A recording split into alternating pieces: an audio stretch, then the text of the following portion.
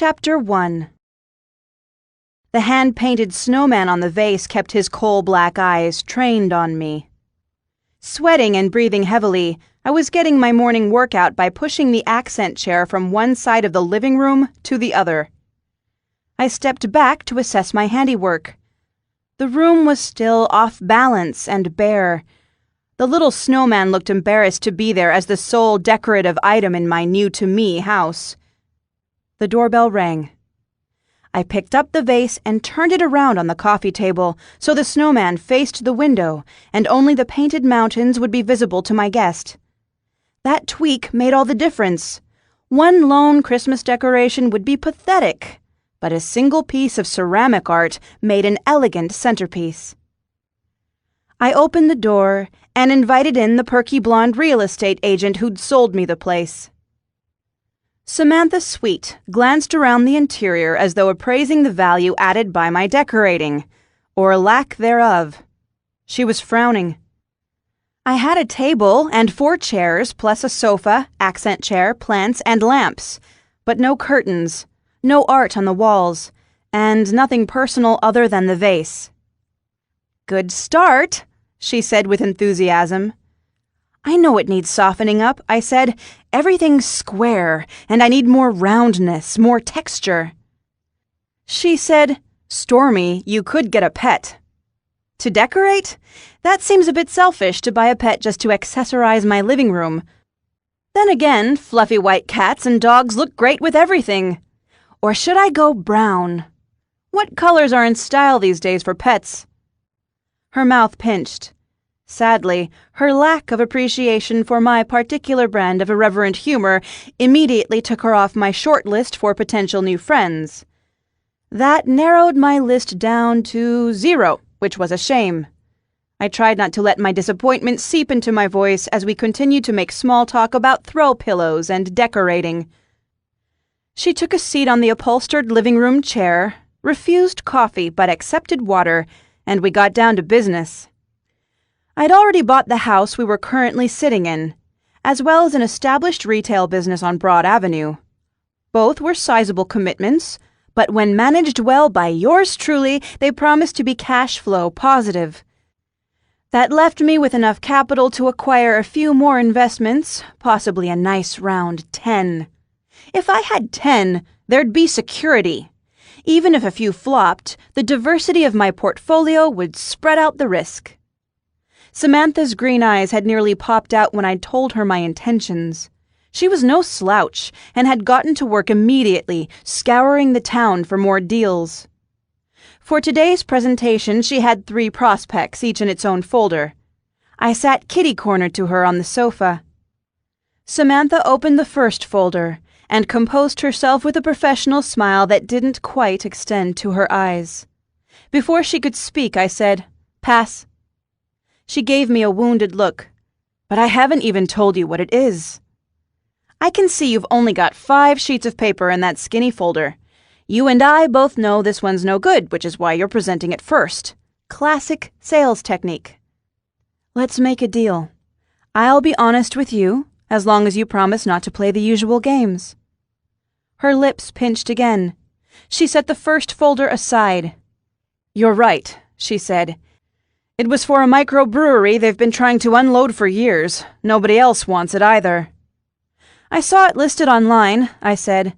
"The building has some value, but the equipment's outdated. The beer itself is decent, but I'm guessing the margins are wafer thin?" I nodded to the other materials on her lap. "What's behind door number 2? She opened the next folder, tipping her head from one side to the other as she handed it to me. "Katrina Court is a 3-story, 12-unit rental block," she said. I closed the folder after a cursory glance and set it aside. "Pass." She sputtered, But you said you were interested in more residential rentals." "I'm not some overseas investor taking properties by the bulk, sight unseen. I've been inside Katrina Court. If the cash flow looks good, it's only because of deferred maintenance. The current owners keep patching pinhole leaks in the pipes to delay repiping, and I'm sure that's just the tip of the iceberg. A lack of spending may help today's income statement, but they're devaluing the infrastructure, which is where the only value is because that land isn't zoned for redevelopment, as I hope you would already know." She blinked, her green eyes professionally inscrutable. "Of course." "What else have you got?" I leaned forward, reaching for the final folder. My lower back was stiff from my furniture-pushing workout, and my hand moved jerkily upward. Samantha flinched away from my hand, as though I'd been about to slap her. "The last one's no good either," she said. "It's no use, I'm sorry." I took the final folder and looked over the contents. "Samantha, this is a low asking price for a retail business with such high volume. What makes you think this coffee shop won't be of interest to me?" She bit her trembling lower lip. "Just a hunch. Honestly, I don't know. I'm much better with houses, not other investments." "You can learn the basics, though." Her hands flew up to her face, and within seconds she was racked with sobs. "It's no use," she cried. "I'm terrible at math. I have to use a calculator for everything, even for splitting a stupid lunch bill. They should take away my license." I perused the contents of the final folder, waiting for her to pull herself together. A minute later, she was still sniffling and rambling about her incompetence, eyes hidden behind a chipped manicure. At first I'd been mortified, embarrassed on her behalf. But with each passing minute I softened. Her purse was open enough to reveal the stuffed animal that likely belonged to one of her young children. She was trying to raise a family while building a career, and she had found her breaking point. In my new living room. "Samantha," I said gently. She continued to berate herself, sobbing. "Last week I put a contract into the system with a comma instead of a decimal point, and I nearly blew the whole deal." I handed her a tissue. "Mistakes happen." She blew her nose and dabbed her eyes dry. "I'm the mistake. This whole career is a mistake." "How much sleep did you have last night?" She looked as if she might start sobbing again. "Sleep helps," I said. "But the real issue is imposter syndrome. It's surprisingly common, from academia to the business world and pretty much everywhere in between. It's that fear you got where you are by the skin of your teeth and everyone's going to find out you're a phony." She swallowed hard. "That's me." I shook my head. "That's most of us. And the only cure is to know your stuff, inside and out." "But I don't know anything," she said, the water welling in her eyes and ready to go again. "You weren't born knowing," I said. "So you have to learn, educate yourself, and that feeling will go away." I took the papers from the folder and spread them across the coffee table between us. "For example, this place has a low asking price because it has no intangible assets, no competitive advantage. They don't even have a single secret recipe because their baked goods come from a supplier. They're in a great location, sure, but I see here the lease is up for renewal next year and the demolition clause is not in their favor." I flipped through the papers, picking out numbers and doing quick calculations on the pages, even though I could have done them in my head. She nodded, almost smiling as it sank in. "So you're saying secret recipes would be a valuable asset along with, customer goodwill?" "That's right," I said, flipping over a sheet to write a list on the back. "Here are some good books you might want to check out." When I finished and closed the folder, Samantha was leaning back in her chair, a stunned but pleased look on her face. "Thank you," she said. "You're not so scary after all." "Someone told you I was scary?" Her eyes widened, and she mumbled something about being on her way. "Your last name is Sweet," I said. "You're married to Michael Sweet?" She nodded begrudgingly. "High school was a long time ago," I said. "I've changed a lot since then, and I don't throw food on people anymore, not even if they're bullying little kids in the cafeteria." She said, "That was all that happened?" "Yes, Michael more than deserved a tray full of mashed potatoes and gravy in his lap." Her posture stiffened. "He says you dumped food on him several times."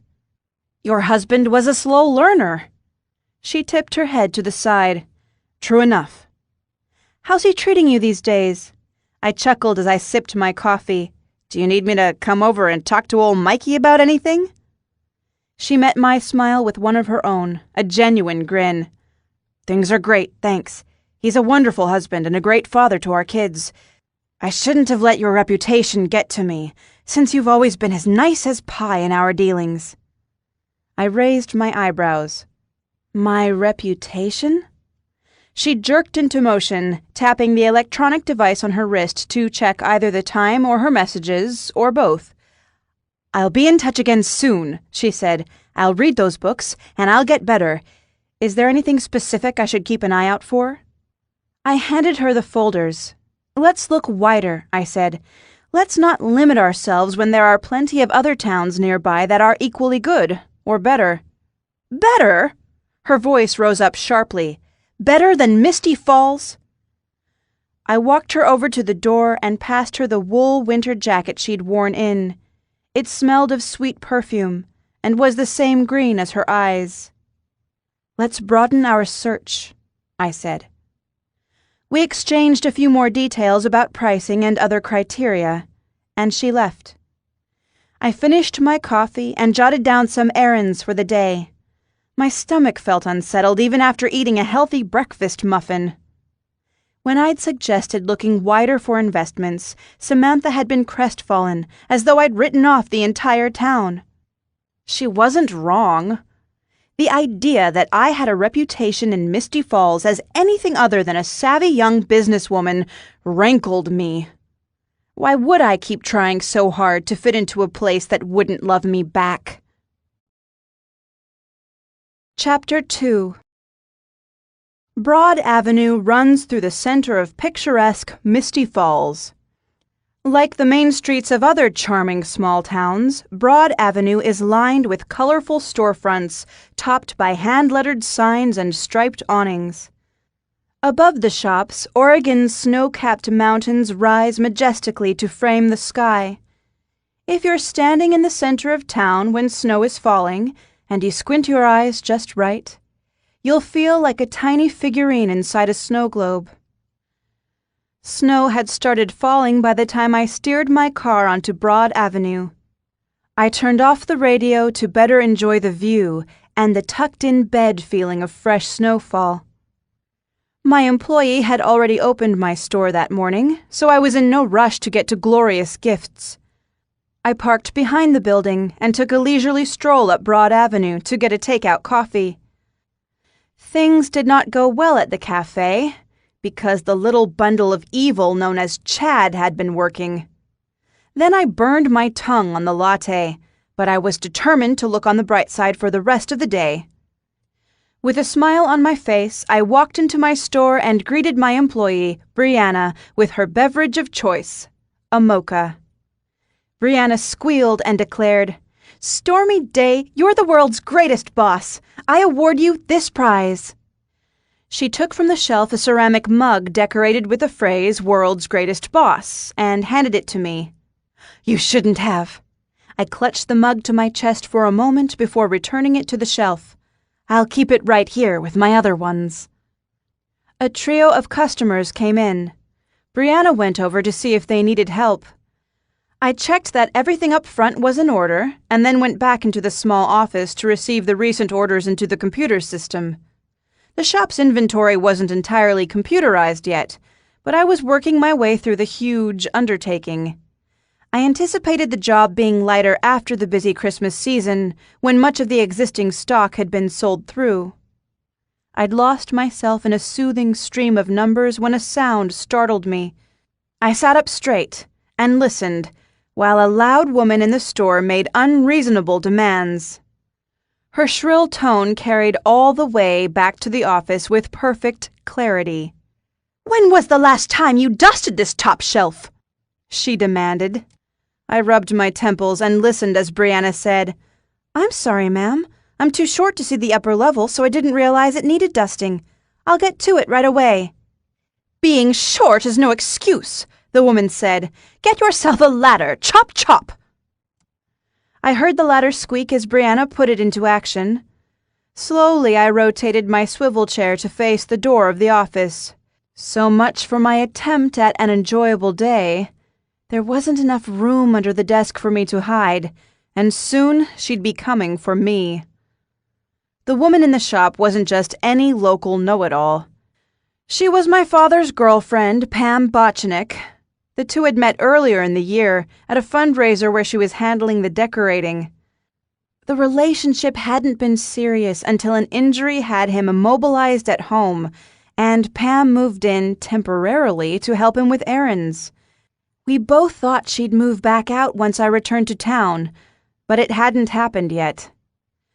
I'd accepted that maybe this was a sign from the universe, and it was finally time for Finnegan Day to settle down with a woman.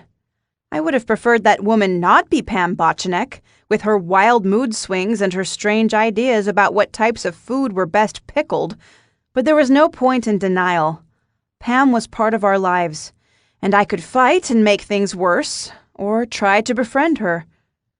Or I could sneak out the fire exit. I tiptoed to the office door to check the line of sight to the back door. "Stormy!" Pam yelled. Busted. I shook my fist in the air. She called out, "I know you're here, so stop screwing around. I saw your car parked in the back. Don't you think that car is awfully flashy for Misty Falls? People will talk about what a big city hotshot you think you are." "And a good morning to you, too," I said, with a pasted-on smile as I emerged from the office. Pam threw her spindly arms in the air in mock surprise. "She's come out of her cave." "You say that like I'm some hibernating bear." Pam squinted at my face. "Have you been sleeping? You have bags under your eyes. That new haircut really draws my attention to them." I rubbed the back of my head, my fingers moving easily through my new pixie-cut hairstyle. After years of fighting my naturally curly hair and spending vast sums on straighteners, I'd finally found the haircut that suited me. Unfortunately, it didn't meet Pam's approval. Never mind that her own light brown hair was barely inches longer than mine. "I'm fine," I said. "How about you? With my father off to Portland, are you bored? Should we wander over to the paint-your-own-ceramics place again?" "I'm busy." She picked up a plastic pet carrier and set it on the counter with an angry clunk. "I have to get the cat fixed before she goes into heat." I peered into the cat carrier, expecting to see her new Russian blue cat, but the container was empty. "I'm afraid it's too late," I said to Pam. "Your cat has slipped into invisibility mode. The vet won't be able to fix her if they can't find her." Pam gave me a blank stare. "That sounds like something your father would say. You people are so weird." "I'm weird? You're the one with an invisible cat." "Obviously we'll have to catch the cat first. I need your help. The stupid thing won't listen to me. I've been yelling for her to come home for the last hour." I suppressed a smirk. I can't imagine why that didn't work. Pam shoved the pet carrier along the counter toward me. "Your father should have taken care of everything before he took off on his trip. He's got a lot of loose threads he needs to tie up before he goes gallivanting around." I bit my tongue. My father hadn't taken off on anyone. He'd left town the day before to get a hip operation done in Portland. He would be laid up in bed for the next few days, hating every minute of it. But to hear Pam talk, you'd think he was off gambling and watching showgirls. Pam stepped away from the counter and pulled on her winter gloves. "We'd better get moving. The cat is due at the vet right now." Again I bit my tongue. Most people in want of a favor have the decency to ask nicely. Pam, however, had helped me get a discount on my new furniture a month earlier, and ever since she'd been acting as though one phone call had been an immense sacrifice, and I owed her countless favors. I patted the plastic carrier. "Don't worry about the cat," I said. "I'll drive over to the house and take care of this. Then we'll be even for you getting me the discount on the furniture. It's the least I can do to repay you." Her nostrils flared as she eyed me with suspicion. A moment passed. I held my ground in silence. The ladder squeaked as my employee dusted the upper shelves and pretended she wasn't listening. Finally, Pam emitted a sharp acquiescence. "Fine." We had a deal. She walked toward the exit, calling back over her shoulder, "I just wish other people would take their promises and obligations seriously." I followed her outside, onto the snowy sidewalk. "Trust me on this," I said. "I can get one little cat to a veterinary appointment." She held up one gloved hand and cut me off before I could bring up my credentials. "Just get the cat. Don't go snooping around." Snooping around? She cleared her throat as though she was about to say something. I waited. The snow that had begun falling an hour earlier was getting denser. The snowflakes were thick, delicately weighty on my eyelashes. White crystals settled on the top of Pam's head, like a melting coronet. She was pretty, which was probably what initially drew my father's eye. In the soft, diffuse light of the snowy day, with the feathery decorative collar of her jacket becoming frosted, she reminded me of a regal character in a fairy tale. I brushed away the snowflakes on my eyelashes. "Pam, when it's snowing like this, do you ever feel like you're a tiny figure inside a snow globe?" "No." Without further comment, Pam turned around and walked up the street, muttering about errands and unfinished business.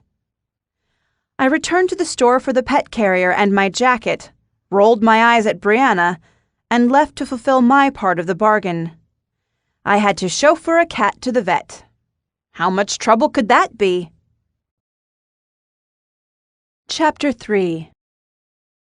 There's no place like home, and there's no street quite like the one you grew up on. For me, it was Warbler Street, named after the small, vocal birds. One Christmas, my sister and I were given a beautifully illustrated encyclopedia of local birds.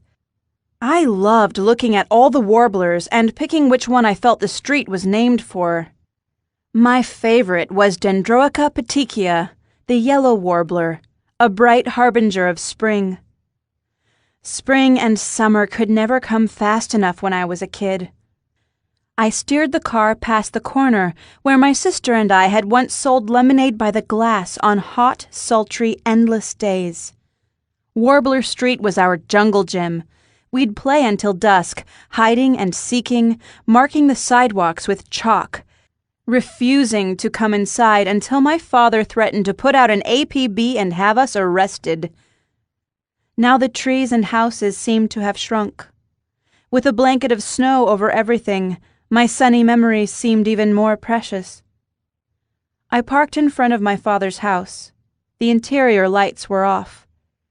Knowing he wasn't there inside the home gave me an uneasy feeling, like a preview of some future I didn't want to consider. I pulled my phone from my purse and called him. We'd spoken before my meeting with the real estate agent, so while the phone rang and rang, I worried he'd turned off his phone in preparation for surgery. He finally answered with a cheerful greeting, his voice colored by his mild Irish brogue. "Talk fast. They're coming to wheel me away." A lump in my throat roadblocked my words. Hospital noises echoed in the background. Someone asked if he was warm enough or needed a blanket. The mental image of my brave, strong father in a blue-green smock being wheeled into an operating room took me by surprise. Painful emotions surged through my chest. "You still there?" he asked. "Stormy, you should have seen the look on the old doc's face when I gave him his gift, a brand new measuring tape. I told him I wanted both legs the same length, or else every anniversary of the surgery, I'll come to his house and kick him with whichever leg's longest." "Oh, Dad." I shook my head and let a laugh ease my pain. "Don't you worry about a thing. This doc has a good sense of humor, and he's got an excellent success rate. I'll be fine. What's going on with you?" "I'm parked in front of your place." "The house is still there. Pam hasn't burned it down?" I quickly told him about that morning's visit and my current mission. "Remind me, Dad, what's the cat's name?" He chuckled. "There's no point in naming something that doesn't come when you call it." He told me to hang on while he spoke to someone there with him. "Showtime," he said when he returned to the line. "Thanks for taking care of Pam for me. I owe you one." "Good luck." I would have told him I loved him, but he was already gone. I put the phone in my purse. My chest ached if I held still, so I seamlessly moved on to my next task, grabbing the pet carrier and supplies. Everything would go well, I told myself. He was strong and healthy, plus the orthopedic surgeon had a brand new measuring tape. The cat was sitting on my father's porch, looking pretty, all long legs, sleek gray fur, and elegant jade eyes. I opened the pouch of cat treats as I approached. The goodies had a strong salmon aroma. I blew over the pouch as I shook it, sending the smell to the cat's sensitive nose.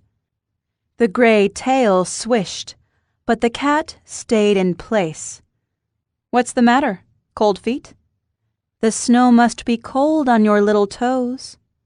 The cat yawned, bored with my simplistic patter.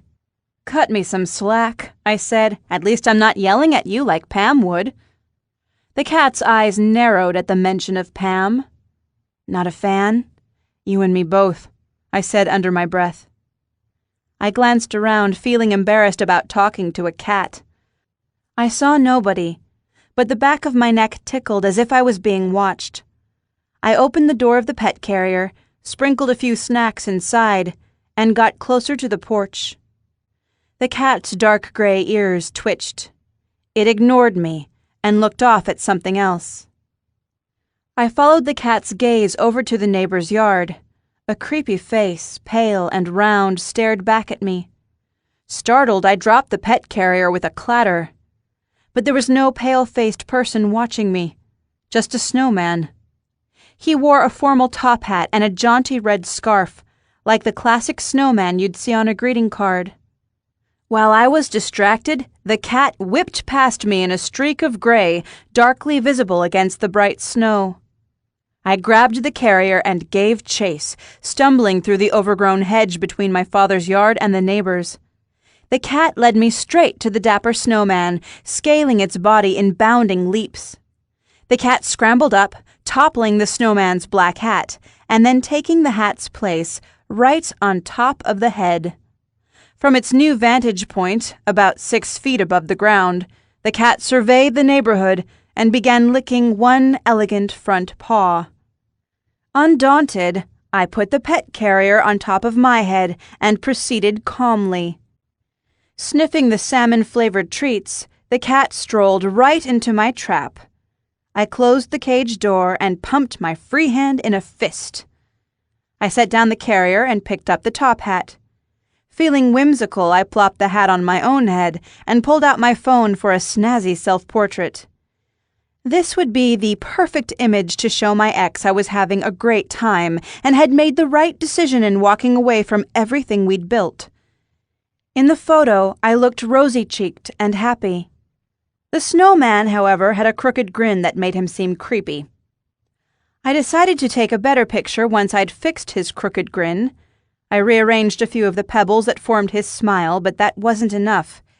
It wasn't his grin that was off-kilter, but his whole head. Meanwhile, the cat had finished the snacks and meowed impatiently inside the carrier. "Just a sec," I said. "I'm giving this snowman a facelift, so to speak." I grasped the base of the perfectly round ball forming the snowman's head and pushed up. The head didn't budge. The cat meowed again, sounding irritated. "I know we don't have time," I muttered to the cat, "but I want my old friends to see that my life is perfect, and a crooked snowman face doesn't cut it." I gave the snowman 3 firm karate chops to the neck, through the red scarf. The ball jiggled as it came loose. I grabbed hold and gave it a solid tug up. The snowy ball split in my hands, revealing a core that was definitely not snow. Stunned, I dropped the 2 hollowed-out halves. Sticking up from the upper body was another head, a human head. I blinked in astonishment. This had to be a prank by neighborhood kids. Some clever brat had repurposed a Halloween costume to give someone a scare. But rubber masks usually resemble famous people, not my father's cranky neighbor, Mr. Murray Michaels. This face was highly detailed. It even had eyelashes. The chill in my hands spread through my entire body. This wasn't a Halloween mask that looked like Mr. Michaels. Frozen inside the snowman was the actual Mr. Michaels. I stumbled backward, sucking in air, preparing to run or scream or both. But I didn't scream, and I didn't run. Something propelled me forward, slowly. I reached out and gently touched the man's cheek. The flesh was cold, frozen solid, and he was not just dead, but very dead. If there were such a classification as very dead, Murray Michaels would be in that group, along with mummies from Egypt and those cadavers that are plasticized for scientific display.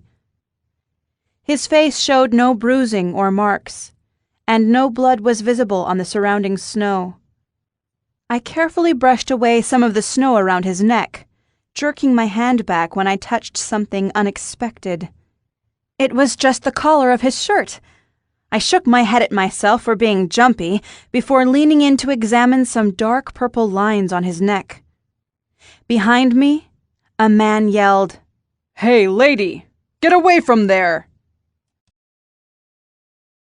Chapter 4. I whirled around, and something dark came at me. I jumped back, raising my arms in a defensive posture against what, a split second later, I realized was just the top hat tumbling off my head. The man yelled again, "What's going on?" He stood on the walkway, only 15 feet away. He wore a blue uniform and looked familiar. I couldn't recall his name, but I assumed I must have met him through my father. He was reaching under his dark vest, about to pull something from a pocket or holster. "Don't you dare shoot me," I said. "Why would I shoot you?" He made eye contact with me briefly before shifting his gaze to the frozen face I stood beside. The man in blue's jaw lowered slowly, his eyes bugging out at the same speed as though all his facial features were attached to one control switch. He fumbled the object he'd been reaching for, which wasn't a gun at all. It was just a phone, and he dropped it in the snow. With a mild curse, he got down on his knees, which were bare.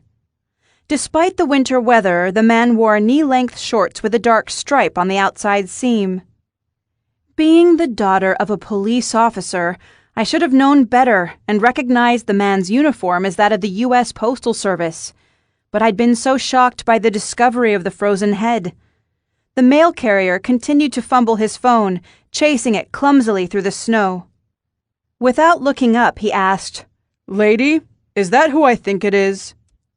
I looked directly at the head just to be certain. "Yes, I believe it's Murray Michaels. I just saw him 2 weeks ago when my father threw a party. Mr. Michaels came over to complain about the noise." I stared at the lifeless face, searching for some clue in the fuzzy memory of our last interaction. Mr. Michaels had been cranky that night. But that wasn't out of the ordinary for the grumpy loner who never said anything nice to a neighbor, unless he was trying to get a bargain at a yard sale. That night my father had asked him to come in, but he declined, to nobody's surprise. "Well?" the mail carrier said. "I should have invited him to the party," I said with sadness. "We could have been nicer." "I'm calling the police," the mail carrier said, locking his eyes on mine. "That is, assuming my phone still works." He didn't look down at his phone. He stood motionless on the walkway, blocking the exit route to my car. A minute passed, and neither of us budged. "Go ahead and call," I said. His blue eyes stayed coolly locked on mine. "Maybe you should make the call. Go ahead." A terrifying thought blossomed in the back of my mind. What if this man had yelled at me to step away because he knew the body was there? What if he was the killer? The fair-haired mailman was a big guy, tall, with a surprisingly husky figure for someone who walked all day. By comparison, I was much smaller and weaker. My best option was to run. If I stayed, I would need a weapon. But the pointiest thing within reach was the snowman's nose down by my feet, and I didn't think a carrot would do much for defense, even when frozen. "You look twitchy," the mail carrier said. "How do I know you're not dangerous?" A bead of sweat rolled out of his sandy blonde hair and ran down the side of his round face. I replied, "You're the one who looks nervous. You're sweating all over the place." He pulled out a kerchief and mopped his brow. "Lady, this is normal," he said. "I run hot." "That would explain the shorts," I said. Something pulled on my jeans. The young cat, who didn't sense the gravity of the situation, had reached through the lattices of the pet carrier's door and snagged the leg of my jeans with sharp claws. The mail carrier's jaw dropped. His eyes bulged again, this time at the plastic pet carrier. He demanded, "What are you doing to that poor cat?" I picked up the carrier. "We have a vet appointment." "Isn't that Mr. Day's cat?" "Good eye. It certainly is. Mr. Finnegan Day is my father." He gave me a sidelong look. "And what's your name?" "Stormy." He nodded knowingly, as though he'd gotten the confirmation he was looking for. He finally used his phone, jabbing the screen while his face reddened. "Congratulations, lady," he said to me, holding the receiver of the phone below his double chin. "You've just incriminated yourself. This is my route, my street. Mr. Day's daughter is named Sunny. You got the name wrong, you criminal." "Sunny is my sister. There are two of us." His eyes twitched, but he didn't soften his glare. He spoke into his phone. "Hello? I need to report a homicide as well as a suspect." I objected. "Suspect? I am a witness, same as you." His nostrils flared and he kept talking. "Yes, the suspect is a medium-sized white woman. She was wearing a top hat when I arrived at the scene, but she's taken it off now. She's also kidnapping a cat." He paused before adding, "No, I haven't been drinking." I took one more look at Mr. Michaels. This time I caught details I hadn't noticed before, including the narrow crescent of one eyeball, visible through relaxed-looking eyelids. He seemed to be on the verge of waking up. My stomach lurched. I pitched forward and tossed up that morning's muffin and coffee. The mail carrier kept talking on the phone, describing the scene and giving dispatch the address.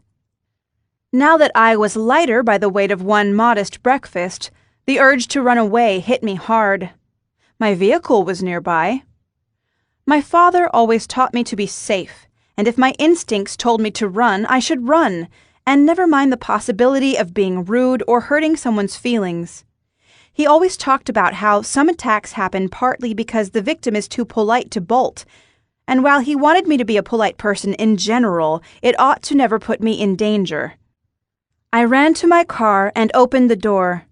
To my surprise, I still had the pet carrier in one hand. I placed it on the passenger seat as I scrambled in. A minute later, I was driving, on the run. But from what? The cat meowed, demanding to be let out of cat prison. I turned the car left and then right, my mind a swirl of paranoia, panic, and bizarre thoughts. I didn't want to believe a person in Misty Falls had been murdered, so my imagination offered up alternative possibilities. What if Mr. Michaels had been hiding in the snowman to play a prank on someone? What if he'd climbed in there and then had a heart attack, or fallen asleep and froze to death? No, that was crazy. I'd heard of people going through major personality changes in their older years, but I couldn't imagine a shift that dramatic, transforming a cranky man into a prankster. The cat meowed again.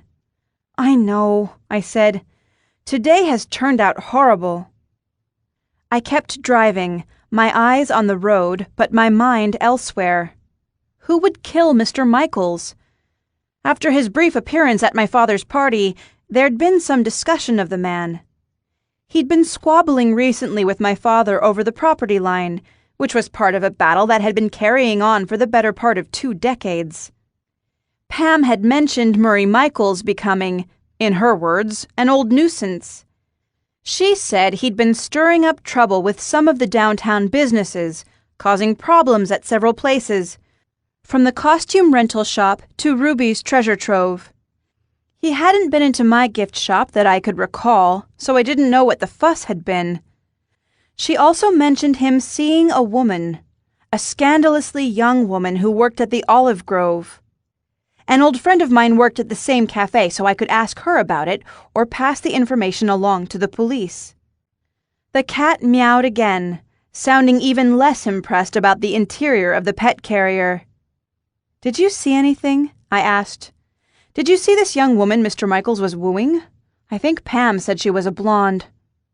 There was no answer, but it felt good to talk, even if it was to an animal. The cat meowed plaintively. "What about you? Do you have an alibi? Can anyone vouch for your whereabouts?" The cat reached one paw through the gated door and swatted air. "I'm innocent," the cat meowed. "I have an alibi, I swear." I let out a small laugh, feeling better as I imagined what the cat could be saying. "Look at my sweet little gray face. Do I look like a criminal to you?" "If it wasn't you, that doesn't mean you weren't the brains behind the operation. Maybe it was all the neighborhood cats working as a group. Wasn't Mr. Michaels notorious for yelling at you cats? He never grew anything in his garden, but he didn't appreciate anyone else digging in there." The cat meowed again. "You're right. He wasn't the most enjoyable person on the block." Another meow. "No, I wouldn't say he was a bad person. Just cranky and ornery, and that's no crime. In fact, some people might say the same things about me because I keep to myself." The cat didn't meow, but seemed to be listening. "I'll stop hiding when summer comes, maybe. Or I might move again. I don't really fit in here. I feel like a puzzle piece from another puzzle." The cat reached a gray paw through the door and waved it, as if to tell me to keep going. "You know, I shouldn't speak ill of the deceased. But Mr. Michaels should have moved, or tried something. He didn't fit in either. I think he had a girlfriend once. Or maybe it was a sister." I went quiet, imagining a younger version of the man opening the door of his house for a lady visitor. In my earliest childhood memories, he'd have been around the same age I currently was. Thinking about him being my age made me empathize with him more than I ever had. The sudden clarity of the tragedy hit me like a solid blow to the backs of the knees, emotionally buckling me. I had to stop the car, put on the parking brake, and focus on breathing. Mr. Michaels wasn't just part of the Misty Falls scenery, that scowling curmudgeon every small town has, always complaining about lineups at the post office or the need for more traffic lights. He was a person, with bills and taxes and plans for the future. He suffered from gout, but was grateful his health wasn't worse.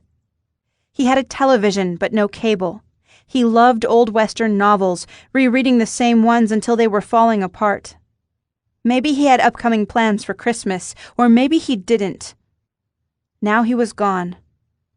The postcard view in front of me, of snow-peaked mountains framing in colorful streets, blurred as my eyes filled with tears. Mr. Michaels wouldn't be getting any more second chances. A car honked. The traffic light in front of me was green. I thought I'd pulled over to the side of the road, but I was in the middle of an intersection. I raised my hand in an apology wave and stepped on the gas. The veterinary clinic was up ahead. I'd driven there on autopilot, the list-making, organized part of my brain still working despite my lack of awareness. I pulled into an empty parking space and turned off the engine. I grabbed some tissues from the box to clean up my face.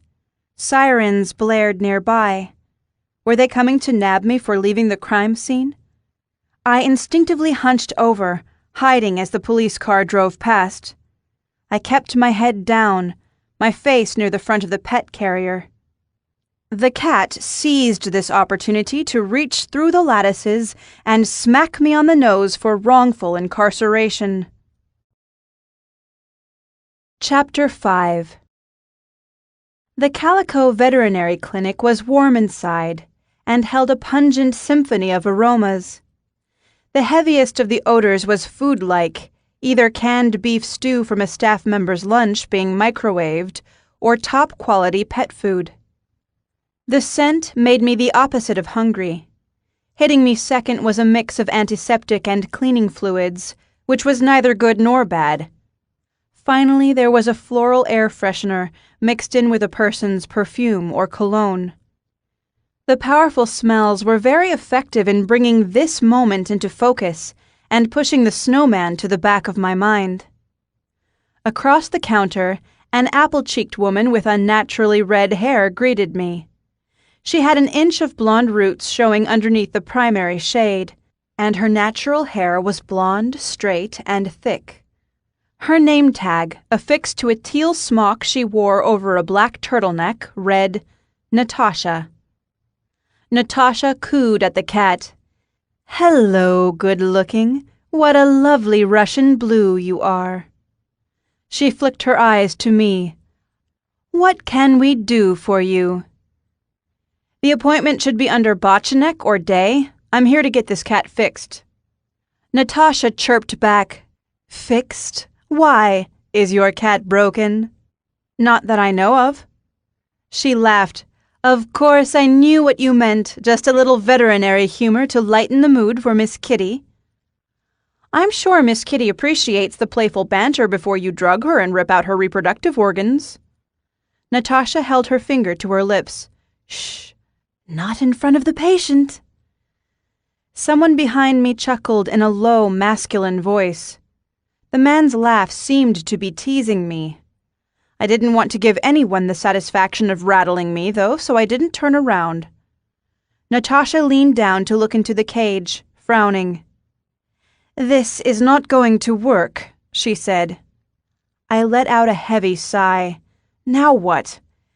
"We can't do the spaying procedure you requested. This cat is a male." "No, she can't be." The guy behind me chuckled again. I started to turn my head, but stopped myself. Natasha opened the pet carrier door. The cat sprang out and into her arms. While the cat swatted her crayon red hair, she pointed the animal's back end at me. "See those?" she asked. I was too surprised to do more than murmur, "Yes." Natasha explained, "Female cats don't have these parts back here. Are you familiar at all with basic male anatomy?" The guy behind me snorted. "Yes," I said through gritted teeth. "I'm familiar with basic male anatomy, and I see your point. Girl or boy, the cat still needs to be fixed." She gave me a grin that bordered on pure evil. "Why do you keep saying fixed? Is your cat broken?" The guy behind me could no longer control his laughter. "Listen, I've had a rough morning," I said to Natasha. "How much do I pay you to deliver the deluxe spa treatment or whatever you call it to this cat?" "It's actually cheaper for males," she said, "but I do have some concerns. Are you absolutely sure this is your cat?" "No," I admitted. "Let's check the tag on the collar."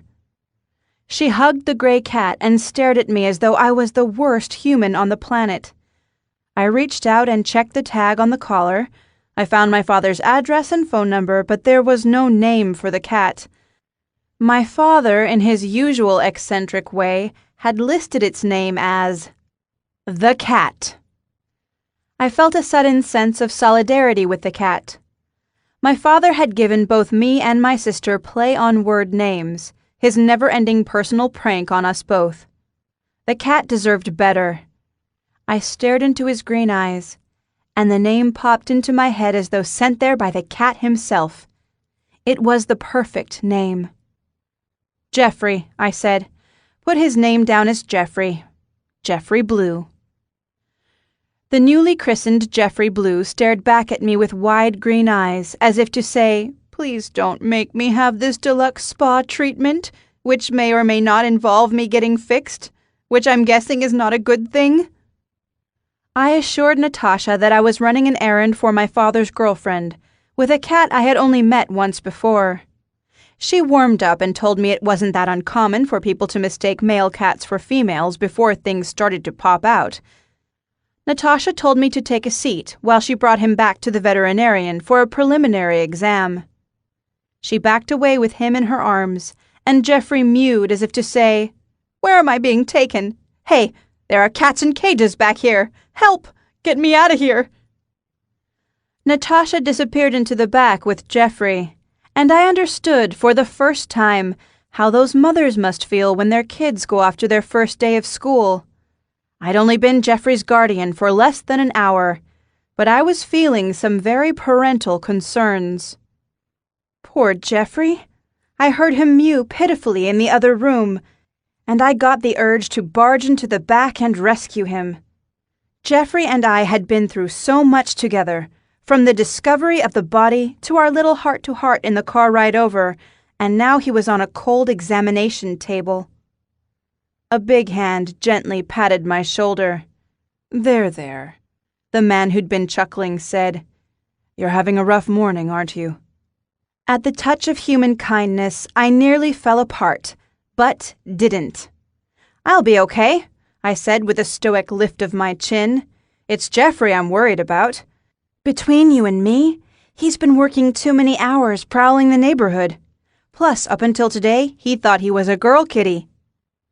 The man walked over to the waiting room's water cooler.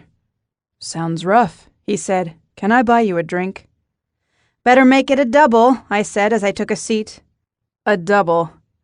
He grinned as though my asking for a double water was the most delightful thing he'd heard all week. He was tall, mid-30s like me, and had plenty of dark hair, wavy on top and trimmed around his face in a thick yet tidy beard. If I'd known the man was so ruggedly handsome, I might have turned around at the first chuckle. He filled 2 waxed paper cups to the top and sat on the end chair, leaving one empty chair between us. He smelled as good as he looked, which I thought was really nice for his wife, whoever she was. A man that attractive had to have been snapped up by someone. His left hand probably bore a wedding band. I leaned forward as I accepted my water, trying to get a peek, but he seemed to be aware of my investigation and tucked the hand into a coat pocket.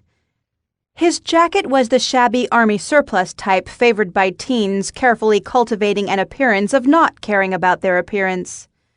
Paired with the green jacket were equally tattered jeans, frayed at the knees. He appeared to be a drifter, one of the temporary workers employed at the local furniture factory. My interest in his ring finger faded. "I'm Logan," he said, passing me the cup of water in lieu of a handshake. "Of course you are." I swigged down half the water, which was warmer than I expected, and slid down easily. "Interesting," he said. "You don't know your cat's name, but you know mine."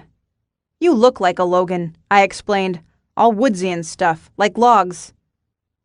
His blue eyes twinkled with amusement as he waited for me to introduce myself. But the idea of having to repeat and explain my name seemed like more needless aggravation, and Logan was probably just passing through town. So I pretended not to notice him waiting for my name. I pulled out my phone to check messages. I tipped back the rest of my water just as I saw my self-portrait with the Snowman was online and getting comments from my friends. I nearly spat out the water, but managed to choke it down. My Portland friends were saying complimentary things. "What a dapper new boyfriend you have. Looks like life in Misty Falls is treating you well. Great to see your beautiful smile." I hovered my thumb over the button to delete the photo, but paused. Yes, it was macabre that I had taken a photo of myself with a snow-covered body, but it was also a great alibi in case I came under suspicion. I wouldn't have posted the photo online if I were the killer. Or would I? A new message popped up from my real estate agent, Samantha Sweet, whose use of exclamation points brought her blonde perkiness to her online communications. Samantha: "Thank you so much for meeting with me this morning. Very insightful. I will have some exciting new opportunities for you to look at within 2 weeks. In the meantime, I have found you the perfect tenant for your rental." I wrote back, "Send me the tenant's contact details and I'll set up an interview." While I waited for her response, I did some math in my head. I'd been planning to move over to the rental side for a few months while I renovated my side of the duplex. But if I got a tenant in immediately, the cash flow would more than compensate me for having to live with construction mess. This would mean going back to my original plan. Since buying the place, I'd changed my mind a few times, mainly because looking for a tenant had been disheartening. Between the troll-like fellow who showed up in a graphic t-shirt that boasted of his love-making prowess, and the pale girl who inquired how many days a week she could have her death metal band over to practice, I worried I'd never find someone I could share a wall with. Samantha replied, "I have already interviewed the tenant and done a credit check. He's a very busy man, and he's looking at a few places, so we need to move fast. Should I show him the place tonight? He's a lawyer." A lawyer? That did warrant some exclamation points. He sounded like someone who wouldn't grow his own smoking herbs or be late with the rent check. I returned her message. "Go ahead and show him the place." She texted back within seconds. "I'm so happy. When I meet him tonight for the in-person showing, I'll try to close the deal on the spot if that's okay with you. He's ready to move in right away. You won't regret this." My body tensed at her assurance I wouldn't regret this. It was all part of her sales technique, just the post-deal feel-good stuff anyone with good training does. But it rubbed me the wrong way. A deal that offers itself up too easily should be thoroughly scrutinized. It's only human nature, a survival instinct, to be wary of anything that appears too good to be true.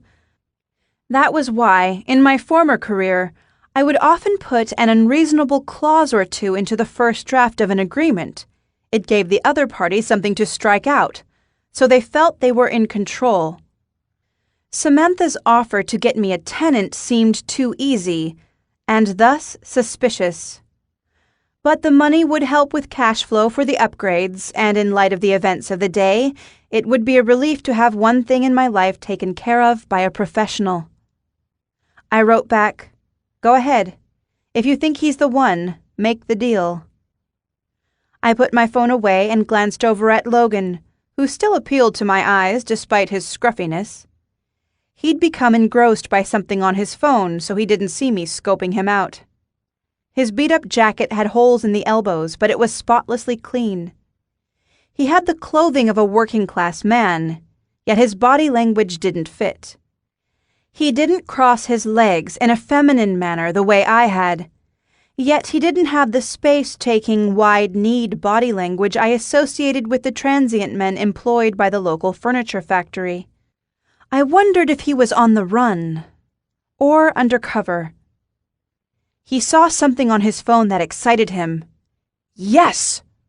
He fist-pumped the air. I got it. A minute passed, and in the absence of an explanation, my curiosity grew until finally I asked, "Good news? You got a job?" He gave me a broad grin, which took his good looks in a boyish direction, transforming him from handsome to downright adorable. "Even better," he said. "I've rented a great place. It's half a duplex in West Creek neighborhood. Is that a good area?" Keeping my expression politely happy, I said, "Congratulations. Yes, it's a very nice neighborhood." His chest puffed, and he sat up straighter, evidently proud. "It's a steal, too. My cousin's a real estate agent, and she's got a total eccentric as her client." My body grew numb, and my head got a disembodied floating feeling. "Eccentric? What do you mean?" Part of me was sickly fascinated, wanting to know exactly what people in town were saying about me. "Never mind," I added. "That's between you and her, not my business." Logan stretched out his arms along the backs of the empty chairs on either side of him, taking up more space by the minute, as though securing a deal on a rental had been the warm air he needed to inflate to full size. Now his knees widened until one was dangerously close to touching mine. I reached for a nearby pamphlet and pretended to be fascinated by the life cycle of fleas. "Maybe you know my new landlady," he said, "if you're from around here." Without looking up from the flea drawing, I said, "I've been away for about 10 years, so I'm not up on local news and gossip. Sorry." "I think everyone in this town must know about this woman. She's practically famous. She was involved in some technology startup companies, and she was headed toward becoming very wealthy, like 7 figures. But she cracked under the pressure." I swallowed hard. He wasn't far from the truth. "And this woman is your new landlady?" I folded the flea brochure slowly. As the numbness in my body receded, I felt waves of shock, anger, defensiveness, and finally acceptance. It wasn't just Samantha Sweet who judged me by my reputation. People in town had talked about me for years, and even if a potential tenant hadn't heard about me through the grapevine, a quick internet search would reveal plenty. Short of changing my name, I would always need to deal with the repercussions of being Stormy Day. I could fight and make everything worse, or I could kill with kindness. I set the brochure aside and turned to meet Logan's blue eyes. "She might be a wonderful landlady if you give her a chance." He quirked one dark eyebrow and lifted his phone to show me the screen. "And she might be crazy. My cousin sent me the list of rules for the house. Look, the tenant is responsible for 55% of the electricity bill.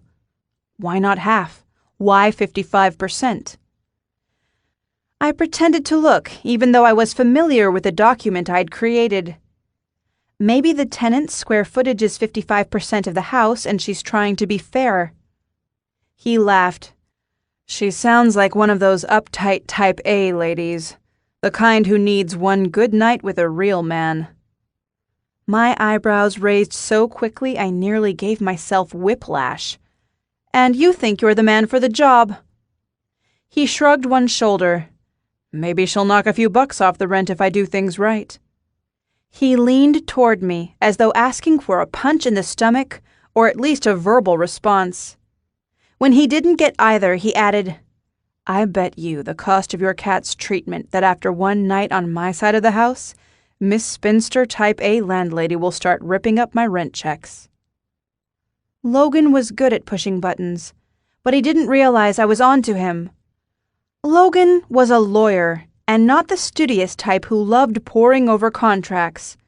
He was a fighter who relished conflict, loved going head-to-head.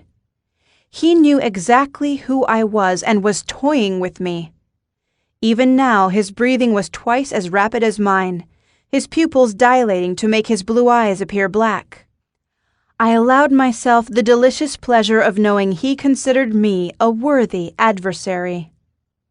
I waved my hand across him and said, "They say you ought to dress for the job you want, not the one you have. If you fancy yourself as a skillful rent boy, you ought to dress in a manner that reveals more assets or implies more class." I bit my lip and leaned back dramatically. Or both. He was mentally preparing his next missive when our conversation was interrupted by the veterinarian's assistant returning. I jumped to my feet, feeling light as helium from the rush of my exchange with Logan. Natasha laid some papers on the counter between us. "Jeffrey's all checked in," she said. "His bachelor urges will soon be curbed. You'll still see the external appearance of his furry boy parts after the surgery, but it's only skin that'll shrivel up because the insides have been scooped out." Behind me, Logan said, "Ouch." I heard a chair squeak and imagined him crossing his legs in sympathy for the cat. Natasha collected payment from me, and I filled in the paperwork for the cat's day surgery. I was signing the bottom of the form when the front door opened behind me. Someone came in, noisily stomping snow off heavy boots. It was another man by the sound of him. He cleared his throat. I turned to find a man bearing his Italian father's black hair and brown eyes, and his Mexican mother's bronze coloring. I knew his heritage and much more because I'd practically grown up with the guy. Officer Tony Milano had gone straight to the police academy after college and become my father's protege not long after that. He'd acted like a protective older brother to me and my sister, except for when he hadn't. "Tony Baloney," I said, using the nickname I knew he hated. "You've got a little something in your hair at the sides. Is that snow? It's really white, or is that gray?" "My mistake. That's not snow at all." "Very funny," he said with no sign of mirth. "Get in my car, now." Logan, who'd been leafing through a cat magazine, got to his feet, looking concerned. "Is everything okay?" Tony gave him a withering look. "Go about your business, citizen." Logan stuck out his chest. "Citizen? I'm an attorney." Tony snorted derisively. "Not with that beard you aren't." He took me by the elbow and firmly escorted me toward the door of the vet clinic. The air around him was cold, his hand like ice on my arm, even through my jacket. On my way out, I gave Logan a quick wink. "See you around." Logan said, "Do you need a lawyer? I can come with you if you're being taken in for questioning." He held out a business card. I didn't take the card. It was only Tony, and I could handle him fine on my own. However, as Tony jerked my arm and dragged me toward his car, I wondered if I hadn't misjudged the situation. Chapter 6. Tenocephalides felis, also known as the common cat flea, has no wings, so it must use its legs to jump a staggering 200 times its height to find a new host. You'd think Officer Tony Milano would have appreciated some fun flea facts to brighten his day, but he did not. He barely acknowledged me as I described how newly hatched fleas have only 7 days to find a home or die. "And they can't exactly peruse the rental ads in the newspaper," I said. He held open the passenger door of an unmarked police car. "Enough with the fun facts about fleas." "You admit my facts are fun?" "Get in the car and stop talking about fleas.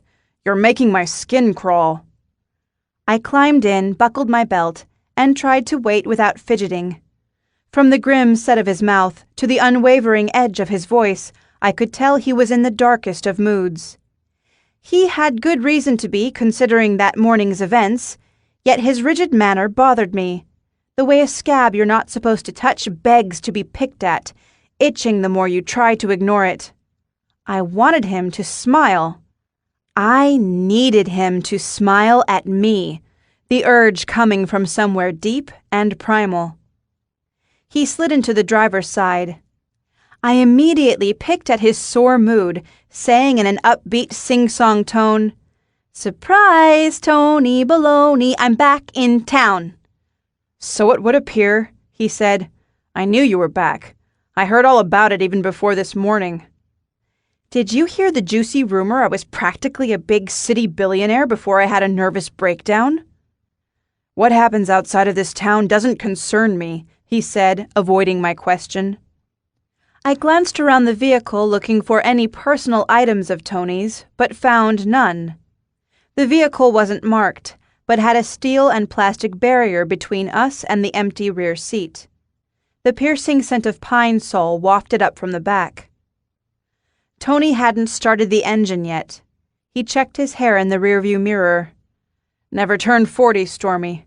Your hair gets scared about the next milestone and turns white." "I think it might be your 2 children doing that. Dad always blamed me and my sister for his white hairs." 3 children, he corrected. "The baby should be sleeping through the night soon." "Congratulations!" "You didn't know about the newest one, did you?" I could have answered honestly and said no, but I said, "Adult fleas live 4 to 25 days." He started the vehicle and steered toward the police station. I crossed my arms and turned to the window, suddenly feeling younger than I had in a long time. Being around Tony did that to me. My dad started mentoring him when I was 16. Tony had been 23, with cropped black hair and big brown eyes, always flexing those muscles he'd started building at the academy. To me, in his tight black t-shirts that showed off his powerful physique, Tony was bigger and better than every cute actor and singer rolled into one. I lived for those nights he came over to see my father because he'd always spend a few minutes chatting with me. I loved how he treated me like an adult, like an equal. I had dreamed of dating him for ages, but when I finally had a chance at 23, it was pretty much too late. I had my job offer in the city and was leaving the next week. We made the most of those 5 days, which were extra thrilling because we didn't want my father to find out. When the day came for me to leave, Tony was the one who drove me to the airport. I put on a brave face, but I couldn't wait to get out of the car and away from him, to cry in private. We promised to stay in touch, but then he got his new girlfriend pregnant and got married, and we didn't talk after that. I'd seen him over the last 10 years, whenever I came home for the holidays, but only by accident. "How old is Tony Jr.?" I asked. "He must be about 9 by now." Tony grunted in response. After a moment, he said, "We'll have you over for dinner soon, I promise." He tapped the steering wheel in rhythm to a song only he could hear. Tony always drummed his fingers when he was thinking. My father used to give him a hard time over it, saying it was the outward sign of an undisciplined mind. After a few more minutes, he said, "Why did you run from the crime scene?" "Obviously because I'm the murderer, Detective Baloney." "Don't call me that," he barked. "We're not kids anymore." "Sorry." I crossed my arms tighter. We drove for a few blocks in silence before he said, "I'm the one who's sorry. I should have come to that party at your dad's house when you got here. I meant to drop by, but I fell asleep on the couch." He stifled a yawn which drew my attention to the dark circles under his brown eyes. "You probably need the sleep, what with having a new baby. I'm sure you've got your hands full." "You have no idea," he said ominously. "How did you know I was at the vet clinic? That was some good detective work." He frowned and kept his eyes on the road. "I came from Warbler Street just now, where the mailman told me you were lugging a pet carrier. There are only 2 vets in town, so do me a favor and save the flattery for when I close this case." "Will that be soon? I mean, you guys have a good idea who did it, right?" "Sure," he said flippantly. "We'll just round up the usual suspects, the ones who are known to kill old geezers and stuff them inside lawn decorations." I chewed my lip. Tony's sarcasm was not a good sign. We reached the town's police station, where he pulled into a reserved parking spot. He turned off the engine and rested his forehead in his hands, as though he had a terrible headache. "Tony?" I reached over and put a hand on his shoulder. He wasn't wearing a jacket, and his dark blue uniform shirt was damp from the snow. I wanted to say something reassuring, but what came out was, "Where's your jacket?" He rubbed his face and glanced back at my hand, but didn't shrug it off.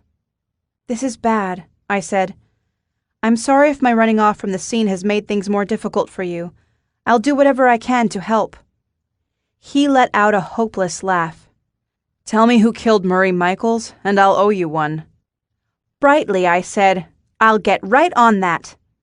I squeezed his shoulder. "You don't need me, Tony. You're a brilliant detective." "Am I?" He shook his head and avoided my eyes. "Some citizens reported Mr. Michaels missing 5 days ago. It was the waitresses from his regular restaurant, concerned that he hadn't been around in a while." "And you didn't do anything?" "I went out with a locksmith to check the property. There were no signs of forced entry at his house, and I searched inside expecting to find the old geezer in bed, or slumped over dead. He wasn't there, and the place appeared to be undisturbed, though it was hard to tell because he was a level 1 hoarder. The rooms were packed full, but pathways were clear and all the appliances were functional. I figured he must have gone on a trip, maybe a doctor appointment in the city. I told the waitresses he would turn up eventually, but I never expected anything like this." "He was there at his house the whole time." Tony let out a heavy-sounding breath. Hidden in plain sight, in that damn Snowman. I squeezed his shoulder again. You couldn't have known. But you knew, Stormy. You're a better detective than me. You're better than your father, but don't tell him I said that. He and I would both be the laughing stock of the whole town if they knew you were the one who cracked the Donut Heaven case, and you were only 18. 17. Groaning, he opened his door and got out of the car. My hand hovered in the air for a moment where his shoulder had been. Come on, kiddo, he said. Let's get your statement. I didn't want to get out of the car, let alone spend my afternoon in an interview room. I got out of the car slowly, closed the door, and leaned against the vehicle, feigning exhaustion as I joked. Can we hook ourselves up to the polygraph and ask each other a bunch of embarrassing questions? I watched his dour expression change to amusement. Victory. I could still put a smile on Tony's face, even if it was only a small one. 2 other uniformed officers, a man and a woman, walked slowly past, all eyes on me. The man, who had a thick mustache covering his upper lip, said something to the woman. She studied me with interest. He spoke quietly, but I heard him say, That's her, Wiggles. I told you so. Don't skimp on the sugar when you make my cookies. Tony followed my gaze and barked at the 2 officers. You 2 see something amusing? In unison they said, No, sir. How about my jacket? Did one of you think to bring that back? The woman answered, I'll drive over and get it now. Tony shook his head and pointed at the man. Gomez, you go. Wiggles, I want you on this interrogation.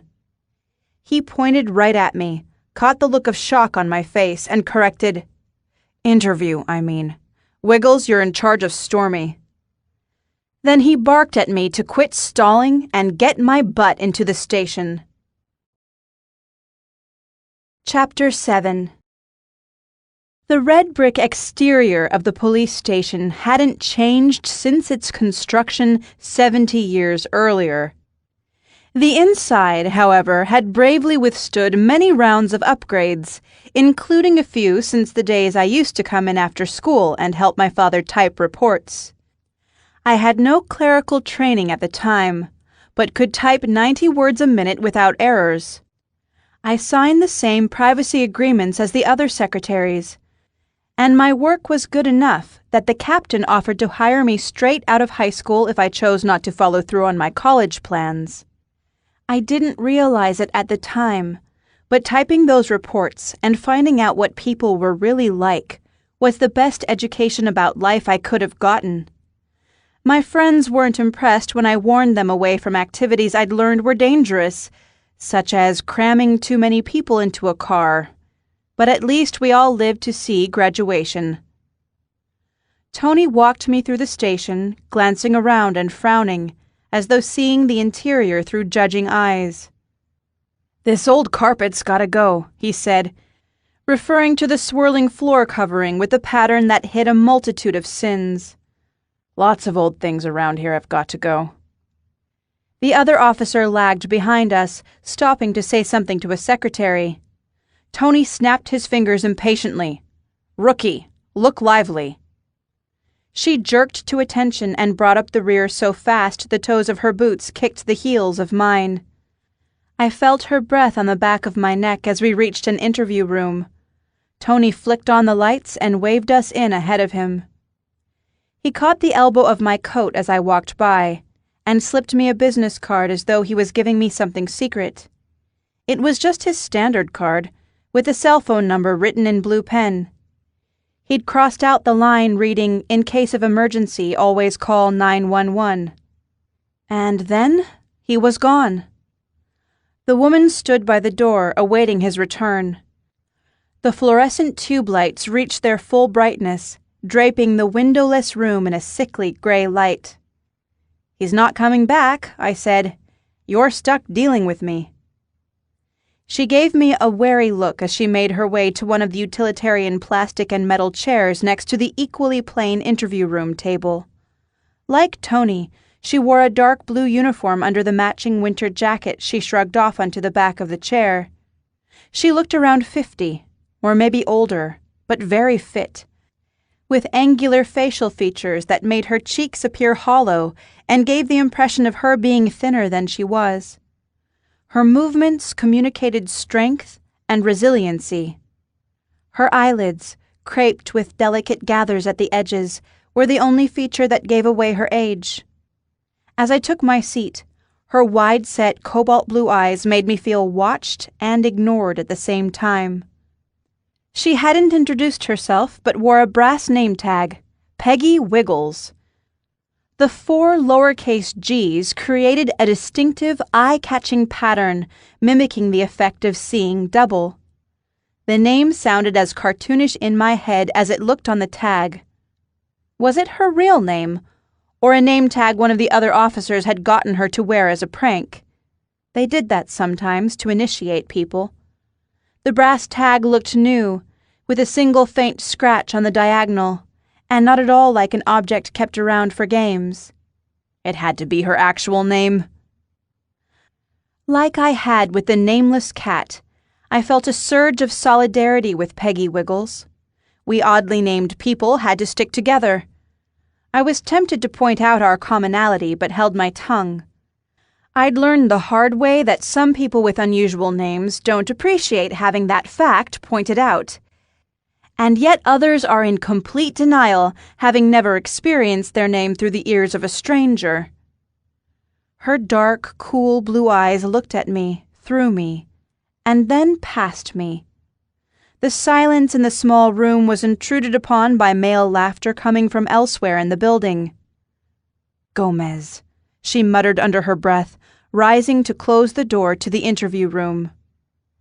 As she returned to her seat, I asked, "Did I hear Tony say you're a rookie?" She volleyed back, "Were you expecting someone younger?" I was pretty sure that question didn't have a right answer. "I like your haircut," I said. Her white-flecked brown hair was cut in the same short style as mine. At my compliment, she reached up and fluffed the back. "I used to wear it long. Only got it cut maybe once a year." She spoke as though answering questions about a case, her voice flat and her face betraying no emotion. She concluded, "Then I went for the buzz at the academy and decided I like short hair." "Me too," I said. "Not the police academy part, but I recently went through some major life changes as well." "Interesting," she said, her passive tone 1 degree shy of sarcasm. Apparently, the 50-year-old rookie wasn't as interested as I was in finding points of commonality. She picked up a pen and clicked out the nib. "What led you to believe the body was inside the Snowman?" "Mainly the frozen head sticking out of the top." She clicked the pen again and set it down on her blank notepad. I added, "Really, you should ask the cat. He's the one who found it." I saw her eyebrows move for the first time. "You have a cat?" "No, it's not my cat. I was running an errand for my father's girlfriend." Her eyebrows fell, along with her face. She seemed disappointed. I looked more closely at her uniform, spotting what appeared to be pet fur visible on her dark blue collar. "His name is Jeffrey," I offered. "Who?" "The cat," I said. "He didn't have a name until today, but it's Jeffrey Blue." She wrote the first 2 letters of his name on her notepad, then stopped. She shifted her body, leaning forward with her elbows on the table, as though we were 2 friends meeting for coffee in a restaurant with a weirdly institutional decor. "Stormy," she said calmly. "May I call you Stormy? There's no need to be nervous, but if you are feeling upset, I want you to know it's all right. You've had a troubling experience. My name is Peggy Wiggles, and I've been with the Misty Falls Police Department only a short time, but I can assure you I've come to appreciate this town. I'm going to do everything I can to make sure the person who hurt your neighbor is apprehended and put away forever. Were you very close to Mr. Michaels?" "What do you mean by close?" He was right next door the whole time I was growing up, but he was kind of a misanthrope, and not the lovable kind with the witty put-downs. He was the type who would confiscate your toys if they flew over the fence into his backyard. My ex was that type. I wouldn't be surprised if someday he winds up in a snowman. Really? I leaned in, eager to hear more about the man I assumed was named Mr. Wiggles. How could you remain humorless with a name like that?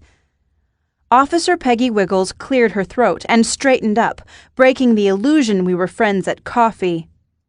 Let's start from the beginning, shall we? Your address. I gave her my address, which led into explaining how my father was the one who lived next door to Murray Michaels. Her expression changed when she learned my father was Finnegan Day, as though that fact was a key piece of information she'd been seeking. She'd been hired after his retirement, so she hadn't worked with him, but was well aware of his reputation for being a hard-working officer who could have been captain or even chief, but preferred to keep the exact same job he'd been hired for. As we talked, I regretted giving her a hard time with my flippant answers at the start of our session. She was only trying to do her job, and couldn't have known how Tony's treatment had put me in a defensive, quippy mood. I meant to say something, to apologize, but she led me through her questions with ruthless efficiency.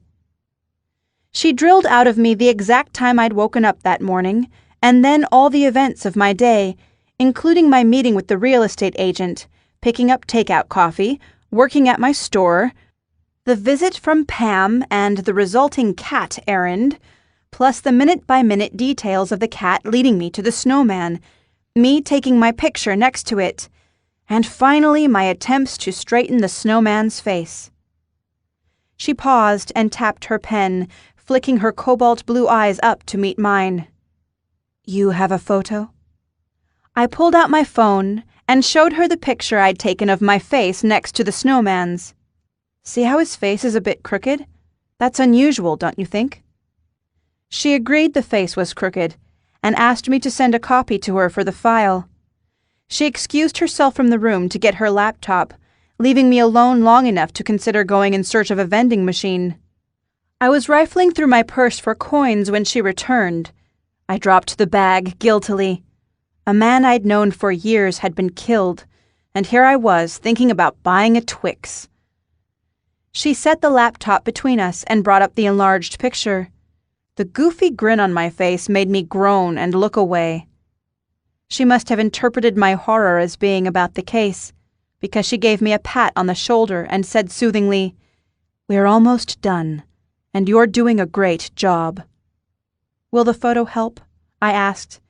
If there are other snowmen around town with the same face, they could lead you to the killer. I'm not sure a snowman's face is as useful as a fingerprint or handwriting sample, but we'll do our best. What's unusual about this snowman is how good it looks, despite being crooked. Almost as if a professional snowman builder made it. If such a thing existed, we'd have this case cracked wide open. She consulted her notes. Did you see any other footprints in the snow when you approached the crime scene? I don't remember seeing any, but then again I was focused on chasing the cat. How much force did you have to apply to break apart the head? A fair amount. The snowman was constructed to be secure. I had to karate chop the neck to loosen it. Pretty hard. One chop? Multiple chops. Right hand? Yes, I'm right-handed. Amateur karate chop or professional? I've taken some self-defense classes over the years, but I'm no black belt. Did the snowman have any scent? Any odor? I don't think so. Did it have one of those corncob pipes, or a pipe of any kind? We consulted the photo on the laptop screen, and she answered her own question. No pipe. She continued the interview, asking about my last encounter with the decedent, Murray Michaels. I had little to offer besides rumors. He'd shown up at my father's party to complain about the noise, coming in from the porch but not leaving the entryway. He'd not been a topic of conversation at the party before, but after the disruption, the gossip came out as though uncorked from a bottle by his visit. People mentioned how Michaels had become a nuisance to the local retail business owners, and how they wouldn't be surprised if he showed up on one of those programs about hoarders, as well as how there was a slim possibility he was involved with a young waitress. Officer Wiggles noted every detail of the gossip, the idle chatter that had been upgraded to possible evidence in a murder investigation. Once that was done, she looped back to the beginning, asking the same questions but worded differently. I had to admire her technique, which had two benefits: jogging the memory of a witness and providing the opportunity for a guilty party to slip up and contradict herself. When she asked if I had any questions for her, I did. Any word yet on the time of death or the official cause?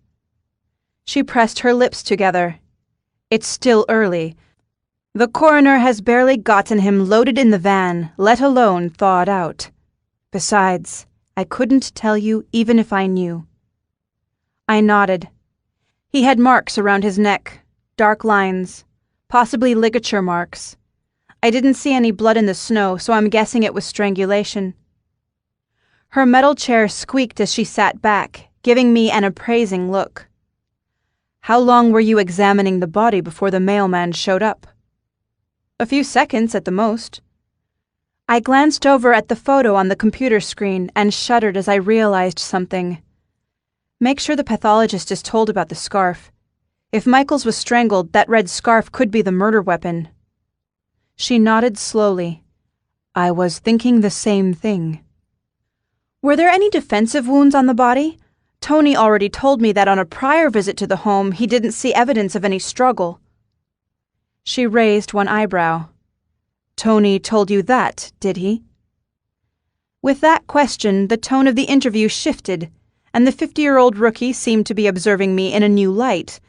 Not quite as someone on her side of the thin blue line, but not as far away as a regular civilian either.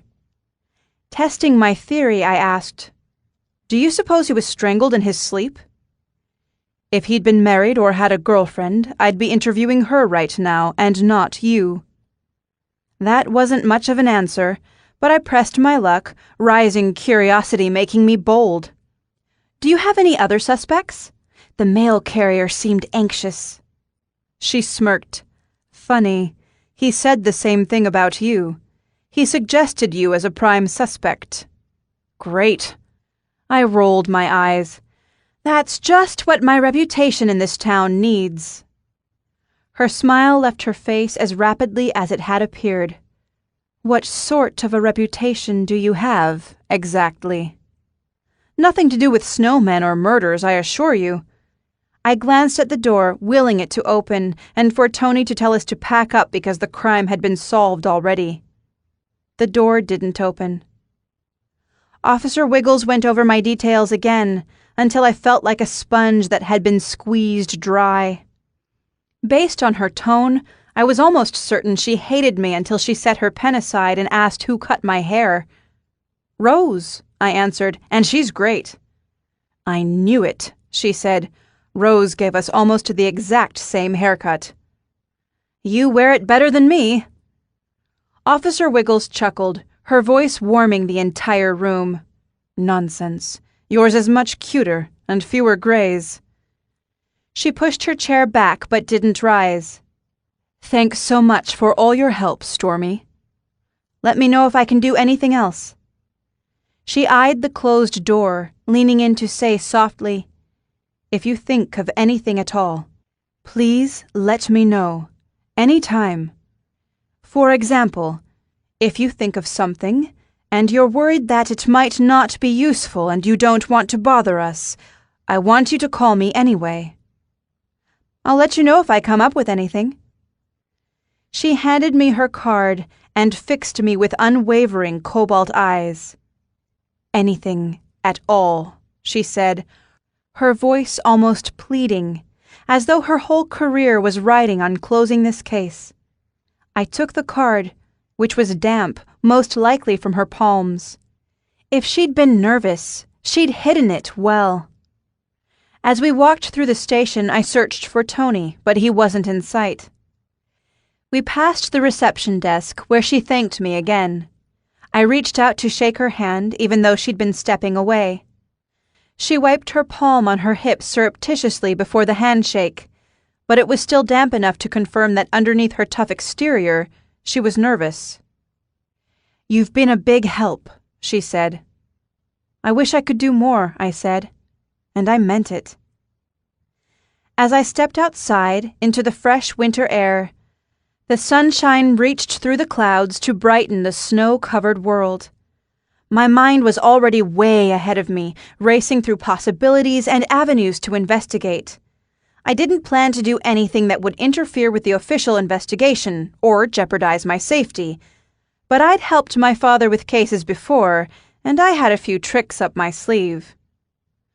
Tony had driven me to the station, so my car was several blocks away, at the vet's clinic. With the afternoon sun low yet bright, the snow clouds were clearing, and it was turning into a balmy day, perfect for some window shopping along Broad Avenue, where local business owners who hadn't yet heard the news about Mr. Michaels might have some insight into how the man had become such a nuisance lately. Chapter 8. In spite of the town's postcard-perfect appearance, a killer was loose in Misty Falls. The body was likely headed to the state coroner's facilities the next town over for the pathologist to determine the cause of death. Pinning down the time from the physical evidence would be impossible due to the freezing that had halted the body's decomposition. We'd been experiencing typical weather for late November, with the temperature hovering around or below freezing for the past few weeks. Tony had visited the residence of Mr. Michaels 5 days earlier to find no one, whereas I'd seen the man 2 weeks ago and very much alive.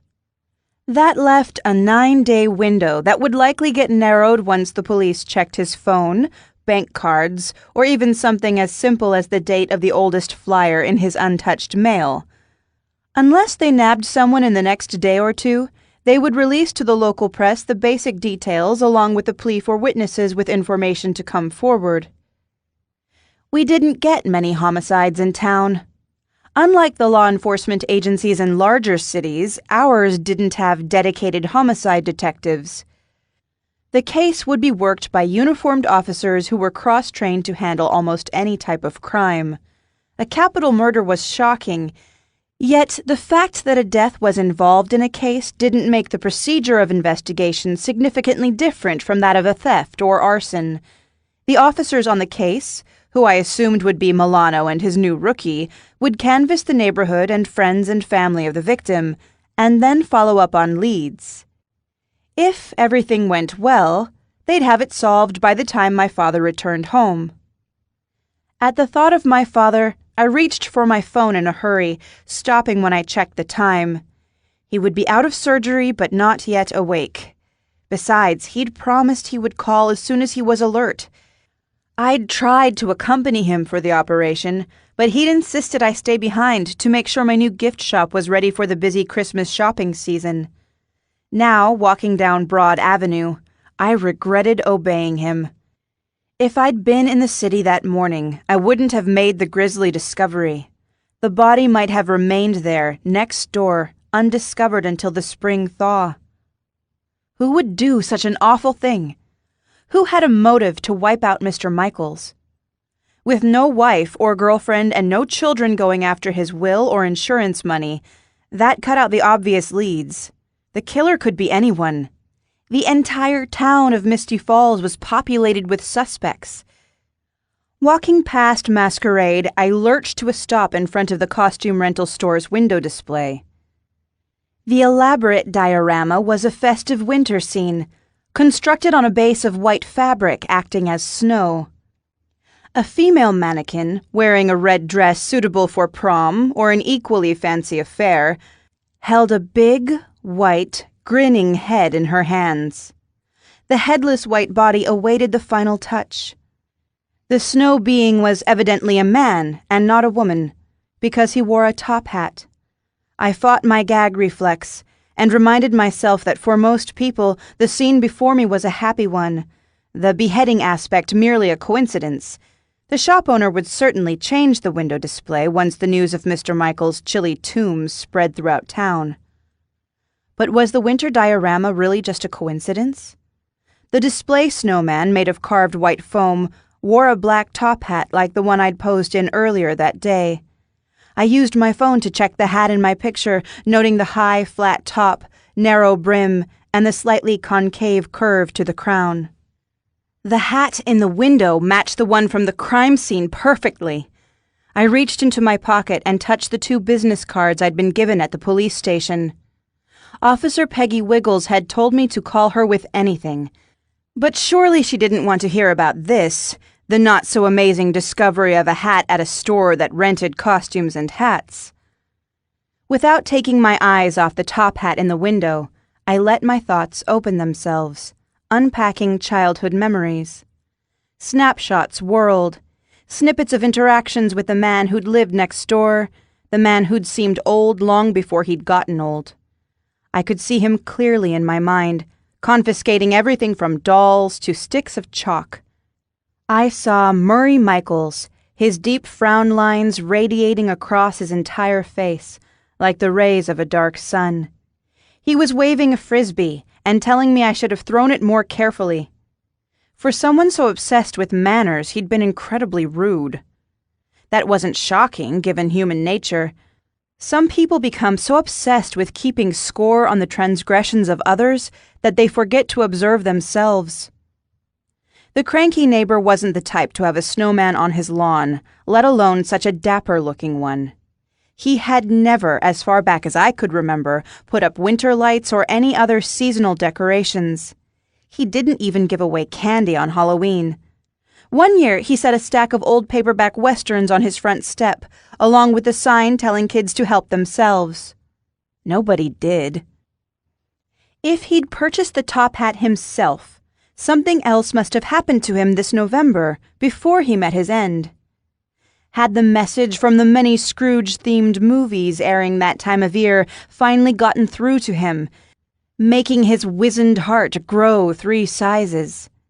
Had he decided to change his ways and discover his fun side, starting with building a snowman? Maybe. Or, if Mr. Michaels didn't buy a fancy top hat for a holiday display, the killer did. Either way, there weren't many places in town to buy a top hat, so it must have come from the costume and formal wear store before me. I stood debating my next move, unseen forces pulling me in opposite directions. Indecision wasn't a familiar state for me, but there I was, stuck to the snowy sidewalk as though my legs had been frozen in place. If I kept walking toward the vet clinic and my car, I could be home, with my feet up and a cup of hot cocoa in my hands by the time my father called to check in. I'd tell him I'd wisely left the sleuthing to the police, and he'd say something ridiculous to make me laugh. On the other hand, I could just pop into the costume shop for a minute and save the police some time. A woman and her 2 daughters crossed the street and started walking toward me. The girls were teenagers, old enough to be independent, yet they both held their mother's hands. The 3 of them laughed and chatted happily. They wouldn't be smiling tonight after hearing the day's news. The mother would turn off the radio or the TV and usher the sisters off to bed, assuring them that all would be safe. All would be taken care of by the brave men and women who kept their town safe. But the girls would lie awake in their beds, worrying, watching shadows cross the ceiling, imagining knitted scarves tightening around their throats. The 3 walked past me and toward the inset door for masquerade, merrily discussing costumes. Something flicked on within me. The flame was small, like the pilot light of a furnace. But when I imagined the killer making one of the members of this innocent family into the next victim, my internal fire flickered up to a medium heat. My boots didn't move yet, but my body leaned in one direction and then the other. I could do nothing, or I could do something. With people's lives and happiness at stake, how could I do anything less than everything I could? I followed the trio into the costume shop. Chapter 9. Entering masquerade felt like being swallowed by a whale made of glitter. Within the warm, dim space, racks of costumes covered every vertical surface, taking away the very idea of walls, let alone their angle or color. As my eyes adjusted, details popped into focus, from the flamingo-like feather boas to the shimmering reptilian scales of a display dedicated to sequins. I spotted the familiar cheerleading supplies and went to them, leaning forward to smell the pom-poms as though they were pink chrysanthemums. They smelled of plastic and dust. "Can I help you with anything?" asked the man working behind the counter. He was so tall and thin, he seemed to be standing sideways even though he wasn't. "Just browsing." I ducked behind a rotating carousel rack of sequined costume ball masks. I looked high and low for more top hats, but couldn't spot any, other than the one in the window. If I wanted information, I would need to use that powerful investigative tool, the question. I picked out a glittering purple mask with green feathers and brought it to the counter. "You're not browsing," the thin man said. "I'm not?" My heart started pounding. The tall man had long fingers perfect for strangling. His deep-hooded eyes narrowed behind a pair of rectangle-shaped glasses that accentuated the length of his thin face. "Looks to me like you found what you were seeking." He offered a thin-lipped smile, flicking his dark, deep-set eyes toward the other customers. His angular chin elevated, he asked, "And how are you, lovely ladies? Finding your heart's desire?" Oblivious to the thunderous pounding of my heart, the woman answered that she was fine and continued to shop, sorting through a rack of ballerina costumes. One of her teen daughters held a phone in her hand and stared at me with round eyes, like a baby owl. Had she gotten the bad news already? The thin man clicked on a keyboard with skeletal fingers. "Still snowing out there?" he asked. "The snow's letting up now." I meant to set the feathered mask on the counter, but my body disobeyed. I took a step back, clutching the mask to my chest. The man was familiar, a long-time Misty Falls resident. I knew his name, but couldn't think of it because my imagination was too busy picturing his long fingers in action, wrapping a red scarf around people's throats before choking them. "You can hang on to that if you like," he said, nodding at the mask clutched to my chest like a tiny glittering shield. "I know the code for those masks by heart." He tapped away at his keyboard as he hummed a tune, the sort of tune that would be a perfect accompaniment for strangling someone. What was his name? He'd owned the costume shop for years and used to come to the high school often, delivering uniforms. We girls called him something that was both cruel and funny. Creepy Jeepers? We called him Creepy Jeepers because his long-fingered hands moved like spiders, and his real name was something similar. I set the mask on the counter, glad to have the counter between us, though with the height of him, he could have easily reached those long arms across to strangle me. What was his name? And what had possessed me to go barging around town looking for leads on a murder case? Unlike the police, I had nothing for self-protection snapped to my belt, and the scariest thing inside my purse was an unflattering orange shade of lipstick. "I'm glad the snow's let up," he said. "It's a balmy day out there, perfect for building a snowman." A snowman? My mouth got sticky, but the opening was too good for me not to press on with my original goal. "Funny you should mention a snowman. I was just outside admiring your window display. Do you arrange that yourself, or is there someone you hire, and if so, do they use your materials or supply their own?" His tongue darted out between his thin lips, wetting them. "You ought to know all about that, Miss Day." Miss Day? The way he pronounced my name, it sounded as though he was saying mistake. The thought occurred to me that perhaps he was right, and coming into the store seeking clues had been a mistake. The woman shopping with her daughters called out a polite goodbye and left the store, leaving me alone with creepy jeepers. At least his real name finally came to me. "Leo Jenkins," I said. "Remind me, why would I know all about your window displays?" He pulled off his rectangular eyeglasses, leaving scarlet indentations on the bridge of his fine nose. He started cleaning the lenses with a handkerchief. "Pam Botchinek does my window displays," he said. "She's a crafty woman, that Pam. She's living with your father, isn't she?" "Oh, of course. Yes, she's living with him, temporarily, I think." "You think?" Eyebrows in the shape of two flattened bugs rode up, bunching the waxy skin of his forehead. "I hope she gives you a discount on her work." "She offered," I said vaguely. My father's girlfriend had been hounding me to let her create the displays for my gift shop, but I'd done everything myself, claiming I needed the practice. Pam had a strong work ethic, but her taste was a bit off. She couldn't tell the difference between things that were so unusual they were cute, like certain breeds of wrinkly pets, and things that were just ugly, like the orange lipstick she'd gifted me with the week before.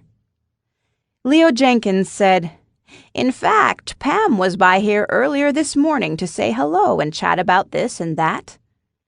He tilted his rectangular head to the side and donned his equally rectangular glasses. "If you ask me, your new haircut is charming. It really suits your features. You've grown up so much since your cheerleader days." "Thank you." I ruffled the hair at the back of my head.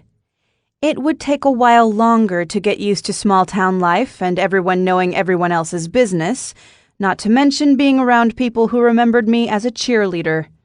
Those had been busy days, between my studies and after-school activities. I'd also been in the school band, so I'd seen a lot of Leo Jenkins for the uniforms.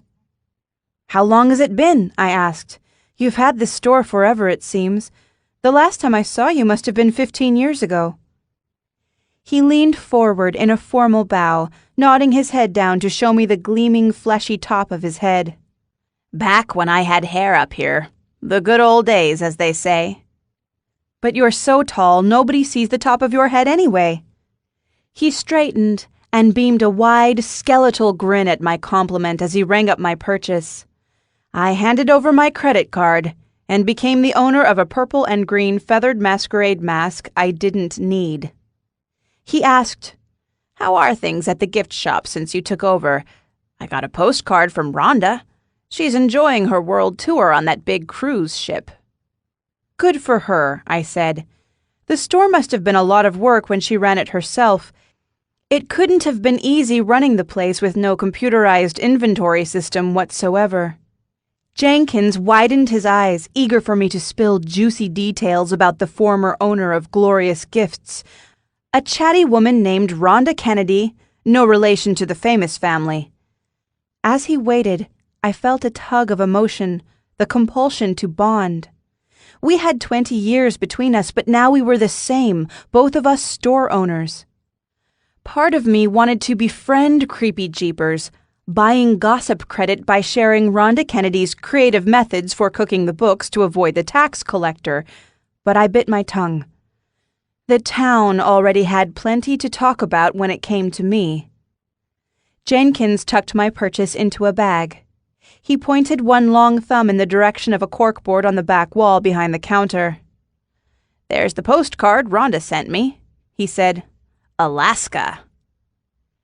The store's whale belly lighting was brighter near the counter, but I still had to lean in to get a good look.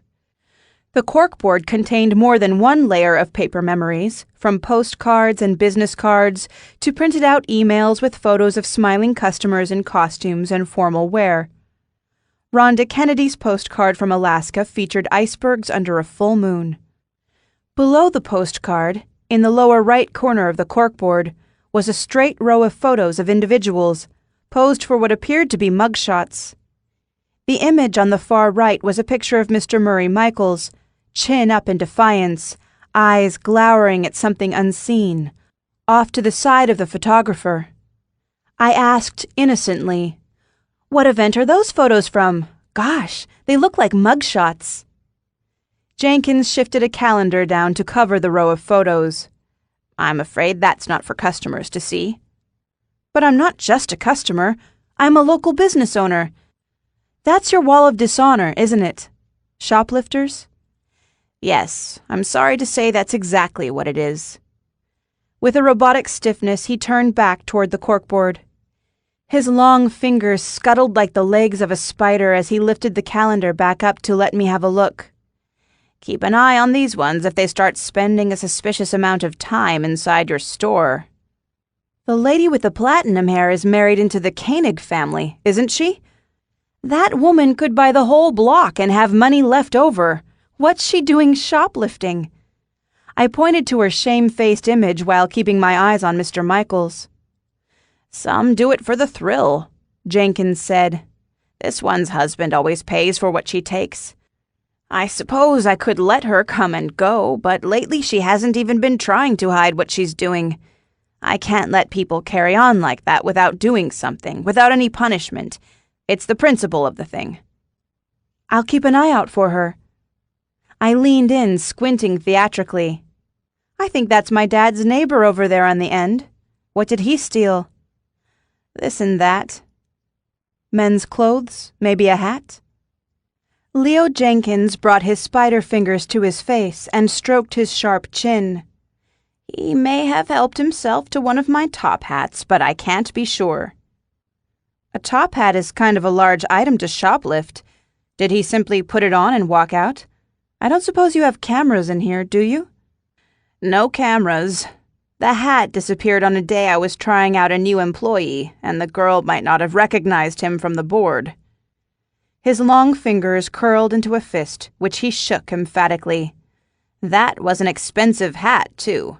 I've half a mind to hold Murray upside down by the ankles and shake him until everything comes loose. He's gone too far." "Did you report him to the police?" "Not worth their time," he said. "Have no fear, though. Karma will catch up to the bugger. One of these days he'll snap up something he shouldn't, and he'll be sorry." I made a non-verbal noise of sympathy.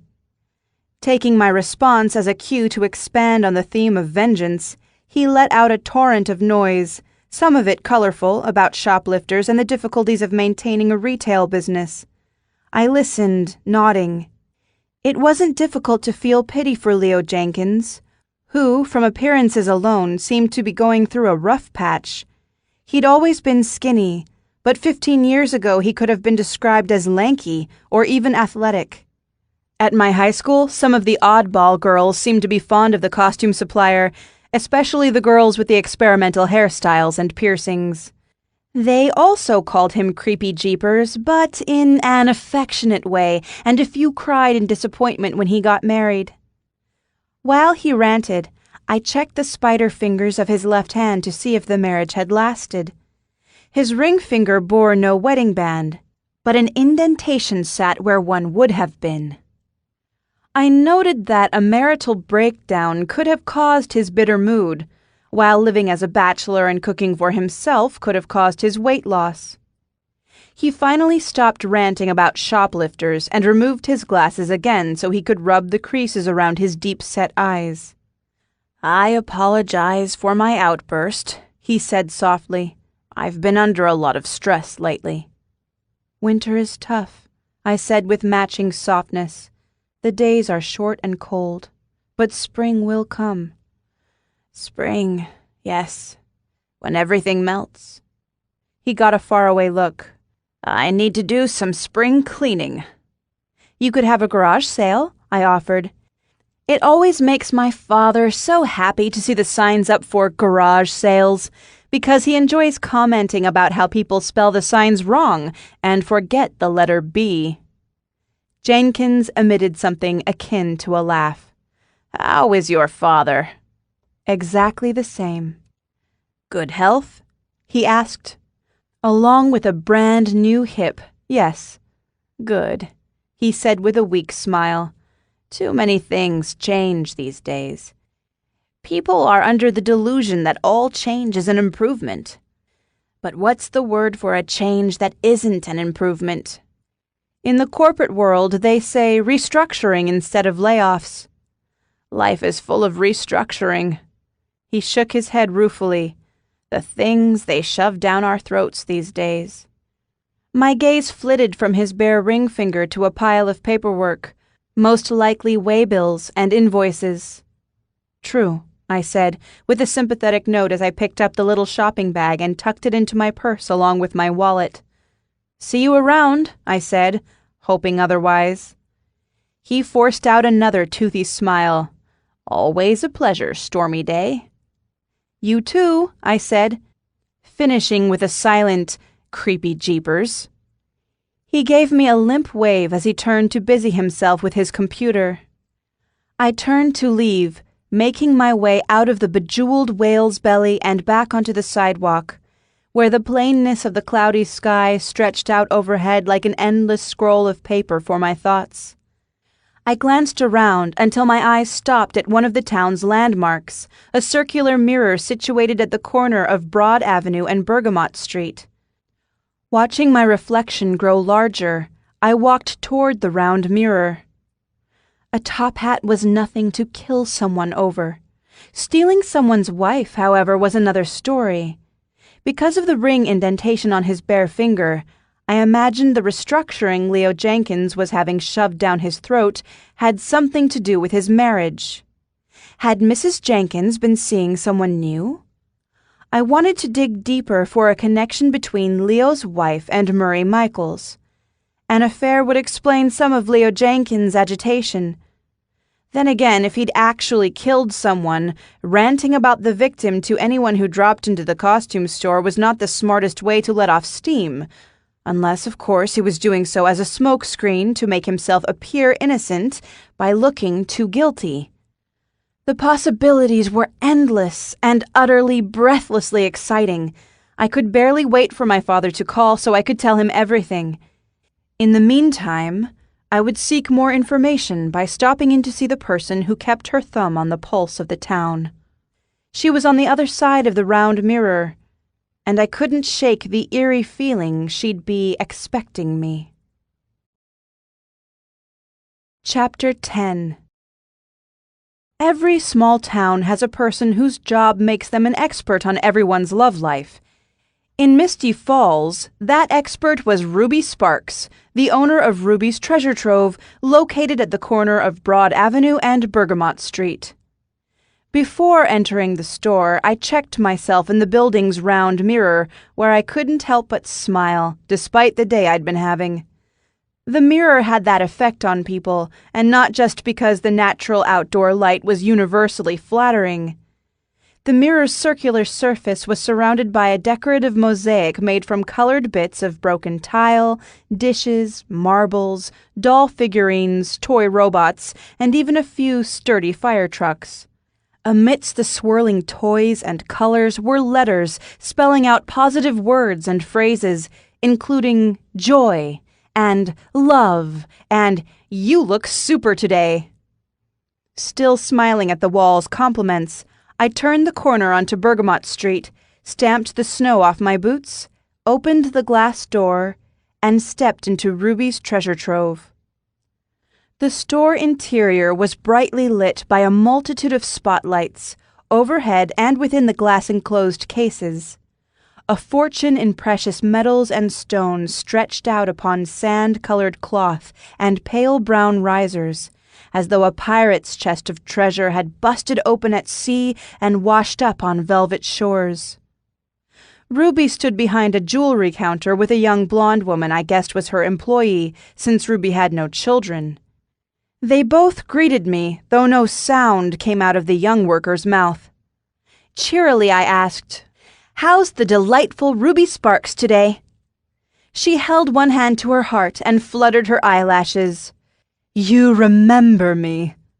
Who could forget the most fun lady in all of Misty Falls? Ruby Sparks tipped back her head and let out a big laugh, not denying my label. Ruby was an energetic woman of 60-something, with curly hair colored a purple-red shade between auburn and grape soda. She had a friendly voice, a warm smile, and the kind of bosom you want your face crushed into if you're feeling blue. She always wore purple unless she wore leopard print. Today was a leopard print day, and she looked as fun as ever in a brown spotted blouse paired with purple slacks. Ruby came out from behind the counter, beaming and looking as if she might hug me. "Stormy Luann Day, you've become such an elegant young woman." Elegant? I looked down at my utilitarian ski jacket, casual jeans, and old boots. "You also look like you need a hug." She grabbed me and pulled my face down to the top of her leopard-spotted bosom. Her hug felt every bit as good as it had when I was a kid. It was a shame my father had no interest in women his own age, let alone older women, or Ruby might have played a bigger role in my life. She cooed, "I love your short hair. It's so spunky. Let me look at you." From her chest, I said, "You'll have to let me go first." With a burst of laughter, she released me and took a good look at me from head to toe. "I haven't seen you since your grand reopening of Glorious Gifts," she said. "I popped in and out before we could speak. I hope you slowed down and ate some of those mini cupcakes I brought. You're too thin, honey." "I ate a few," I said. "There's that lovely smile of yours. You were always such a sweet little girl. I remember when your father used to bring you into the shop every year on your birthday to pick out something special." "I still have all those gifts," I said. "Every single one." "Your father always felt so bad he couldn't pick what you'd like all by himself. But I dare say you enjoyed the shopping trip even more than the trinket, didn't you?" I smiled fondly at the memories. "You sure are good at figuring out everyone in this town, Ruby." She patted her huge purple-red curls with a ring-covered hand. "I keep an eye on things." The young woman behind the counter knocked over a bottle of cleaning spray with a clatter. Sorry, Miss Ruby." She righted the bottle, knocked it over again, and let out another torrent of apologies. Ruby said, gently but firmly, "Haley, less talking about cleaning and more actual cleaning." The girl, who looked young enough to belong in high school on a weekday, jumped into action, polishing the glass display counters. She paused only to push a strand of honey-colored hair from her sweaty brow. "Don't mind the new girl," Ruby said to me. "She's as skittish as a baby colt born on a frosty day, but she'll train up fine." In a conspiratorial tone, she added, "If I don't break her first." Having Ruby speak to me as a peer was new, but I rolled with the change, joking right back, "Don't break her. Christmas is coming. You'll need all hands on deck." "Let's hope it's a busy one," she said. "What can I do for you today? Picking out something for your equally lovely sister? Will she be home for the holidays?" Without waiting for answers, she led me to a display of earrings. "These delicate ones are perfect for small ears." She pointed to one pair in particular, which were miniature roses. As usual, Ruby knew exactly what suited someone's taste. The earrings were perfect for my sister, but I needed more time for my secret mission, so I pretended to be unsure. We spent 20 minutes looking over the displays and chatting about business in general before I got my opportunity to inquire about creepy jeepers.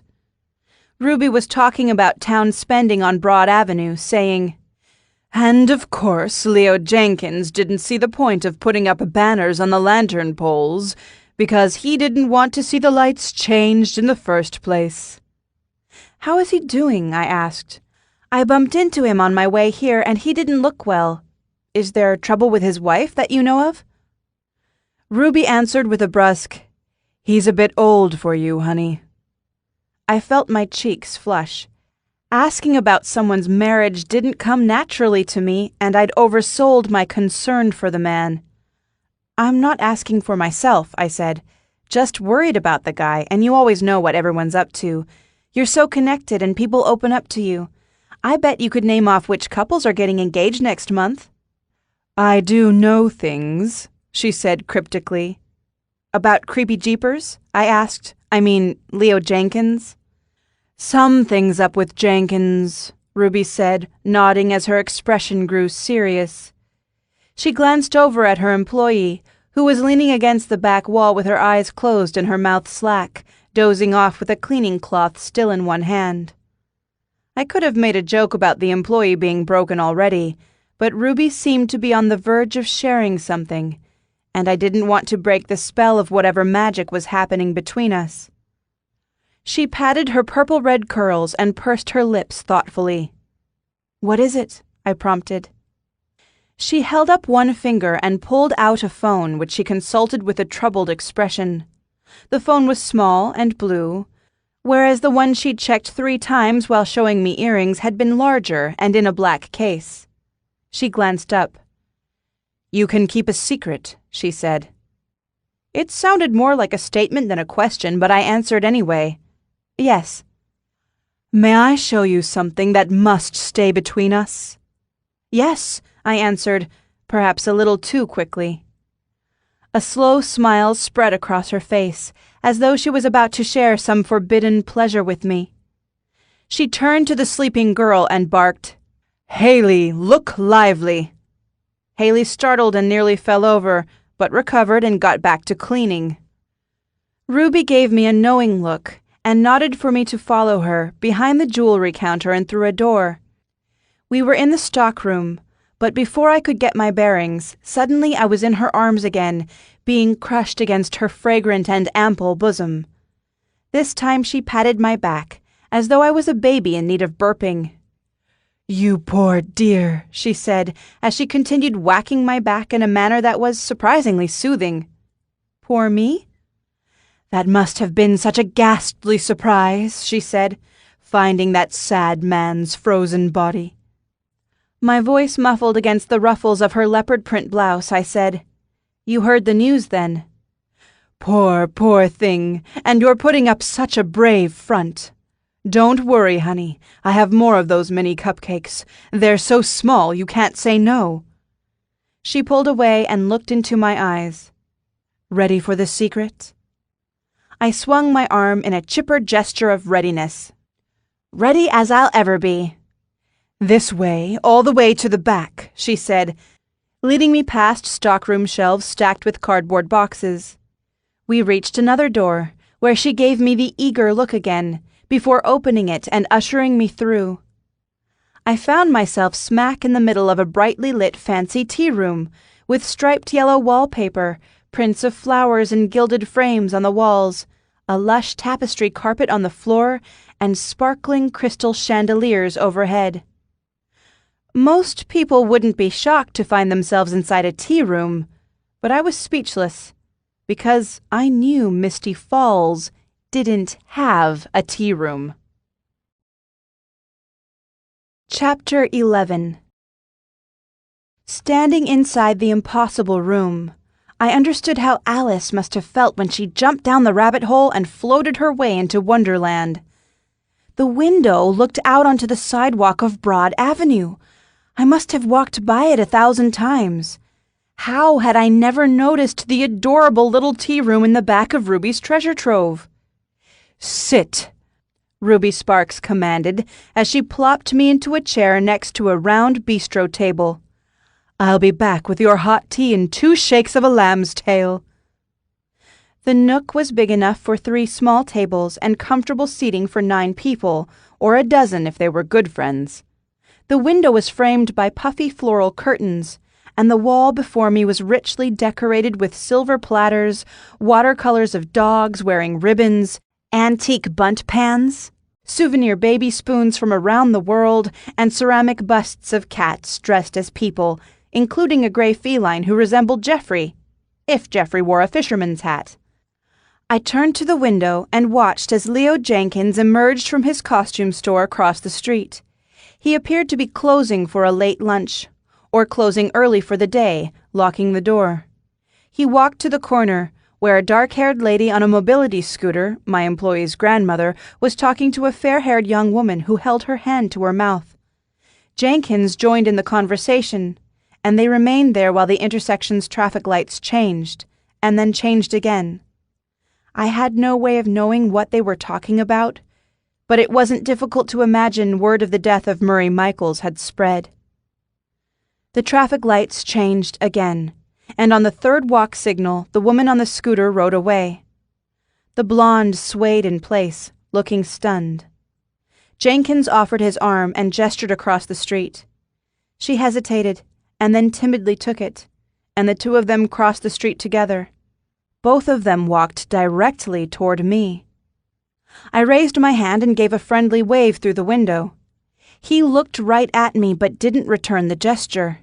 He continued, his thin frame clad in black cutting a dark line against the view, like the streak of dark ink that sometimes mars a postcard once it's come through the mail. The girl he'd crossed the street with, a blonde in her early 20s, looked right through me as though I was a ghost. She let go of his arm and dug around in her purse. She leaned in toward me and applied a coat of too dark lipstick to her full lips. I let out a giddy laugh, embarrassed on her behalf because she didn't know I was there, but more embarrassed for myself, because it had taken me so long to figure out the secret of the window. I flicked the puffy floral curtains to the side to be sure, finding round edges instead of square. Jenkins and the blonde weren't looking through me. They were looking at themselves in what they imagined was a regular mirror. I'd never noticed Ruby's secret tea room because it was hidden in plain sight, behind what some people call one-way and others call two-way glass. In all my days enjoying the round reflection, I'd never thought to test it by putting my finger on the surface and measuring the gap in the reflection to see if it was non-existent, the way it was in the observational windows at the police station. Unaware they were being watched, Jenkins turned to the girl and said something. I couldn't hear him through the glass.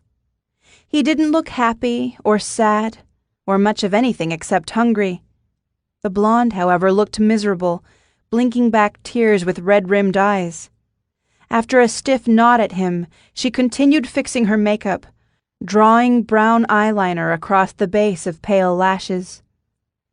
The girl was in her 20s, and other than her dark lipstick and a tiny loop of gold in her pierced nose, she was dressed conservatively, in dark green slacks, a cream blouse, and a brown leather jacket.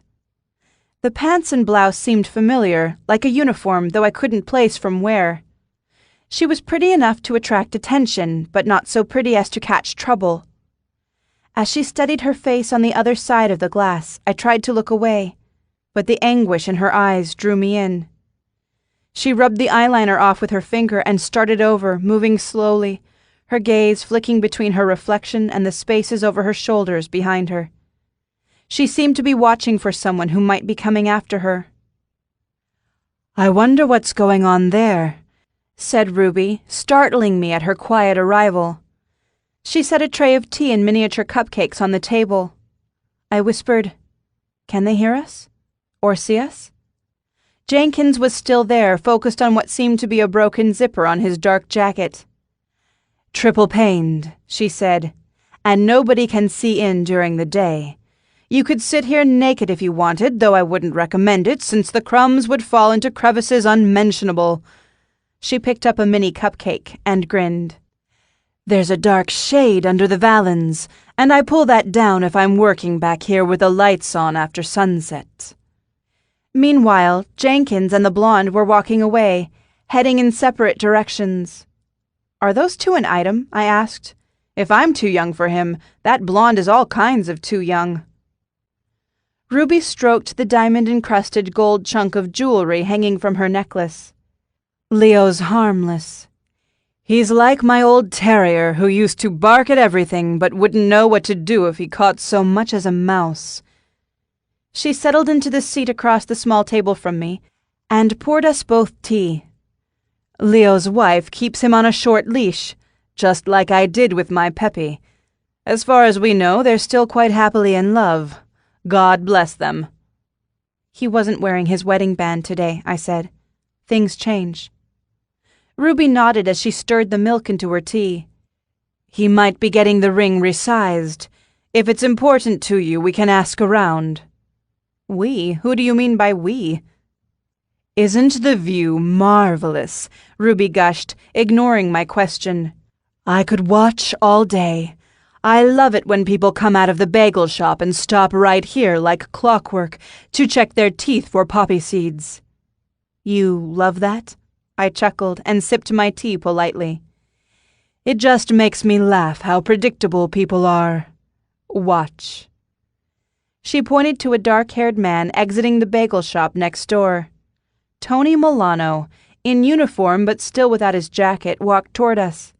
I smiled and waved back as a reflex, even though he couldn't see me. He leaned in and bared his teeth, revealing 3 dark poppy seeds that he removed with his thumbnail. Ruby said, "See what I mean?" I laughed and covered my eyes with my hand. After all the shock and hassle of the morning, it felt good to find something amusing. When I removed my hand, Tony was gone. A bell rang somewhere nearby. We had a similar bell in the stockroom at the gift shop to let us know when a customer had opened or closed the front door. Ruby pointed to the two-way glass again, at a group of women who were dressed for a yoga class. "What do you think of this trend? Not much left to the imagination." She didn't wait for my opinion before telling me what she thought of the younger generation's fashions. I half listened, distracted by the sounds from the front of the store, of a woman arguing with Ruby's employee. I interrupted Ruby's opinions about leggings to ask, "Do you need to check things at the front, for store security?" She waved one hand at the nearby door. "Not really. Everything of value is locked inside the cases, safe and sound." "So you never have any problems with shoplifting?" "Never," she said emphatically. "Why do you ask?" "Honestly, I'm curious about Murray Michaels and why someone might put him inside a snowman." She made a sound and shook her head. "It's very odd. That killer, whoever it was, is not the saltiest ham in the deli. If it had been me, I would have made it look like an accident or suicide. But nobody gets themselves inside a snowman by accident. What was the killer thinking?" "They might have been storing the body there, planning to move it before the spring melt." As I spoke, Leo Jenkins' comment about needing to do some spring cleaning echoed in my mind. "Cold storage," Ruby murmured, shuddering. "Perish the thought. But why?" I leaned in, even though we were alone in the private tea room. "Rumor is he was a bit of a kleptomaniac, going around town stealing things for kicks. Jenkins has his mugshot up on his bulletin board at Masquerade. And he also had some creative ideas about inflicting bodily harm. I wonder if Mr. Michaels wasn't killed for taking something he shouldn't have." She sipped her tea delicately as she leveled her eyes at me. "We knew all about the man's shoplifting. It was perfectly harmless, more of an irritation than a crime. If Jenkins got excited, it's because the man's excitable." "So Murray Michaels hadn't gone klepto with other people's wives?" She continued sipping. "Honey, some people don't like coffee, and some people don't like tea. Murray Michaels was the kind of guy who didn't like people, not even the softer, fairer sex." She waved a bejeweled hand. "His loss." "Was he ever married?" I asked. "I don't remember anyone but him living in his house, but maybe he has family from before I was born." "Never married," she answered. I raised my eyebrows. "Confirmed bachelor?" "He did make one final push for a wife. Oh, it was ages ago, 25 years. He even asked me on a date, but I was in mourning at the time. I told him to try again in a year, but he never did. Thank goodness, because I do hate to lie." I glanced down at my tea, sparing her my eye contact briefly. "You were in mourning? I'm sorry to hear that, Ruby. I didn't know you were married." "I wasn't," she said with a laugh. "But when my dear little terrier Peppy went to the other side, I spent a year in dark colors, in a dark mood. Then Peppy came to me in a dream and said he'd noticed I was sad. He wanted to cheer me up, but he had too much business going on up there in heaven, too many things to bark at, So he was sending one of his friends to look after me. A minute later I woke up in my bed, with a leopard sitting on my chest. She patted the top of her bosom. I thought I was dead. I sat up straight and met her eyes. A leopard? She nodded gravely. Then I woke up again, for real, and it was gone. I didn't think much of the dream again until a week later when I saw a beautiful leopard print blouse on sale and had to buy it. Since that day I haven't spent another moment in mourning, no matter what happens. I sighed. Because life's too precious. She smirked. Because my heart can't take another well-intentioned visit from one of Peppy's friends. A banging sound came from the front of the shop. The raised voices had stopped. The shy employee came into the nook and hovered near the door. "Are we closing early today?" the girl asked, out of respect for the, gentleman. "He wasn't exactly the mayor," Ruby said. "We're all shaken up, but closing early won't help matters much." The employee wrung her hands as her eyes darted between me and Ruby. "I guess I'll clean the front windows again." Ruby replied, "Speaking of cleaning, did you jiggle some of the security camera cables when you were dusting the ceiling? Something came unplugged and we lost an entire day of footage." "I must have done that," the girl said. "I'm so sorry." "Don't worry too much. It's just one day of footage we're missing." Ruby turned to me, adding, "Not that a day's worth of people leaning over display cases is anything to be missed, mind you." "I'll be more careful," the girl answered softly. "You do that, and I want those front windows so clean they're invisible." Ruby shooed her away with one hand, before turning to the window and absent-mindedly stroking the wildcat-shaped necklace charm where it lay against her leopard print blouse. A sweet vanilla scent wafted up from the table, bringing my attention to the miniature cupcakes. I chose one with yellow icing topped with a candied lemon rind and popped it into my mouth whole. The cake was moist, the lemon tangy and refreshing. My stomach rumbled in appreciation, reminding me I hadn't eaten in several hours. My breakfast had been modest and was now frozen to my father's lawn. Ruby said, "I'm glad to see you have an appetite. After a shock like you had this morning, you need to keep having something every few hours, even if it's just a nibble, and plenty of fluids." She topped up my cup with more fragrant tea. I thanked her, and we sat in silence while I made her happy by eating several more miniature cupcakes. She'd been so kind, it was the least I could do. Her cat charm reminded me of Jeffrey, who was out of surgery by now. I wondered if he would be wearing a cone, and if he would be cross with me for my involvement in the whole ordeal. Then I thought of my father, who still hadn't called to check in. I felt some guilt for having remembered the cat first, but little Jeffrey didn't have a cell phone, so somebody had to look out for him. Finnegan Day was very good at fending for himself. "How is your father?" Ruby asked. I nearly dropped my teacup. Ruby seemed to have a secret two-way mirror into my brain. "He's missed out on all of today's excitement so far. He picked a fine time to be in the city getting hip surgery." She asked, "Total replacement, or did he get that other thing some of the younger folks go for?" "Not resurfacing," I answered. He liked the idea of the procedure of simply getting the femur capped, but we both had some concern about the devices, plus his height and age put him outside of the ideal range. He went for the total replacement, and I just found out this morning he gave the surgeon a measuring tape before he went in. While Ruby laughed, I explained how a friend of his had complained of uneven leg length after the same operation. The physical therapist helped him stretch the muscles, and it turned out the discrepancy was mostly a feeling due to tightness on the one side. But you know my father, he's always doing things to keep other people on their toes. Ruby wiped away a tear of laughter. "Finnegan never gives you a straight answer if he can have some fun instead." She sighed. "He won't be pleased to come home to a murder right next door, but at least he'll get it solved." Solved? I'd been reaching for another cupcake, but stopped. He's retired now and he needs to recuperate. With any luck, the case will be wrapped up before he gets back. By whom? She blinked at me.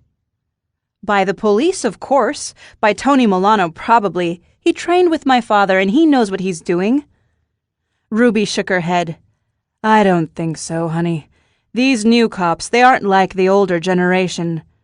I know your father was never captain or chief, never officially in charge, but you and I both know he always was. Without him keeping an eye on things, we're headed to ruin. Abruptly, I pushed my chair back to leave. Growing up, I'd learned to avoid discussions with people about whatever opinions they had about the police, whether their opinions involved my father specifically or not. Ruby, thank you so much for the pick-me-up. You're very kind, and I'm feeling much better. Stop by any time, she said sweetly. I mean it, Stormy. My tea room is always open for a friend in need. I thanked her again and started making my way out again. Ruby took the tray of chattering dishes toward some unseen kitchen, and I walked through the small stockroom and emerged in the showroom. The carpet had been changed recently and was now a deep blue-green, further enhancing the store's beach feel. Up in the corners of the ceiling were the cameras Ruby had mentioned. 2 of them were fakes, dummies for deterrent use only. The model was the same as the one I had at the gift store. A 3rd camera, though, looked real enough, albeit older than the fakes. That camera was aimed at the engagement ring section of the display counter. I scanned the rows until I spotted one that looked like the ring I'd worn until recently. I pulled away and headed to the door, desperate for fresh air. The outside world felt even wintrier in comparison to the tropical oasis behind me. Ruby's young employee, Haley, was also outside, cleaning the big windows with a squeegee and soapy water hot enough to send up billows of steam. The girl didn't see me at first, but once she did, she squeaked like a mouse. Ruby was right about her being skittish. Have you been working here long? I asked. She shrugged, eyed me with suspicion, and continued washing the windows. Ruby Sparks is a nice lady, I said. I'm sure once you learn the ropes, she'll go easier on you. Sure, Haley answered, spitting the word. I was about to turn and leave, but she tilted her chin up, telegraphing the desire to say something else. I waited calmly, taking the moment to stand up straight. My father always told me people love to talk to a good listener, and there's nothing quite like good posture to show someone you have the self-control to keep your mouth shut and use your ears in a conversation. After a moment, Haley said, You knew him? The guy who got killed and buried in the snow? He was my neighbor when I was growing up. I can't say I knew him well. Did you? Of course not, she said, visibly annoyed in that specific insulted manner only a teenager can pull off. I'm not from around here. Where are you from? Her jaw moved, but no sound came out. She hunched over and tipped the bucket, sending a cascade of hot water across the frosty sidewalk. She grabbed the empty bucket and headed for the door, muttering, Less talking, more cleaning. Good luck with your training, I called after her. I pulled out my phone to see if my father had called yet. I'd missed a number of calls thanks to it being on silent and being buried deep in my purse. As I scrolled through, the phone buzzed with an incoming call. The caller identification read, Misty Falls Police. Chapter 12. I answered my phone, and Tony replied with, I'm sorry. Your new rookie isn't so bad, I said. It was a bit rude for you to foist me onto her like that, but I know you're busy. With a gravelly voice that scratched into my ear, he said, Not about that. This is a personal call. The surprising intimacy of his voice got me moving. I'd been standing at the corner in front of Ruby's store, but now I started toward the veterinary clinic, walking quickly, with the phone tight against my ear. What is it? I asked. Again he said, I'm sorry. Tony, don't be sorry about the other stuff. It was 10 years ago. That ship sailed. I'm happy for you and your growing family. Honestly, I am." "Good," he said, sounding a little confused. "And I don't need your pity, but just between us, I could use your help with a gossip situation here in town. If you catch people telling lies about the billions of dollars I supposedly walked away from, take out your gun and shoot them." He didn't respond. "Not fatally," I said. "Just shoot off a toenail or something. You always were good at target practice." He didn't laugh. "Stop talking for a minute. I have something to tell you." I'd neared the vet clinic but didn't want to conclude the conversation inside. I brushed the snow off a bench and took a seat. "Hit me," I said. "Have you spoken to Finn recently?" My blood ran cold as my thoughts raced to the worst possible scenario. Something could have gone wrong during surgery, explaining why he hadn't called. My voice barely a whisper, I said, "No? Why?" Silent seconds stretched out painfully. Finally, talking fast, he said, "I have eyewitness reports that your father and Mr. Michaels had a number of altercations, some of them recent." I leaned back on the cold bench, sighing with relief. "That's all? Thanks for testing my heart valves, Tony Baloney. For a minute I thought something had gone wrong with Dad's surgery. I still have to check up on him." With a snort, I added, "And I need to inform him and Pam that they can't tell a girl cat from a boy." "You're not listening," Tony growled. "Finnegan was overheard threatening to choke Michaels. This happened on multiple occasions." "Says who?" I asked. "Witnesses." "Oh, hell, if those two weren't arguing over whose tree was dropping leaves onto whose lawn, it was about someone's safety lights shining into the other one's window. Those two liked giving each other a hard time." "A threat is still a threat," Tony said gravely. "Of course it is, Officer Milano." I pronounced his name icily, transferring the coldness of the bench seat to my voice. "Speaking of threats, I've got a new one. Grab a pen, will you?" I paused, imagining him rolling his eyes. "Ready? Here's the deal. Finnegan Day is going to kick your skinny half-Italian butt halfway to Washington State if he finds out that for even 1 minute you considered him a suspect." Tony said flatly, "I'm doing my job." "Then keep doing your job and investigate this thing properly. Did you know Mr. Michaels was shoplifting all over town?" He answered cagily, "What have you heard?" "I've heard he wasn't very popular with the Broad Avenue merchants. You might want to drop into Masquerade and get a good look at the mugshot Leo Jenkins has on his corkboard. Don't go now, he's closed early for the day. Oh, and stop into the treasure trove. Ruby's got at least one security camera running in there, so maybe she has footage of him in action. She says she hasn't had shoplifting trouble, but if some of the other merchants have, I bet she'd be able to tell you. Plus, she seems to know stuff about people." "What, Ruby's treasure trove? What are you talking about?" "I'm talking about leads in the case. This is all information I got by canvassing the local businesses, and it didn't take much more than an hour. You could have done it yourself while you were eating your poppy seed bagel. You're welcome, by the way." He was quiet, but I could see him in my mind rubbing his temples.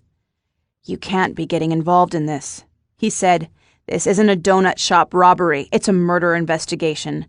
If you go around asking too many questions, you'll get yourself hurt." I replied, "Not to mention, I could make you look bad by cracking the case myself." He snorted. "Right." I raised my voice. "Fine, take care of everything. I don't care what you do as long as you do something and leave my father out of it." Before he could respond, I ended the call. My throat felt tight, as though I'd been yelling the entire time, or straining not to. I glanced around to see if anyone had heard me, but the sidewalks were quiet on that street. The door to the vet's office squeaked open, and an elderly woman with a Pekingese came out, giving me a friendly look as she and the fluffy dog walked my way. She stopped in front of my bench. "Are you okay, dear? Do you need a ride somewhere? I think you live in my neighborhood. Quite the day we're all having, isn't it? First it was snowing so nicely, but now have you heard about Murray Michaels? Puts a damper on the weather, and I don't think anyone will be making a snowman for a while, at least not until the memory fades. Where are you headed? Are you dressed warmly enough? You should have a hat. Would you like to borrow mine?" She patted the white and gray knitted hat on her own head. The yarn matched her white and gray hair, coming out in curly wisps under the cap. I smiled and got to my feet. "Thanks for the offer, but I've got my car here and I'm picking up a cat." At the mention of a cat, the Pekingese, who was as fluffy as any I'd ever seen, barked sharply. The woman said, "We don't mention the C-A-T word in front of Miss Molly. She's usually a good girl, but some things tend to set her off." "I know how she feels," I said. We said goodbye, and the woman gave me a wave with one gloved hand before walking away. I blinked up at the sky, which was growing darker now that another short winter day in the Pacific Northwest was coming to an end. Standing, I could feel the shakiness in my legs, the adrenaline from talking to Tony. I'd almost forgotten how angry I used to get all those times I couldn't avoid defending my father. I avoided debates about the role of law enforcement in Misty Falls and specifically about my father, but that didn't stop trouble from seeking me out. What was Tony thinking, suggesting my father might have harmed his neighbor? If anyone knew my father's true character, it was Tony. They'd worked closely together for years. Tony had to know my father was as passionate about justice and fairness as anyone. Sometimes the other cops would rough people up, but not my father. He left the judge and jury work to the judge and jury, as it should be. He rarely used force, preferring to get people talking, or better yet, laughing. If he'd said anything to his neighbor about choking, it had to have been a joke. I shivered. The idea that Finnegan Day could be a suspect was absurd, but Tony must have told me for a reason. What was he up to? He probably expected me to call my father and give him the news. I looked down at my phone and scrolled through the missed calls and text messages. They were all from Pam, which worried me, until I opened the most recent message. Pam Botchnick. "I spoke to your father 10 minutes ago. He said the surgery went well, but he still needs to measure his legs. His biggest complaint is that the coffee at the hospital is terrible. Are you okay? I heard the news. I'm so deeply sorry that it was you who found that mess. It should have been me. How is the cat?" I composed a message back. "I'm fine, just picking the cat up now. See you soon." My message was short, yet difficult to write. I stumbled, as I had been doing lately, over what to call the house. I wanted to call it home because I'd grown up there, and it had been my home for years. But I didn't live there anymore, whereas Pam did. Simply calling it home felt untrue at best, antagonistic and territorial at worst. Calling it Dad's house didn't feel right either. Yet I couldn't bring myself to say it was her house, as in, "See you at your house soon." Those words wouldn't come out of my mouth or off my fingertips. I finished and sent the short message. What I didn't include was any hint about my father being a suspect. Tony had leaked that information to me for a reason. He wanted me to shake the hornet's nest for him, but he was in for a surprise. I wasn't going to do his bidding. I dropped my phone into my purse and strode up to the door of the Calico Veterinary Clinic, bracing myself for the place's particular canned stew aroma. Chapter 13.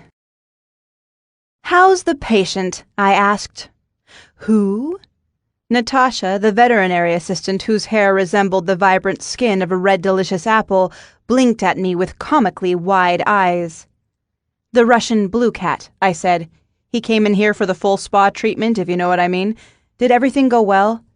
"Yes, of course. I'll get him for you." She walked backward, keeping her eyes on me. Natasha must have been talking to the woman with the Pekingese, learning of what I'd discovered that morning. My suspicions were confirmed by the not quite hushed enough tones of her discussing the murder with someone else in the back room. While Natasha and her coworker debated whether I should get a discount on the neutering simply because they felt sorry for me, I searched for something to read while I waited.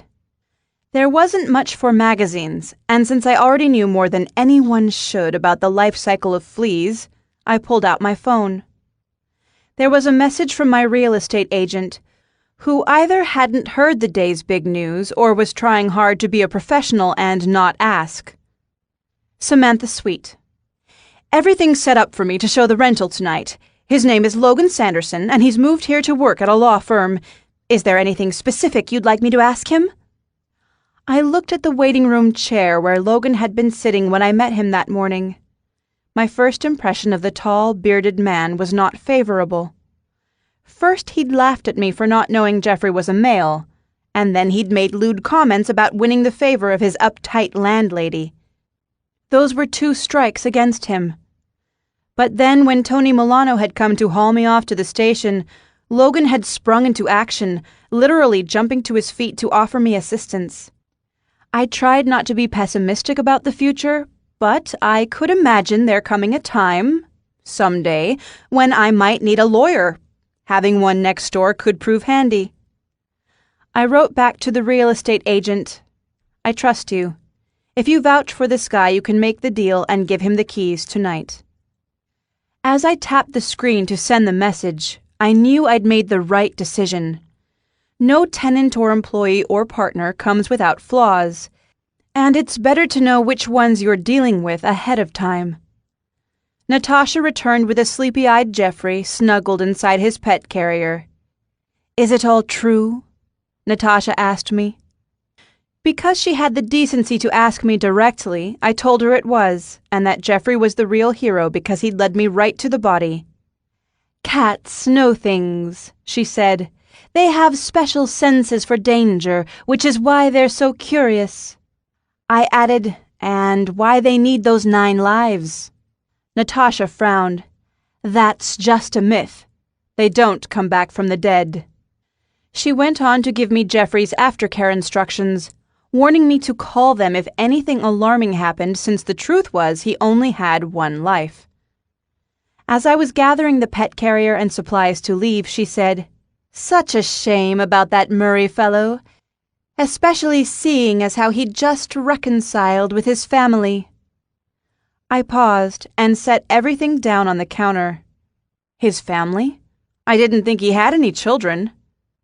"Well," Natasha said, taking a big breath, "I was talking to Mrs. Catfish, who knows a gentleman who lives near Warbler Street, and he told her that Murray Michaels was excited about getting back in touch with some family members. She seemed to think it was a nephew or a niece." I asked, "How sure was she?" "Mrs. Catfish is in her 90s, but she's a sharp one." She leaned over to check on Jeffrey, who appeared to be listening with great interest, his gray ears perky in contrast to his sleepy eyes. "I suppose if there's any money to be had, the family will come out of the woodwork to hear the will." Right then, Jeffrey decided he'd had enough of human conversation. He stuck his gray paw through the door of his cage and caught me with his claws. "Yes, we're going home," I told him, trying to shake free. "Be careful," Natasha said. "We're all going to be keeping our eyes open and our doors locked until this thing is settled." "Definitely lock your doors," I said, "but don't get paranoid about strangers.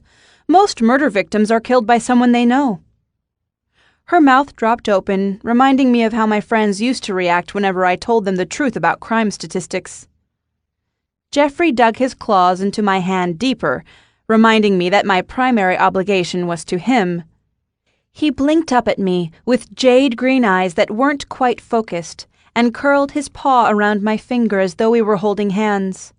My heart melted like a pat of butter on a hot blueberry pancake.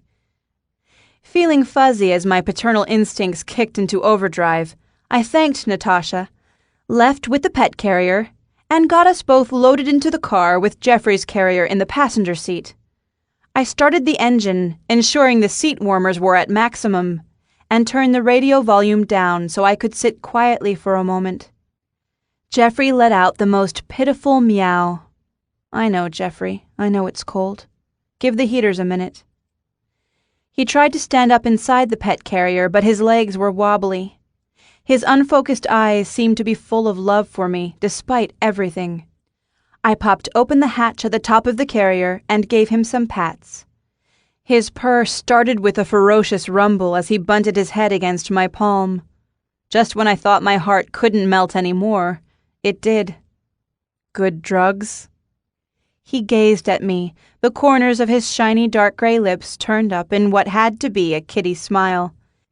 He didn't seem concerned about his stitches, but had a cone to put around his head in case he did start pulling at them. You're such a good boy, I told him. And now that you've had your little snip-snip, we don't have to worry about any kittens showing up on the doorstep. Jeffrey grabbed my thumb in his mouth and gave me a sleepy love bite. Do you think that's what happened to Mr. Michaels? Some long-lost kid showed up and started shaking him down for cash? Jeffrey gnawed and licked my thumb as though it were a delicious breadstick. But why kill him? I asked.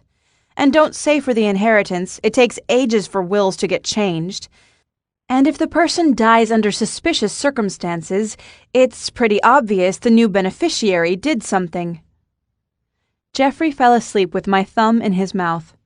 I gently extricated it and reached for my phone as an idea crystallized. Imagining my thumb as a breadstick had brought to mind the olive grove, and not because I was hungry for dinner. The waitresses who worked there wore dark green slacks and cream blouses as their uniform, just like the blonde who'd applied her makeup in Ruby's two-way mirror. She'd seemed more upset than the typical townsperson about the news, assuming that was what she'd been talking about with Jenkins and the woman on the scooter. I didn't know anything about the blonde, let alone if she was a long-lost relative of Murray Michaels, but I knew someone else who might have more information. I composed a brief text message to an old friend of mine, but paused before sending it. I'd been avoiding Jessica Kelly since my return to Misty Falls. We'd been close once, but our closeness had been replaced by an uncomfortable wariness, and I couldn't even remember why it was we'd fallen out. Did I really want to contact her for a favor? Was finding out more about the blonde, who might have simply been having a bad day, worth the hassle of blowing on the embers of a relationship that had gone so cold? And what business did I even have sticking my nose into the investigation? Then again, what business did Tony have treating my father, a man who did nothing but serve the needs of the town, as a suspect? My outrage at Tony steamed up inside me. He was going to be sorry he told me to stay clear of this matter. He'd underestimated my abilities and how far I'd go to defend my father. I'd do anything for him. I hit the send button. Chapter 14. I drove toward my father's house one-handed, my right hand in the pet carrier, rubbing Jeffrey's head and chin to keep him from meowing about the inhumanity of being in a cage inside a moving vehicle. I parked at the back of the house next to Pam's car, in the space next to the garage. The sun was already setting, and judging by the brightness of the windows next door, the crime scene technicians were collecting evidence to be tested. They would have their work cut out for them because Murray Michaels had been what some people call a pack rat. His garbage can was never overflowing on pickup day because the man didn't throw out anything, not even broken items. Whenever some type of pest appeared in my father's house, from pantry moths to mice, Mr. Michaels would be blamed. "Pam?" I called out as I came in through the back door. "I'm home. I'm here." The floor creaked in an adjoining room. I called out, "How are you doing? Did Tony's crack team of investigators already interview you?" Her voice came weakly. "Yes, it was just awful." I kicked off my snowy boots, moved some other coats so I could use my regular hook, and brought the pet carrier through to the living room. The television was on, but muted, and Pam wasn't in the room. "Pam? Are you hiding? Don't jump out from a closet at me." Her voice came again. "I just want to forget all about today." Do you know they're treating Dad as a suspect? Without hesitation, she answered, Your father did threaten the man. I stopped in the kitchen. The cat carrier was getting heavy. Jeffrey meowed for me to let him out. Did Pam actually think my father did something to Mr. Michaels? Where in the house was she hiding? She was smart to hide from me if she was going to say things like that. Stormy, I know your father didn't do it, she called out as though she'd read my mind. They've got nothing on him. He's innocent of that crime. Of course he's innocent. They're being ridiculous. I looked around the kitchen at the mess from a recent meal. Pam had apparently experienced technical difficulties using my father's vintage electric can opener. A red trail of tomato soup stretched across the counter. Her disembodied voice said, I'm glad you're here, but I'm not sure if I want to talk about the awfulness next door. Okay. I used my free hand to clean up the soup with some paper towel. We'll talk about something else. Jeffrey meowed with conversation topic suggestions ranging from releasing him to feeding him. Someone sniffed behind me in the dining room that didn't get much use. The lights were off, but Pam was in there, sitting in the dark. She was probably shaken up, and my father wasn't in town to calm her down. It was up to me to be supportive in her time of crisis. Was this the terrible thing that was fated to bring us closer? Would she ask me to be a bridesmaid at some as-yet unplanned Botchanek Day wedding? Was this our tender moment? I swallowed hard against the bile rising in my throat. She sniffed again, and though her sniff smacked of theatricality, I did feel for her. Pam was the chief architect of most of her own trouble, but she still suffered. I didn't want her to be a friend, but my father cared for Pam and I loved him, so I would make yet another effort at being nice to her. I went to the doorway and asked softly, Are you having one of your migraines? Just a regular headache, she answered. I could use some cheering up. Tell me one of your little jokes. The only joke that popped into my head was a dirty limerick, so I said, Your little Russian blue cat got a sex change. He's a boy now, and he has a proper name. Pam's curly-haired head didn't move. What? Is that a joke? It's the truth. Jeffrey Blue was very brave at the vet's office, and he hasn't touched his stitches. After a long stretch of silence, she answered, Bring the cat in, but please don't switch on the overhead lights. I came in, set the carrier on the table, opened the lattice door, and gently lifted Jeffrey out. When I brought him to my chest, he snuggled against me. Cuddling him in my arms like a baby, I swayed from side to side in the dark dining room. I hoped that comforting her cat was buying me some points. After a moment, Pam started talking. That poor man, she said. One day he's minding his own business, and the next day he's a snowman. It could happen to any of us. But it probably won't, I said. Most murder victims are killed by someone they know, someone with motivation and opportunity.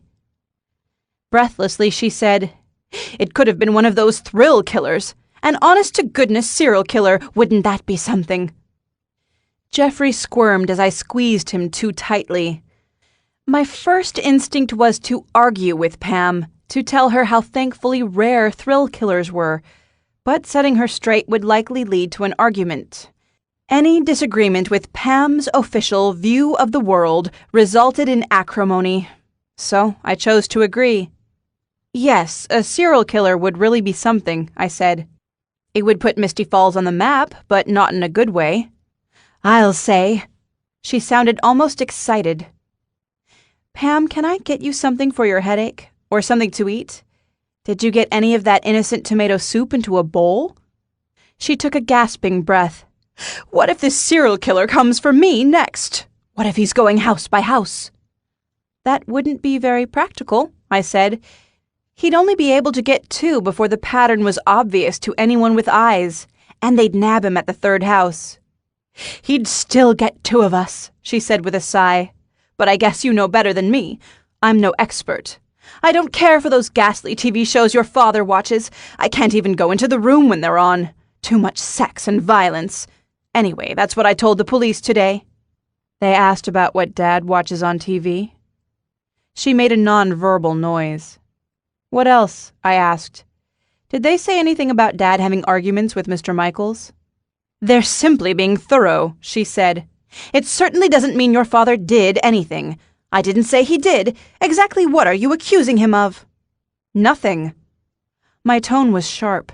Jeffrey squirmed in my arms. Softer, I said. Take it easy, Pam. Nobody's accusing anybody of anything. I'm sure they'll have this figured out before Dad gets home. He will not be pleased, she said with a snort. This whole thing will be a nightmare that never ends. Maybe not, I said. I'm trying to help with the investigation. She replied, Are you sure that's wise? Wouldn't it be dangerous? I'm looking into a rumor about Mr. Michaels getting back in contact with estranged family members. You must have heard wrong, she said icily. Murray didn't have any family. Maybe he did. I went on to explain what I'd learned at the veterinarian's that afternoon, finishing with, But it might not be true at all. Plenty of gossip flies around this town without fact-checking. Pam pushed her chair back and stood. I'm tired and ready for bed. But it's barely dinner time. And don't you want to see your cat? He's happy to be home again. I can't sleep in this house tonight. I'll pack a bag and go to my friend Denise's house. Were you planning to take Jeffrey with you? He won't like getting jostled around again. He should recover here in his own house. Why do you keep calling her Jeffrey? I told you, Pam, she's a boy. He's a boy. She snorted. Sounds to me like you two have quite the bond. She came around the table and reached for him. He gave her a sleepy hiss that made her step back. Sorry, I said on his behalf. She turned on her heel and left the room, muttering under her breath about ungratefulness. Jeffrey relaxed, melting in my arms. I rubbed his chin and whispered, She's had a tough day. Be patient with her. She's okay sometimes. We shared a bottle of wine at the Paint Your Ceramics place once, and we had quite a nice evening. I kissed his shining dark nose. Try giving her some wine. Everyone's more tolerable after a glass or two. You can have yourself a bowl of catnip. Do you like catnip? 5 minutes later, I was still petting Jeffrey in the dark dining room and saying increasingly ridiculous things about catnip parties and such. Pam came thumping by with a wheeled suitcase. She stopped at the arched doorway, an imposing, shadowy figure. Your hair looks different, I said. Did you get a new perm today? She patted her hair. Yes, I was at the salon this afternoon. Was that before or after your doctor appointment? She reached into the room and flicked on the overhead lights, blinding me with the chandelier. The doctor was last week, her shadowy form said. I'm all done with the doctors. That's good news, I said. She'd not disclosed to me what the appointments had been for, but I was genuinely relieved to hear the positive news that she'd been cleared. You'll stay here with the cat, she said. It was a command, not a question. Sure, I said. If you need me, my friend Denise's phone number is on the fridge, she said. And then she was gone. Once we were alone again, I resumed talking to my new buddy, Jeffrey. Did you see that? She's always so dramatic. Everything's life or death with Pam Botchinick. Heaven forbid you get yourself a haircut without checking in with her. She's probably mad at you because you changed into a boy without her permission. Jeffrey kept on purring. The refrigerator in the adjoining kitchen clicked off, and the house echoed with emptiness around me. Something creaked. The dining room was now bright, and with the curtains open I felt exposed to the world. Something creaked again, and my body tensed. I jumped up and went to make sure Pam had locked the back door. It was deadbolted, but given the age of the old wooden frame, it wouldn't take much to kick down the door if someone wanted in. I nuzzled my chin against Jeffrey's head as I walked through the house, checking all the doors and windows. When I got to the front room's window, I peered out into the wintry darkness. Next door, the crime scene technicians were loading up their vehicles, done for the day. I squinted but couldn't distinguish anything interesting. They started up their engines, washing the snow with a red glow from their taillights as they pulled away. Now it was just me, Jeffrey, and the terrifying serial killer from Pam's overactive imagination. Chapter 15. Late at night, when the house is making noises and your imagination's creating images for every creak, serial killers don't seem so rare. Alone in my father's empty house, I tried not to imagine a crazed killer going house to house. I took Jeffrey to the kitchen, found his food, and put out some canned dinner for him before foraging in the fridge for myself, settling on a roast beef sandwich. I sat at the kitchen table, facing the back door, and took out my phone. I called my father's cell phone and got his voicemail. I left a message, my voice as neutral as I could make it. Jessica Kelly had replied to my text, which had been a vague "let's get together soon" message. She was inviting me to come out that night for drinks with some other people. She didn't specify with whom, so I filled in the blanks with my least favorite people from high school days. I wanted to pick Jessica's brain about coworkers at the Olive Grove, but the stress of the day made me pessimistic. I'd rather have a dental work than sit in a local bar while people yelled intrusive questions over loud music. I turned to the Russian blue cat who was eyeballing my roast beef. "Jeffrey, you need me to stay with you, right?" He blinked innocently. He was recovering well from the day's surgery, but surely the little man was too weak to be left alone, fending off the neighborhood serial killer with nothing more than his claws and good looks. I dug through my sandwich for a chunk of beef with no mustard. He licked his glossy black lips in anticipation. "The vet did say to keep an eye on you tonight in case you need the cone of shame. What do you say to a sleepover party? We can watch old movies in the guest room." He didn't take his green eyes off my sandwich. I gave him a chunk of beef to work on while I sent a message back to Jessica. "I have to stay in and look after my father's cat tonight. He's a bit shaken up."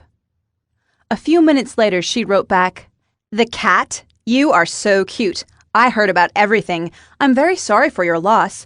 I remember your neighbor and how he tried to give out cowboy books instead of candy. He was a real hoot. I just found out he owned a share in my apartment building. It's a small world in a small town like ours." I wrote back, "Murray Michaels was your landlord?" My message went through, but her status showed that she was away, so I didn't expect an immediate answer. The cat and I finished our roast beef sandwich before retiring for our sleepover. The guest room was on the top floor, along with the powder room, another bedroom, and my father's study, which had originally been 2 rooms. He'd knocked out the dividing wall between the 2 bedrooms at the front of the house not long after I'd vacated one of them. His contractor had been a friend from the fire department who liked putting his muscles to good use during off-duty hours. I took Jeffrey into the study and showed him where I'd hung my posters when half the room had been my domain. He blinked appreciatively at the view of the neighborhood and the charming circular window in the attic of the house across the street.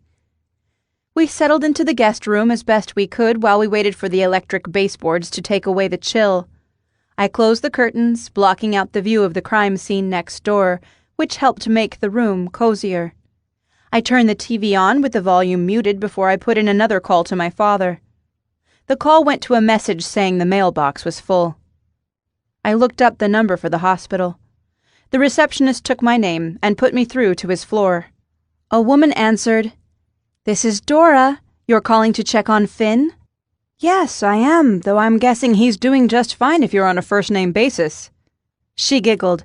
"He's been telling us stories about his glory days." "How did the surgery go?" "Great. He'll be as right as rain in no time. The surgeon was able to do the minimally invasive procedure as planned, with the 2 smaller incisions.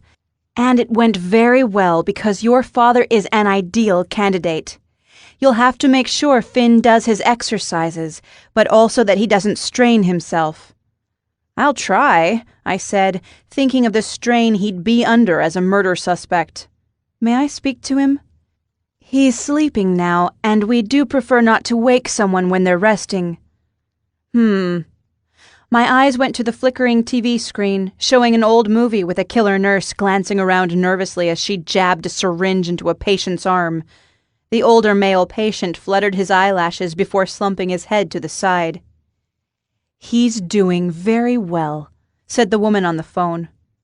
"Are you sure he's asleep? I'd love to hear his voice." "I'll let him know you called. He'll be glad to hear of all the people who've been checking up on him. His friend Tony sounded very concerned." My throat tightened. Tony called? She paused as something clattered, wheeling by, and then Dora said, "I'm sorry, but I should be going. I hope to meet you soon." "You probably won't see me since he's got a ride home arranged." I kept my eyes on the TV, watching as the killer nurse hid away her evidence. "Unless you think I should drive out there, I'll probably do that. I'll drop in very soon, unexpected." Dora didn't answer. In the background, a woman complained about a vending machine and its hateful brown excuse for coffee.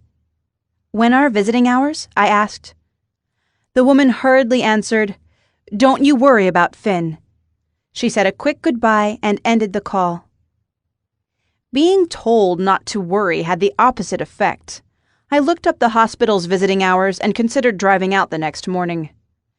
I would need a good night's sleep no matter what, so I settled back on the bed, grabbed the remote, and switched the channel to something less creepy. It took a while to find a show that wasn't about people being murdered. But I found one about a guy helping real people and cats with lifestyle disagreements. The first featured cat preferred to lurk behind the toaster and hiss at people, whereas his owners wanted their kitty to not act like a kitchen gargoyle. By the time the episode ended, with everyone enjoying healthy playtime together, I was sniffing back tears. Jeffrey curled in next to me, twitching his ears when the cats on the screen meowed. The channel was running a marathon of the show. After a few episodes, I stripped down to my t-shirt and slipped under the covers, which triggered playtime. Jeffrey chased the lump of my toes under the covers as though they were monsters. When I'd had enough of the emotional roller coaster of the cat program, I switched to a late-night talk show. My eyelids were heavy. I drifted in and out of exhausted sleep. Suddenly, Jeffrey let out a yowl that was 5 times as terrifying as anything we'd seen on the cat program. "What is it?" I looked around the room. "Where are you?" He howled again. I opened the swaying curtains to find him growling on the windowsill. I turned off the TV and the bedside lamp so I could see outside. I searched the snowy ground, expecting to see a nocturnal rodent going about its business in the bushes. There was nothing down there, but movement in the window next door caught my eye. Something bright was flickering in Mr. Michael's house. Was it just the reflection of a nearby vehicle? I held still, becoming increasingly aware of the pounding of my heart. His curtains were partly open, and from where I was on the second floor, I had a good view of the incandescence of a flashlight skimming the floor and furnishings. Someone had crossed the crime scene tape and broken into the house. They were hunting around, searching for something. Or destroying evidence. Chapter 16. Jeffrey kept watch on the windowsill, fascinated by the flashing circle of light in the house next door, while I stumbled around the bed in the dark in search of my clothes. I pulled on my jeans and retrieved the 2 business cards from my pocket. Tony had asked me to contact him directly instead of calling 911, so I did. He answered groggily, "Now what?" "Flashlight," I said, waving my hand excitedly. He replied, "Are you drunk?" I took a deep breath and tried again. "There's someone inside Murray Michael's house right now, and it's not the crime scene techs. I saw them leave hours ago. Plus, the techs don't use flashlights." He swore. "How do you know? Did Finn rush back from Portland?" "I'm at Dad's house with Jeffrey." "Who's Jeffrey?" he demanded. "Are you going to send someone to catch this guy, or am I going to have to go over there and do it myself?" He spoke to someone else, and the sirens came on. I'd feared he was home in bed, but he was in his vehicle and on the way. Relieved, I slumped on the edge of the bed. Something in the house creaked. I jumped up, a wordless shriek in my throat. "Still there?" he asked. "Try to relax." "I can't relax. I'm going downstairs to check the house." "Fine, but don't you dare go next door," he said. "Stay right where you are and don't move an inch. We're on the way. It's just going to take some time." "How long? If you're too slow, you'll miss him. He might even be gone already."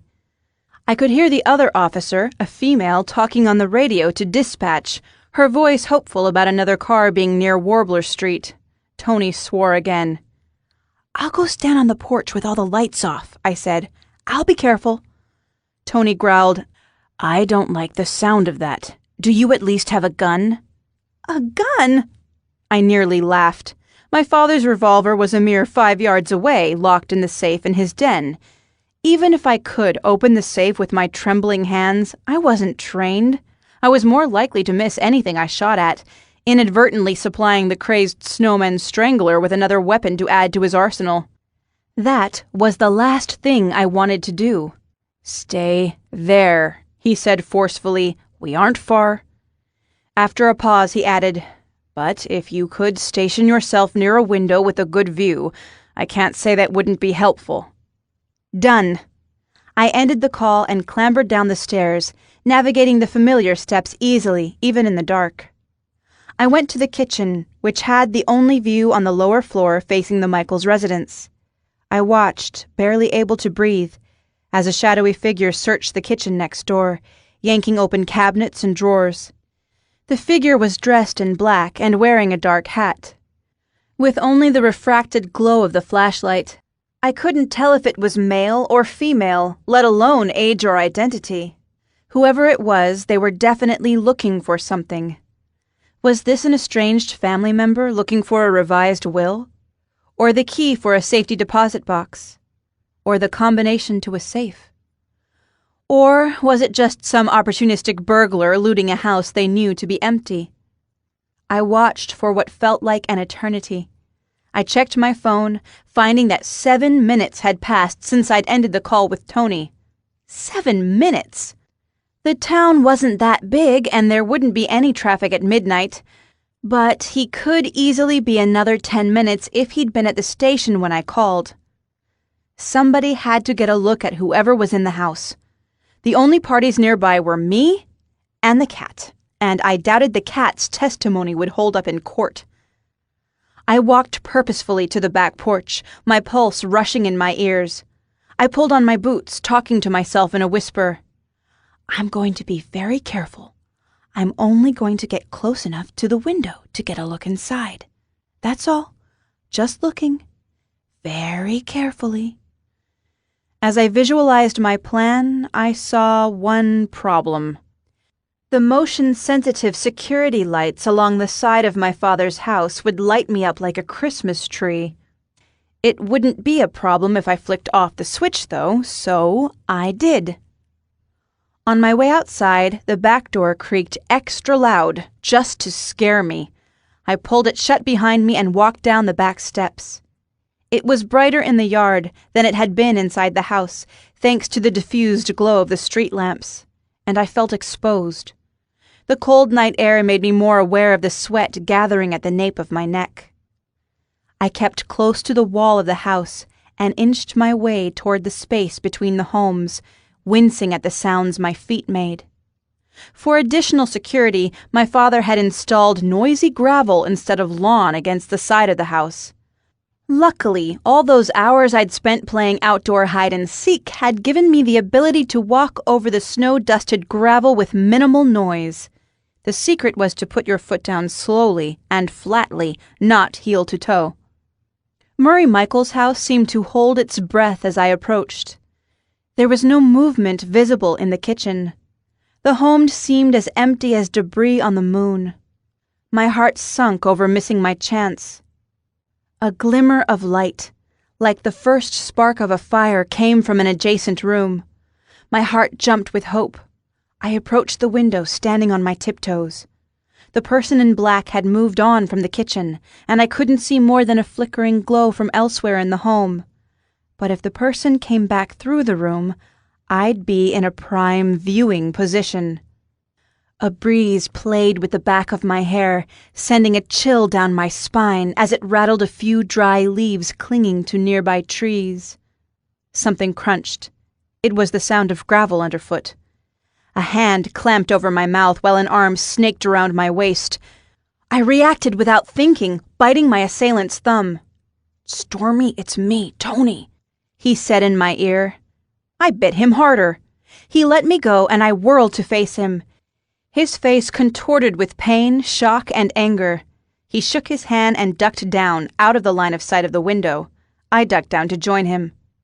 He managed to sound like he was yelling, even at a whisper. "I thought you were going to stay inside your house. I thought you were going to get here quickly and catch the bad guy. Stay right here and I will." He didn't move, except to shake his bitten hand. I whispered back, "What are you waiting for? Get out your gun and go shoot this guy." He shook his head. "You're the worst." A nearby door creaked. I pushed Tony toward the back of the house where it seemed the sound had come from. "He's getting away," I said. "Go, go!" We both ran along the side of the house, no longer concerned about gravel sounds. At the back of the Michaels residence, a tall, dark-clad figure emerged from the back door. "Stop where you are," Tony yelled. The dark-clad figure seemed to consider this for a second, and then flew down the back steps, crossed the snowy backyard, and leaped over the side fence as easily as an Olympic hurdles jumper. Tony reached for his sidearm holster, undid a latch, but didn't draw the gun. He ran after the suspect, his dark boots punching the fresh snow tracks, and jumped over the fence with a grunt and what sounded like a hard landing. He yelled again for the suspect to stop and identified himself as police. I hastily tied the laces on my boots and joined in the chase. Chapter 17.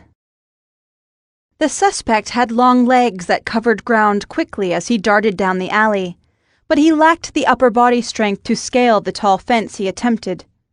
Tony was closing in on the dark figure and might have caught up sooner if he hadn't wasted precious energy yelling at me to stay back. "Pretend I'm not even here," I said between puffs. He muttered something about using the taser on me. "Good idea," I said. "Use the taser. Get him." The suspect, upon hearing my suggestion regarding the taser, found the upper body strength to get over the tall fence. Tony tried to follow, but what he had on the perp and upper body strength, he lacked in height. Meanwhile, I unlatched the rusty hook-and-eye hardware, pushed open the tall fence's gate, and whistled to get Tony's attention. Instead of thanking me, he told me again to go home as he rushed through the opening. The suspect was halfway across the yard when he slipped on some ice. The guy's long arms were still windmilling when Tony took him down bodily, like a panther pulling down a stumbling gazelle. Within seconds, the black-clad suspect was face down in the snow, next to a colorful children's playhouse. I parked my hands at my waist and caught my breath as Tony put the cuffs on the suspect and recited his rites. I mouthed along with the words I knew by heart.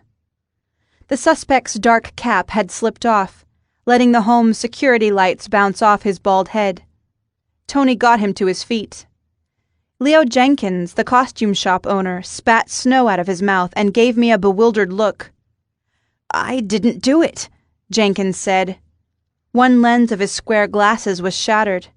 A dark spot of blood ran down his cheek like a teardrop. Tony said, "Didn't do it, huh?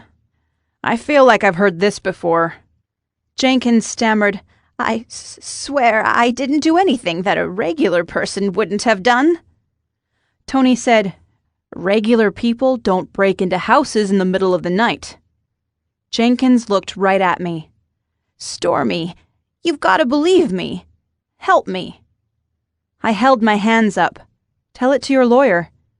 Despite his pleading, I tried to remain cool and dispassionate. Claiming innocence was exactly what any guilty person would do. But Jenkins did look awfully pathetic with his thin shoulders slumping under his broken glasses and cut face. Tony spoke to a woman on his radio. A moment later, a car pulled up and stopped in the alley. Officer Peggy Wiggles met us at the gate. She gave me a stiff nod before helping Tony load their suspect into the back of the police cruiser.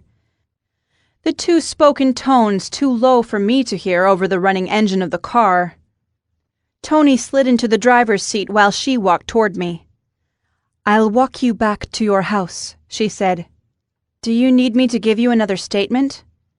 "Tell me on the way," she said. "Take your time." We started walking back toward my father's house. I saw someone breaking in, called Tony, and he caught Leo Jenkins. Not much of a statement, but there you have it. "Is there more?" she asked. There was plenty more, including me urging Officer Tony Milano to utilize the various weapons on his belt and disobeying his orders to stay back.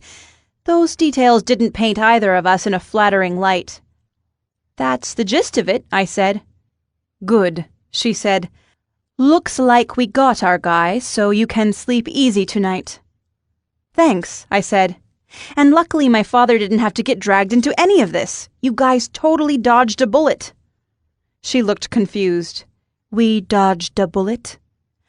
"I guess you started after he retired so you don't know him, but trust me, Finnegan Day would not have been amused by being considered a suspect."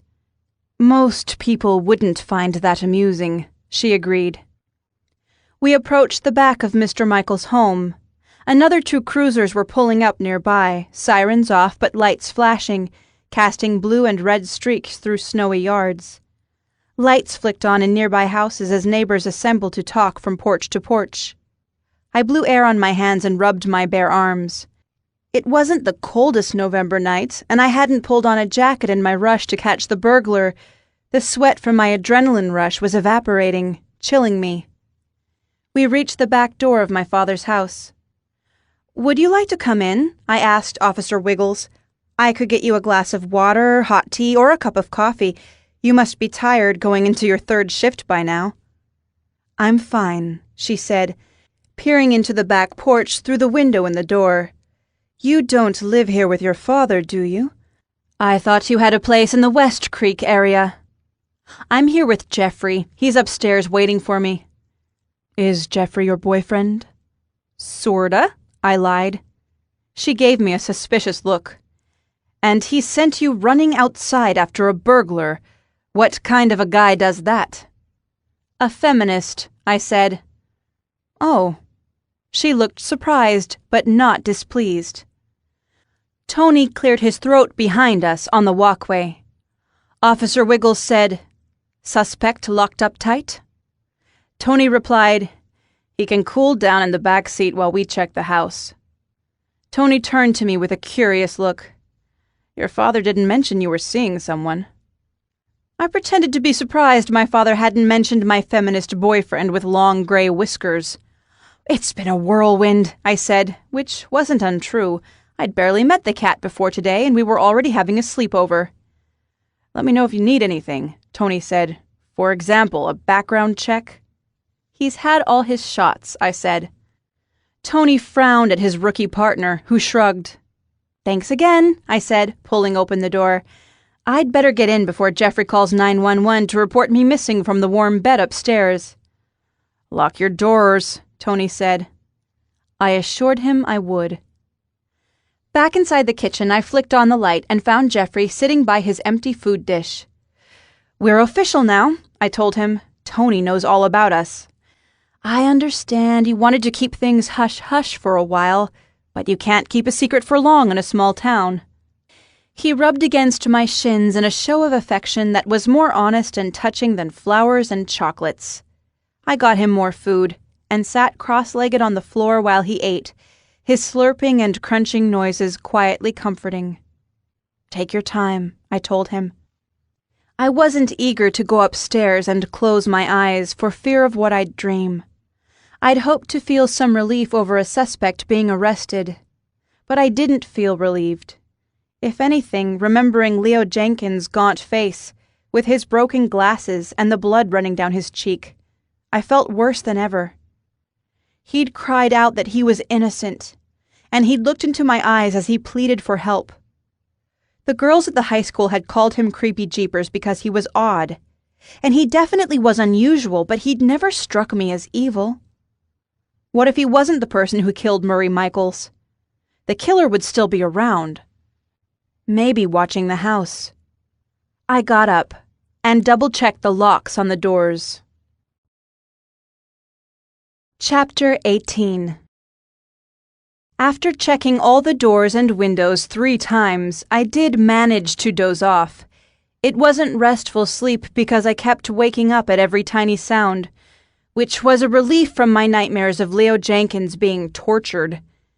In my dreams, he suffered countless injuries while he pleaded for mercy, maintaining his claim of innocence.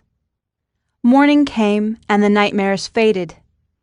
The room was bright when somebody started licking my eyebrows. I checked the guest room's clock. It was well past the time I usually got up, but I didn't want to face the world. Jeffrey's raspy tongue became more like gritty sandpaper with each loving lick. 5 more minutes, I groaned, pushing him away. Jeffrey gave me about 20 seconds reprieve and then started exfoliating my forehead again. "Easy there, champ," I said. "You're going to lick my eyebrows right off, and then what will people say? Pam will tell me I look like a permanently startled woodchuck." He yawned to let me know that whatever Pam thought about my appearance, it was not important enough to warrant further discussion. He was right. "How are your little man parts?" I turned him around to check the surgery site. To my relief, I found he hadn't been applying the same intense eyebrow cleaning to his stitches. As thanks for my nursing efforts, he gave me a disgusted look and swished his tail. "Everything's fine back there," I reported. The only thing unusual about his recovery was his sociability. The veterinarian's assistant had warned me he would likely hide for days. "You're doing great," I told him. "I, however, am going to stay in this bed until further notice." I rolled over and went back to sleep. Back to the nightmares. Leo Jenkins was making snowmen, rolling balls of snow across a field, while an unseen tormentor cracked a whip and shouted orders. The orders sounded like bells. I woke up to the chorus of 6 phones ringing. I rolled over and picked up the guest room extension. "Day residence," I answered. "There you are," boomed my father's voice with its gentle Irish brogue. "Pam said you volunteered to babysit the cat, and I thought for a moment she had relocated her sense of humor, but there you are. What did you do to get Tony so worked up?" He chuckled. "You've got to let me know so I can try it myself." "Nothing bad," I said defensively. "I helped him catch Leo Jenkins, who was breaking in next door." There was a pause, a rare moment where I'd caught my father off guard and rendered him speechless. "Good for you," he said at last. "I'm alone in my room at the moment, so be quick and tell me everything." I sat up in bed and propped a pillow behind my back. "In a minute. How's your new hip? How's your pain level? You sound good. I should drive out to see you today." "Don't bother," he said. "The coffee's terrible, and the company's worse. These pain meds make me nod off mid-sentence. It's too long a drive for the small pleasure of watching your old man snore. I'll be home soon enough." "What's this about you getting the cat mixed up with another cat?" "No mix-up. Your cat is a boy, and always was. I did check the collar tag, so don't try to make me worry. His name is Jeffrey."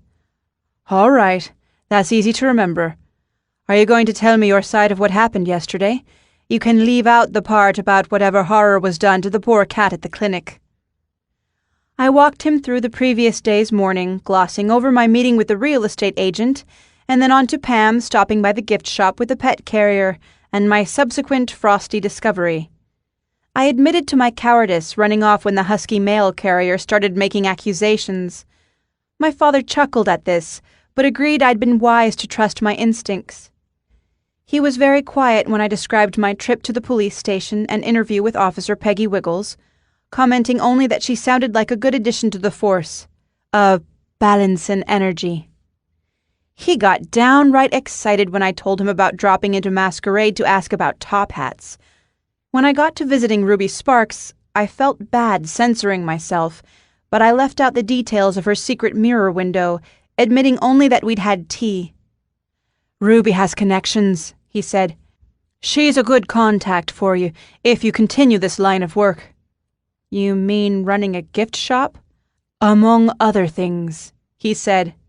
"How did you notice someone breaking in next door? Did you have the house under surveillance?" I explained that I'd had my best cat on the job and he'd alerted me.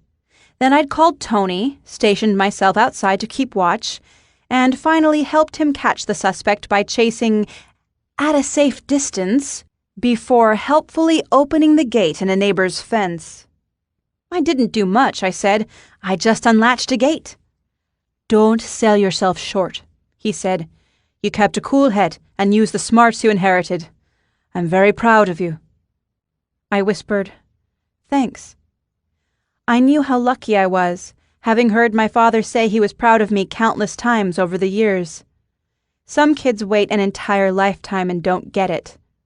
Finnegan Day was tough on people, but he always gave credit where it was due. He burped. "Whoops, that'll be the coffee coming back up for a second roundhouse kick to the taste buds." "That's it," I said with finality. "I'm driving over, and I'll bring you some decent coffee. It's either that or stay inside your house until the food runs out. You still have all those pickled beets?" "You don't have plans?" he asked. "My employee can run the store without me. Dad, I need out of this town. If I show my face anywhere, people are all over me. It was humiliating before, and now it's going to be worse. I need to get away, drive away, just get in the car and go." "No," he said sharply. "You need to get back on the horse. Remember how we saw that thing on TV about brains? About things firing together and wiring together? I've seen it happen after a shooting. People get spooked, and they can't do the regular things they used to." I remembered the documentary. "Neurons that fire together, wire together," I said. "Right, neurons. Some folks will say you need time off. And sure, you do need rest, but if that horse bucks you off, you need to climb right back on." He paused, waiting for a response. "Sure," I said, "get right back on the horse. I just need a horse." "The horse is a metaphor," he said. "A metaphor?" I laughed. "Hello, who is this, and what have you done to Finnegan Day?" "Gotta go," he said. "Dora is here to do unspeakable things to me." I asked him what these unspeakable things entailed, but he'd already hung up. Jeffrey watched me with great interest as I crawled out of bed and dressed in the same jeans, t-shirt, and cat fur-covered cardigan sweater I'd worn the day before. I went downstairs to the kitchen, rustled up some food for both of us, and used my phone to catch up on messages. My employee, Brianna, had sent a flurry of notes, all following a pattern. She'd ask me where some item was, and in another message, time-stamped 5 minutes later, she'd tell me she'd found the item. There'd be a third message apologizing for the first two. She would be fine running the store without me that day. If anything, my absence would encourage her to become more self-sufficient. I thought over what my father had said about getting back on the horse. For Brianna, dealing with various retail crises was her horse. What was mine? I heard the thumping of boots on the front steps. Was facing the husky mail carrier my horse? I ran to the front door. He must not have been expecting a wild-haired woman to yank open the front door. The poor man dropped his satchel of mail on the porch and, by the look on his face, peed a little. "Sorry for jumping out at you," I said. "If you haven't already heard, I thought you'd want to know the police caught the guy. Oh, and I'm sorry about ditching you at the crime scene yesterday. That wasn't very nice of me. But look at how tiny I am compared to you." His mouth opened, but no sound came out. "Sorry," I said again. "It's just that you're a big guy. Not big in a bad way. You look strong. Do you work out? What can you bench? I bet it's a lot." He stammered, What? "You look like you could bench press a lot more than me. I went for a personal training session once, and you know what I lifted? The bar. With no weights on it, just the bar, and I was sore the next day." He blinked. "Did they really catch the guy who killed Mr. Michaels?" "I hope so. I can't say who, unfortunately. I'm not going to start any rumors." "It was someone local?" I nodded. "He broke into the house last night. It was pretty stupid to come back, but my guess is he was worried about evidence. That's such a relief.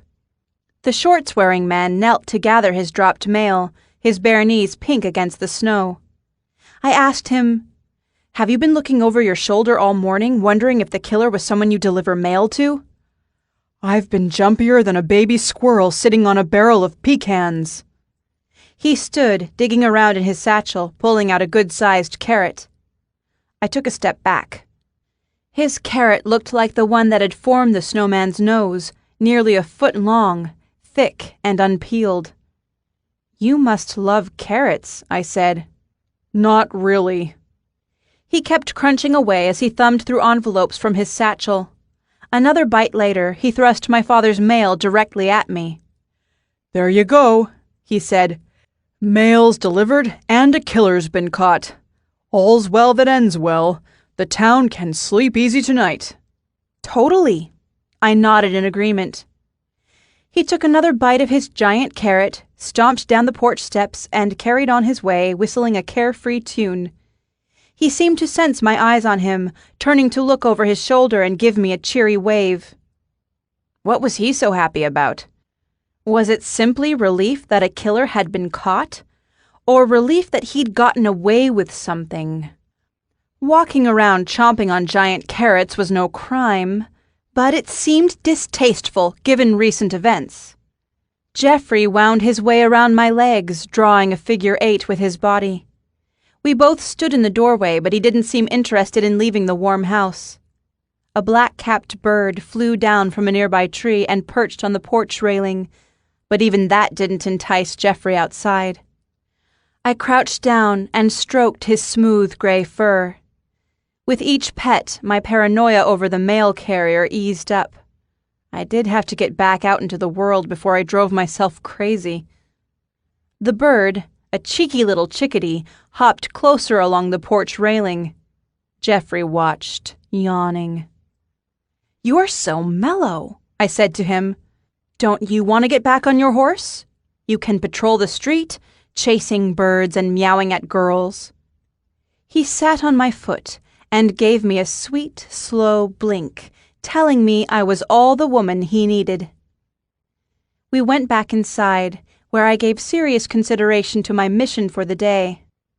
Looking around for paper, I found Pam's sketchbook and spent a few minutes flipping through her sketches of store windows and houses.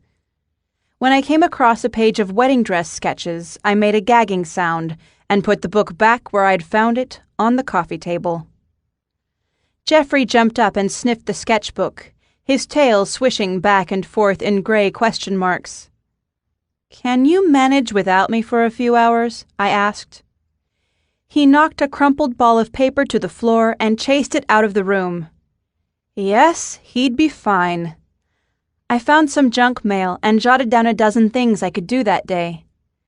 Because I wanted to make my father happy, I pulled on my coat and boots and bravely headed out to get back on my metaphorical horse. Chapter 19. My employee, Brianna, greeted me cheerfully when I walked into Glorious Gifts.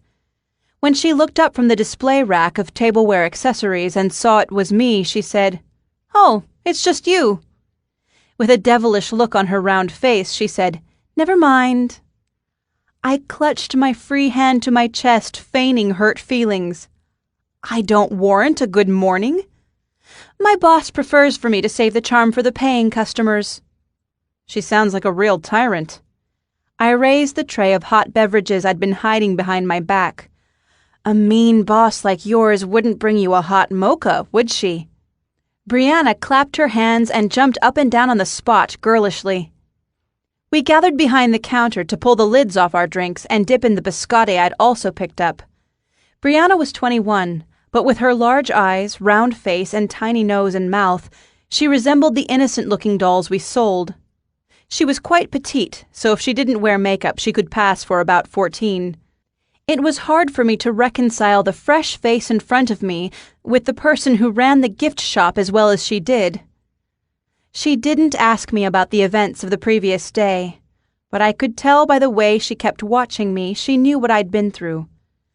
I'd been happy to relay all the details to my father over the phone, but thinking about going through it again and again, answering people's questions, made me feel like hiding under the counter. If Brianna could pretend nothing was out of the ordinary, I could do the same. "Did you call everyone with special orders?" I asked. "Yes, boss." Brianna bobbed her head, her straight brown hair swinging around her doll-like face. "Did you sort out the recycling?" She grinned. "Yes, boss." "Order more cash register rolls?" "Yes, boss." "Grow 5 inches so you can dust the top shelves without a ladder." She stood on her tiptoes. "Working on it." "Did you get that tattoo you were talking about?" "Not yet." Her big eyes widened. "Wanna come with me?" "Let me get back to you on that." I crouched down and started moving bags so I could reach the lockbox and the safe. "I'd better do a bank run for the deposit and get some coins, since you've made me look bad by doing your job and most of mine. If you need me, I'll be in the office for a few minutes running reports." "Sounds great."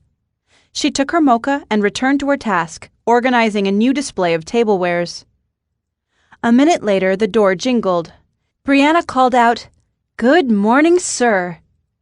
I was kneeling behind the counter refilling the lockbox with rolls of coins, so I didn't see who'd come in, but he said hello back to her, with a deep voice that sent a ripple up my spine. "Is it still morning?" she asked with a giggle. "Sometimes I say that all day, even after it's past lunchtime. There should be another greeting that you can say all the time." "Hello," the man said. "Hello yourself," she said. "I mean, you can say hello all day long, morning or evening." She snorted in response. Brianna was an agreeable, joke-loving girl, an aspiring cartoonist with her own webcomic, but this man was eliciting far more than her typical friendly patter. "Are these for curtains?" the man asked. "Those are technically napkin rings, but you could use them for anything you like. I think you could use them with a curtain rod if you got the right hardware. Is that something you're looking for, a curtain rod? We mostly carry gift items, but we can do special orders." The way she was carrying on, I half expected her to offer to sew him some curtains out of our best tea towels. I straightened up enough to peer over the top of the counter. The customer was a handsome, dark-haired man in a gray suit paired with a trenchcoat-style jacket. If my brain were able to make cartoon sound effects, it would have made one now, perhaps the "Hawooga" of a jalopy honking.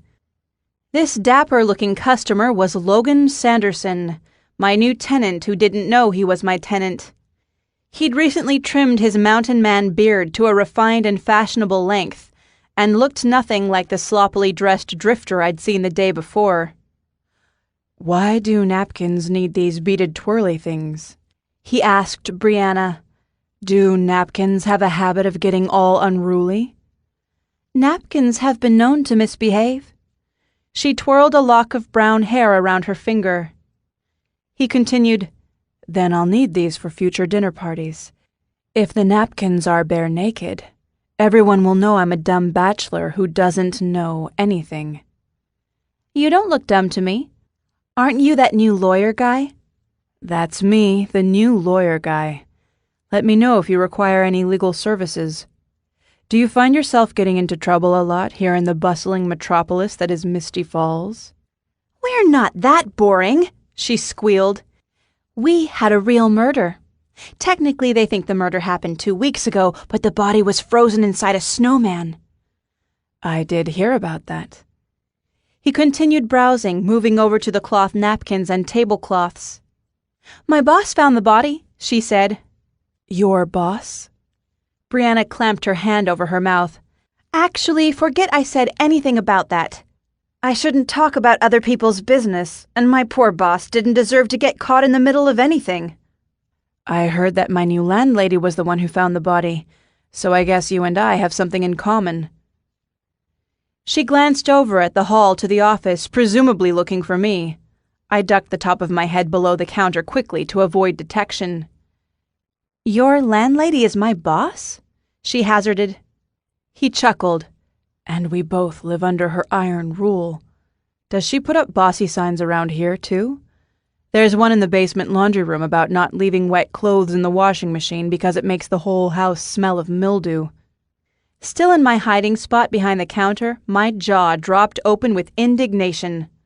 The bossy sign in the laundry room had been there when I bought the place. Sure, I agreed with it, which was why I hadn't taken it down, but it wasn't an unreasonable request. "I can't complain," Brianna said through giggles. Then she got louder, presumably for my benefit. "Stormy is a terrific boss. I'm extremely grateful to be working here. Yes, Stormy is very nice, and totally cool for a lady in her mid-30s. I thought my jaw couldn't drop open more, but it did. Mid-30s? 33 was early 30s, barely 30, not mid-30s. So she's my age, he mused. From the stories and the signs, I imagined someone much older. Do you know where she is? I've been keeping an eye out for her at the duplex so I can properly introduce myself, but she hasn't been around. I'll get her for you. I think she's in the office. I heard footfalls as they walked together to the back of the store. Not if she's busy, Logan said. I don't want to disturb her. It's no trouble. I think she takes naps in the office when she's here. She let out a laugh. I'm kidding about that, by the way. Stormy is not the kind of lady who takes a nap. You'd need to give her warm milk and sleeping pills to get her to slow down. Brianna walked past the counter, not noticing me where I crouched. She creaked open the door of the office and called my name. I didn't respond because that would give me away. She would see me upon her return unless I hid better. The space under the counter was a hodgepodge assembly of cabinets and scrap wood. There was a curtain to hide the mess, but we always kept the curtain open for easy access. Still crouching, I inched my way back, huddled up, and squished myself into the cupboard. I pulled the curtain across, but it got stuck and wouldn't close all the way. "Stormy?" She called again into my office. The door clicked shut. "You might catch her at the bank," she told Logan. She walked past me again, not looking down to see me huddled below the store's counter, half hidden by a curtain. "She must have slipped out the back," she said apologetically, and then abruptly cried, "Oh no!" "What's wrong?" he asked. "She left her coffee behind and she barely had a few sips. Such a shame." He made a sound. Brianna asked him, "Do you want to leave a note for her?" "No, but I will buy some cloth napkins and the beaded things that keep them from becoming unruly. Can you help me pick out a good combination? I'm colorblind." "Aw, you poor thing," she said. "It's just blues and greens that are hard to tell apart. That's why I always wear brown suits and brown ties." Your suit and tie are gray, sir. A moody sort of gray." He chuckled. "I know that. I was testing you." Something rustled. "I'll take these ones if you think they're okay." "Excellent choice, sir. I'll ring these right up." As she returned to the counter, I nudged a few inches further into the cupboard, next to the computer and extra rolls of receipt paper. I should have stood up as soon as they'd started talking about me, but now it was beyond awkward. Brianna clicked away and gave him the total, adding, "That's with the family discount, since technically you live with the store's owner." "Watch yourself," he said dramatically. "That's how rumors get started." She laughed. "You'll like Stormy," she said. "Just don't make her mad and you'll be fine. She really is funny and smart and generous and kind." My cheeks flushed. The cupboard was getting very warm. Objects clattered on the counter above my head, and a bag rustled. They finished the transaction, and the door chimed as he left. Once Brianna was distracted with another customer, I opened the curtain, crept out from under the counter, and slipped away through the back door. Chapter 20. For the second time that morning, I walked into the House of Bean for coffee. My first vanilla latte was back at Glorious Gifts, barely touched. I couldn't have taken it with me, or Brianna would have known I'd overheard her conversation with Logan. I approached the coffee shop's counter with rising dread. The little bundle of evil known as Chad was working the cash register. He was my least favorite barista, the one who insisted on using official House of Bean menu terminology. "Good morning," I said. The young man replied with an aggressively cheerful, "Good morning to you, ma'am." I dug in my purse for my wallet, avoiding eye contact. "Vanilla latte, please, large." "Sorry," he said in a sing-song tone that was anything but apologetic. "We don't have those. May I interest you in a teeny-weeny beanie steamer?" I glanced up with a blank expression, playing dumb. "But isn't that just a latte with vanilla syrup?" Evil Chad's eyes narrowed to their most evil setting. "Our teeny-weeny beanie steamer is a delicious blend of steamed milk, hot espresso, and 2 pumps of our signature vanilla bean flavor." We faced off in silence. Evil Chad didn't know who he was up against. I would quit drinking their specialty coffees before I ordered a teeny-weeny beanie steamer. There was nobody waiting in line behind me, and I wasn't in any rush, so I took the opportunity to share some helpful tips with the young man. What followed was less of a discussion than an informative lecture.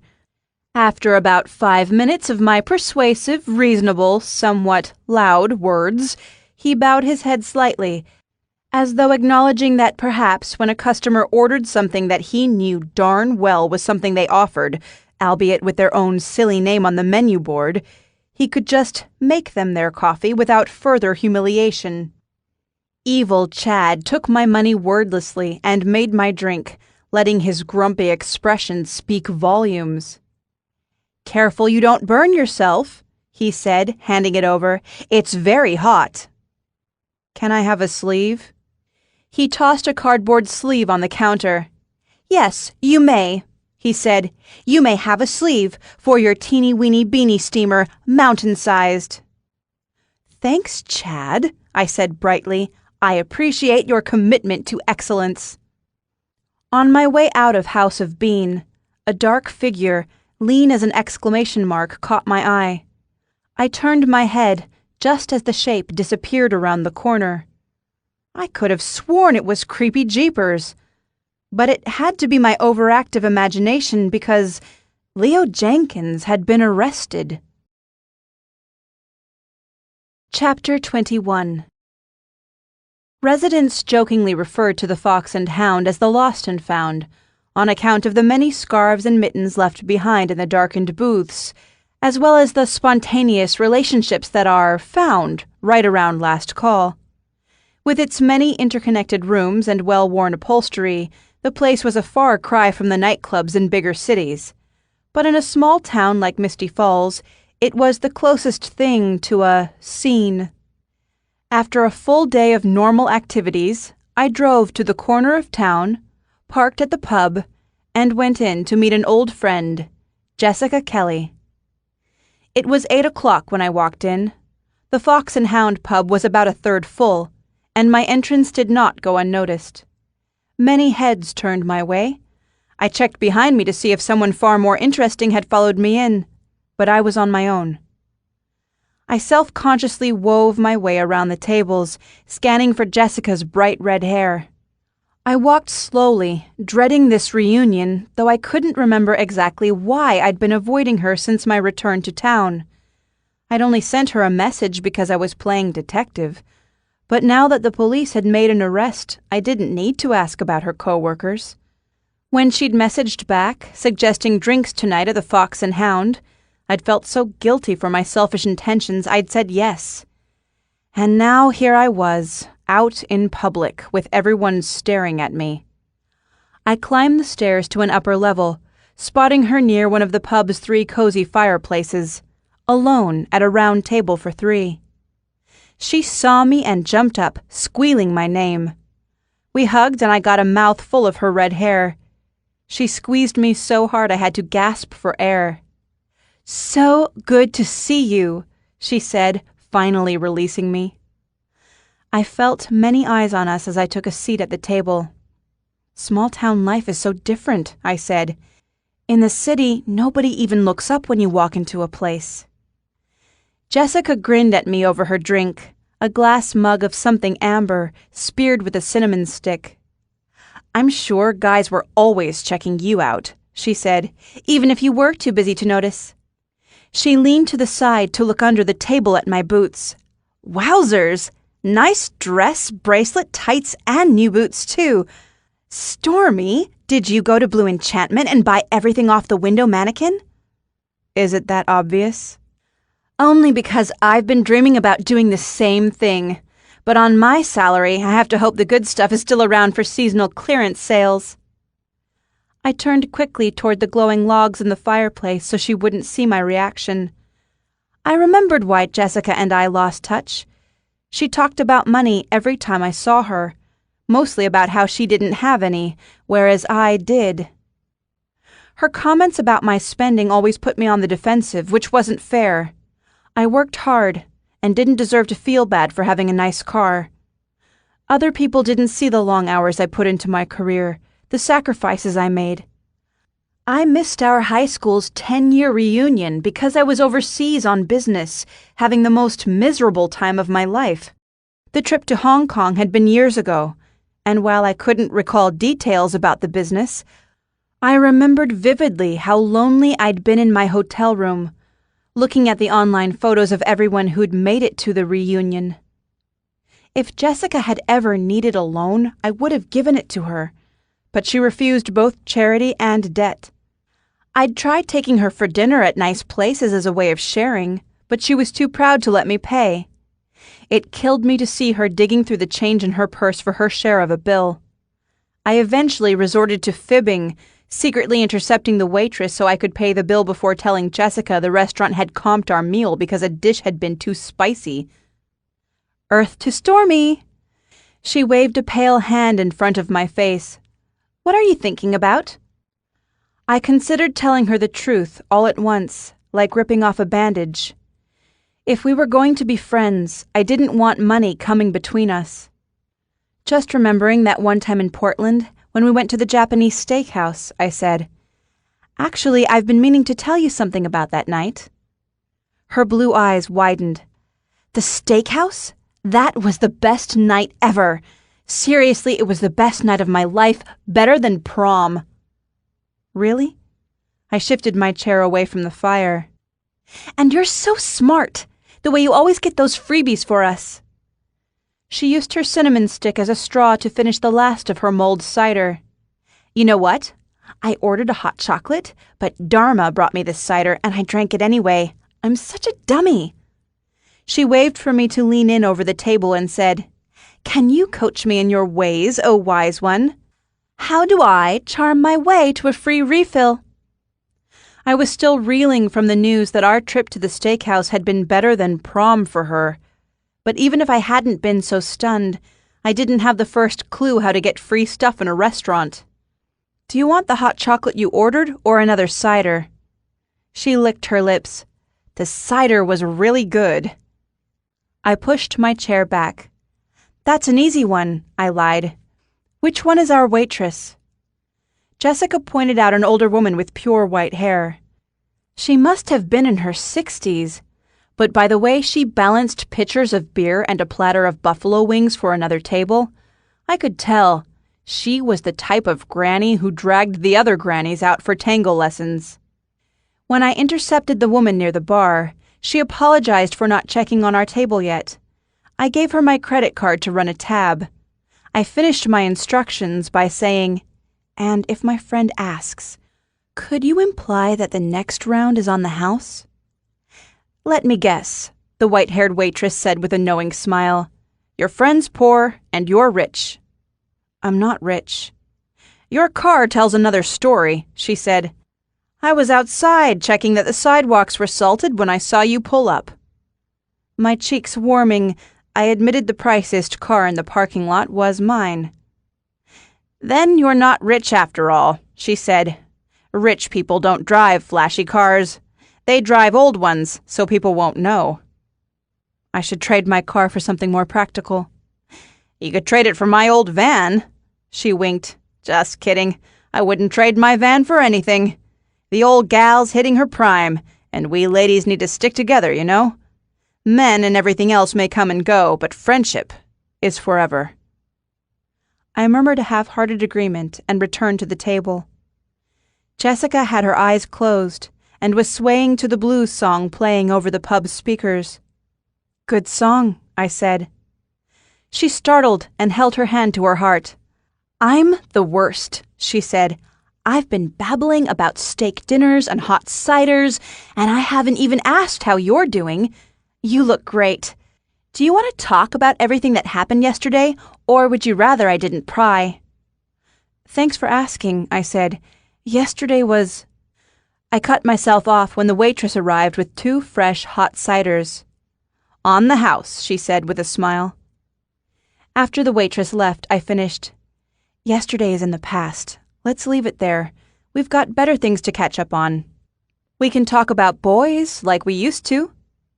I picked up my mug, but she put her hand on my arm, stopping me from taking a sip. Her expression got very serious. I braced myself for something upsetting. "You should do a toast," she said. "One of those fabulous Irish toasts your family does. Would that be okay?" Before I could respond, she was shaking her head, saying, "No, I'm being silly. Never mind, it's just the 2 of us. And you're only here tonight because you feel sorry for me. Weird little Jessica Kelly who never left Misty Falls or even tried to make something of her life." She turned toward the fireplace, the orange glow of the gas flames catching in the tears she blinked away. I pushed my chair back and stood. Still facing the fire, she said darkly, "We'll save that toast for your going-away party when you get to leave again." I grabbed my mug and raised it. People were watching, but I didn't care.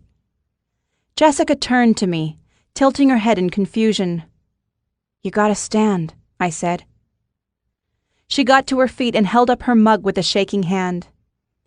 In a pale imitation of my father's brogue, I intoned, "There are good ships and there are wood ships, the ships that sail the sea.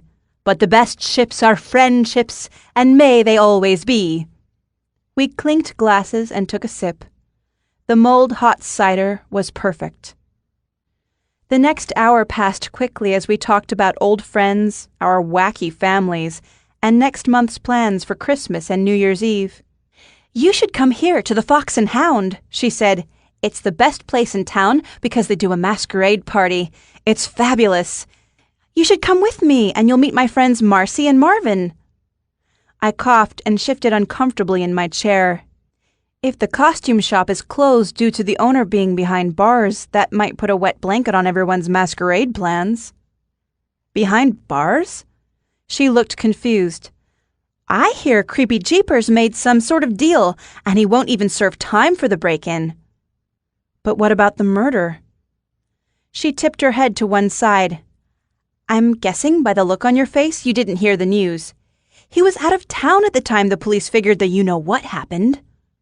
I folded my hands in my lap and looked down, making my face neutral, acutely aware of the sensation I was being watched.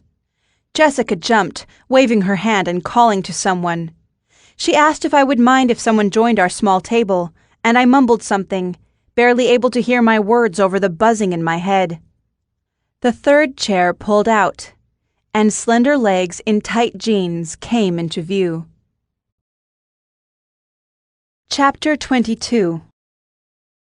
Jessica said to the newcomer, "This is Stormy Day. She's basically my best friend, so you might be seeing a lot of her." "Yes," I agreed, looking up with a pleasant smile for the newcomer. "You must be Marcy?" "Not even close," she said. "My name is Harper, like the author Harper Lee." I shook her hand and repeated, "Harper Lee." Her fingers were very cold. "Minus the Lee," she said. "Just Harper." She turned to Jessica and complimented her lipstick as well as her hair, worn down and unbraided for a change from how she had to wear it at work. Harper wore the same too dark lipstick she'd applied in front of me the day before when she'd fixed her makeup in the one-way mirror at Ruby's. She'd been standing next to Mr. Jenkins, the man who'd broken into the victim's house, but was apparently not being charged in the mysterious death. Was Harper connected somehow? She'd seemed rattled by the news yesterday, but then again, who wouldn't be? I was still reeling from Jessica's bombshell about creepy jeepers. When I'd seen the skinny guy outside House of Bean, it must have been him after all. I would do well to trust my instincts more, and right now they were telling me something wasn't quite right with Harper. I watched her with interest. She scanned the pub again and again, twisting the jewelry in her nose piercing with fingernails that had been bitten to the quick. Jessica continued the introductions, telling me she worked with Harper, and telling the blonde, "Stormy's father is a cop." "A retired police officer," I said, watching Harper for any signs of discomfort. She sat up straighter and blinked repeatedly. Jessica said to her, "Don't worry, Stormy's not a stick in the mud just because her dad's a cop. In fact, she's the one you want to get in trouble with because she can talk her way out of anything."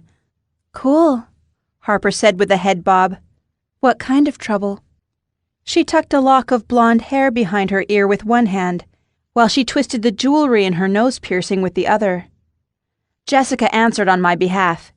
"In high school, Stormy used to go after the bullies. She'd teach them a lesson." I held my hands up. Guilty as charged. I dumped mashed potatoes and gravy on a few guys in the cafeteria, and now I have a reputation for being nuts. Harper gave me a sly smile. "Cool. All the best people are crazy." "I'm not crazy," I said. "I can get a little emotional about things." "She's passionate," Jessica said with a knowing smirk. "For example, if Stormy wants a vanilla latte, that's what she wants, not something with a silly name. Once she picks a battle, she'll die on that hill." I crossed my arms and gave her a pretend scathing look. "What did you hear?" She gave me an innocent expression. Our snowy-haired waitress appeared with 3 ciders. We hadn't ordered another round yet, as I still had most of my original cider remaining. "On the house," she said. "Dharma, no way," Jessica said, rummaging in her purse. "I'll get this round." The waitress winked at me before saying, "The bearded gentleman at the bar has already paid." All 3 of us turned at once to see who she meant. There were 3 men with beards sitting around the bar, but only one looked back at us with a smile and a wave.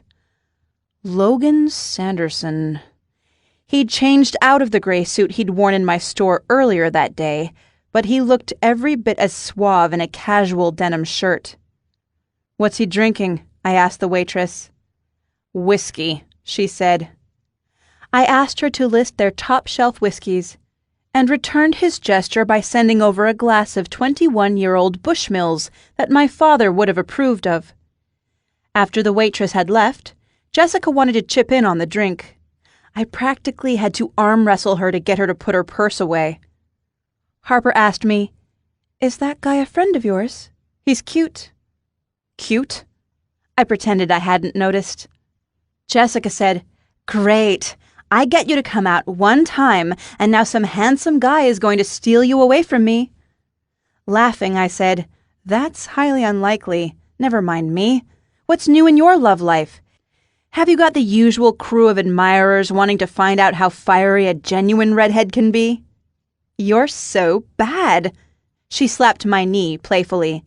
"I've really missed having you around to keep me on my toes," she said with a sigh. "Things haven't been so great in the dating department, though. Maybe your friend at the bar has some friends he can introduce me to. How do you know him, anyway?" "Stop trying to change the subject. What's happening with your skateboard guy?" "Oh," she said, and soon the details were flowing. While Jessica filled me in, I replied just enough to keep the conversation going while I observed Harper. Whenever someone walked in the door of the pub, she didn't just glance up casually to see who it was, the way the other people in the pub did.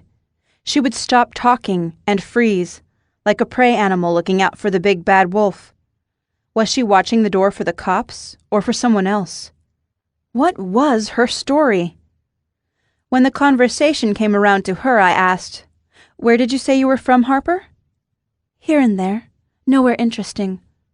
She leaned in and settled her chin on her palm, pretending to be at ease. but leaning to one side if I moved my head enough to block her view of the entrance. "And what brought you here? Did you move here just to fulfill your lifelong dream of working at the Olive Grove?" Jessica reached across the table and flicked my arm. "What's next, Stormy? Asking the poor girl what her 5-year plan is? Gosh, lighten up." Jessica explained to Harper, "Stormy owns that cute little gift shop. She's looking for someone else to work part-time so she has more time to—" Jessica trailed off, looking perplexed. "Stormy, what exactly will you do on your days off, besides hang out with me? Do you have any hobbies?" I crossed my arms, unhappy with the way the conversation had turned. "Fine," I admitted. "I'm a recovering workaholic. Maybe I'll take some arts and crafts classes at the community center. I might try yoga or meditation." Jessica laughed, leaning forward as she shook, dropping her wavy red hair around her face like a modesty curtain. She kept laughing until she was wiping the corners of her eyes. Harper bobbed her head, a forced smile on her lips, her eyes on the door. Jessica wiped her eyes and said, "I might be down to my last $20, but I'd pay good money to see you in a meditation class. You can't sit still for 5 minutes, let alone an hour." "I could if I wanted to." "Do you want to?" I frowned at my cider. "Not really," I admitted. They both laughed and began talking about various exercise classes they'd tried. As we emptied our mugs of mulled cider, I warmed up to Harper.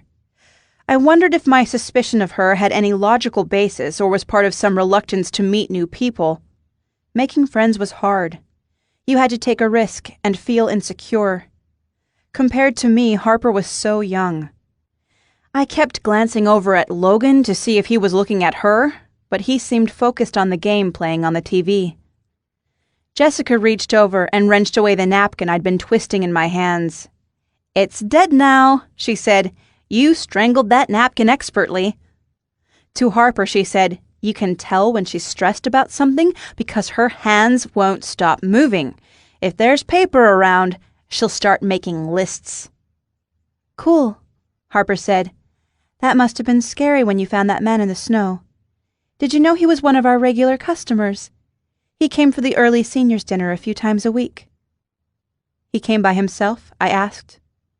Jessica answered, "Table for one, and he brought one of his cowboy novels to read."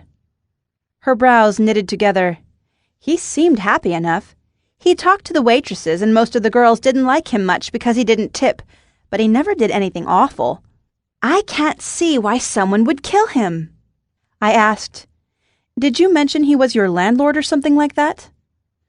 "I heard he was an investor in the holding company that owns our apartment building. Harper lives in my building, too." She snapped her fingers.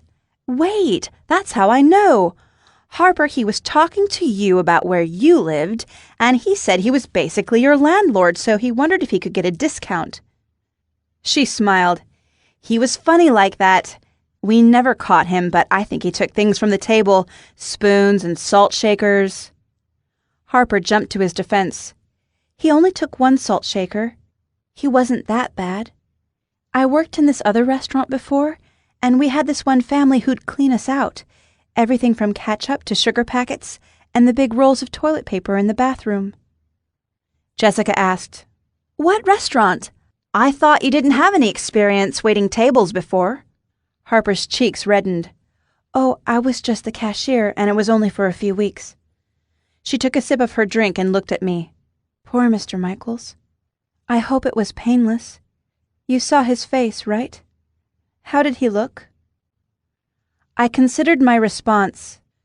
The muscles of the face contort with rigor mortis, and it's only in extreme situations, such as a painful death from strychnine poisoning, that facial expression gives any hint of the deceased's emotional state on passing. The peaceful expressions seen on loved ones at open casket services are the result of the good work done by caring embalmers and funeral cosmetologists. Harper was leaning in, looking both sad and hopeful, giving the impression she cared about how Murray Michaels had felt as he passed into his next adventure. She didn't want to hear forensic science. With her sweet expression and the flickering light from the fireplace making her pale hair a golden halo, she looked like an angel who'd come to watch over the man's final days, refilling his coffee cup and looking the other way while he snagged silverware. She didn't look at all like someone who'd snuff out his life. I felt slightly guilty for even considering her a suspect. "Well?" Harper bit her lower lip. "Did he look scared?" "He looked peaceful," I said. "Very peaceful, considering." "Good," she said softly. "May he rest in peace." Chapter 23. It was midnight when I got home. I'd avoided bumping into my tenant at the house so far, but by the look of the bright windows on his side of the duplex, he'd beaten me home from the Fox and Hound. I bypassed the driveway and pulled up along the sidewalk, where I could catch a glimpse into his place. The curtains were wide open, showing off his living room furniture, which was all modern and enviably stylish. His colorblindness hadn't hampered his decorating efforts. While there were some unpacked cardboard boxes stacked in the corner, he had, in less than 24 hours, made his side of the duplex look more like a home than my side. "What a jerk," I muttered with equal parts indignation and amusement. My car was still running. The mature thing to do would have been to get out of my car, walk over to his door, knock politely, and properly introduce myself. There would be an awkward transition when he realized he'd made crude remarks about his landlady to his landlady, but we could get over that. We could be friends. He could tell me where he bought his very attractive standing lamp. My eyes wandered from the lamp to the framed prints on the wall to a man's bare chest. I let out a girlish squeal. Logan was shirtless, walking around the brightly lit living room half naked. He brought a laundry basket full of clothes to the sofa and began folding clothes. I couldn't tear my eyes away. He flexed and stretched, his appealing torso completely changing my feelings about laundry.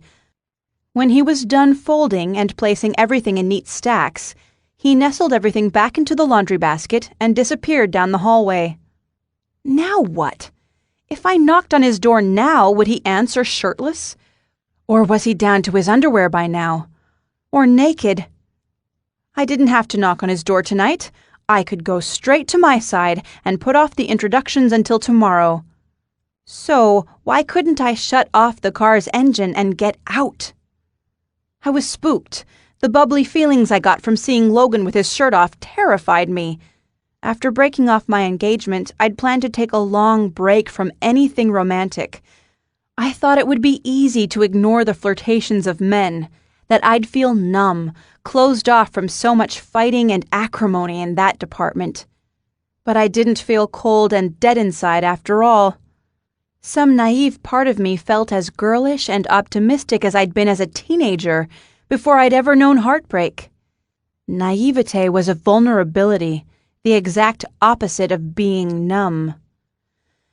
Now fate had practically dropped into my lap this handsome single lawyer. It was too good to be true, like a big chunk of cheese resting on a 10-cent mousetrap. I knew a trap when I saw one. The only thing worse than having a girlish crush on a guy was dating him, losing him, and having to live next door while he carried on with other women.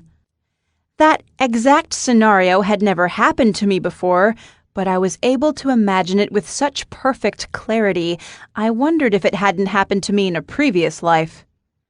I reached over to my purse to grab my phone. Jessica had made me promise to call her again soon.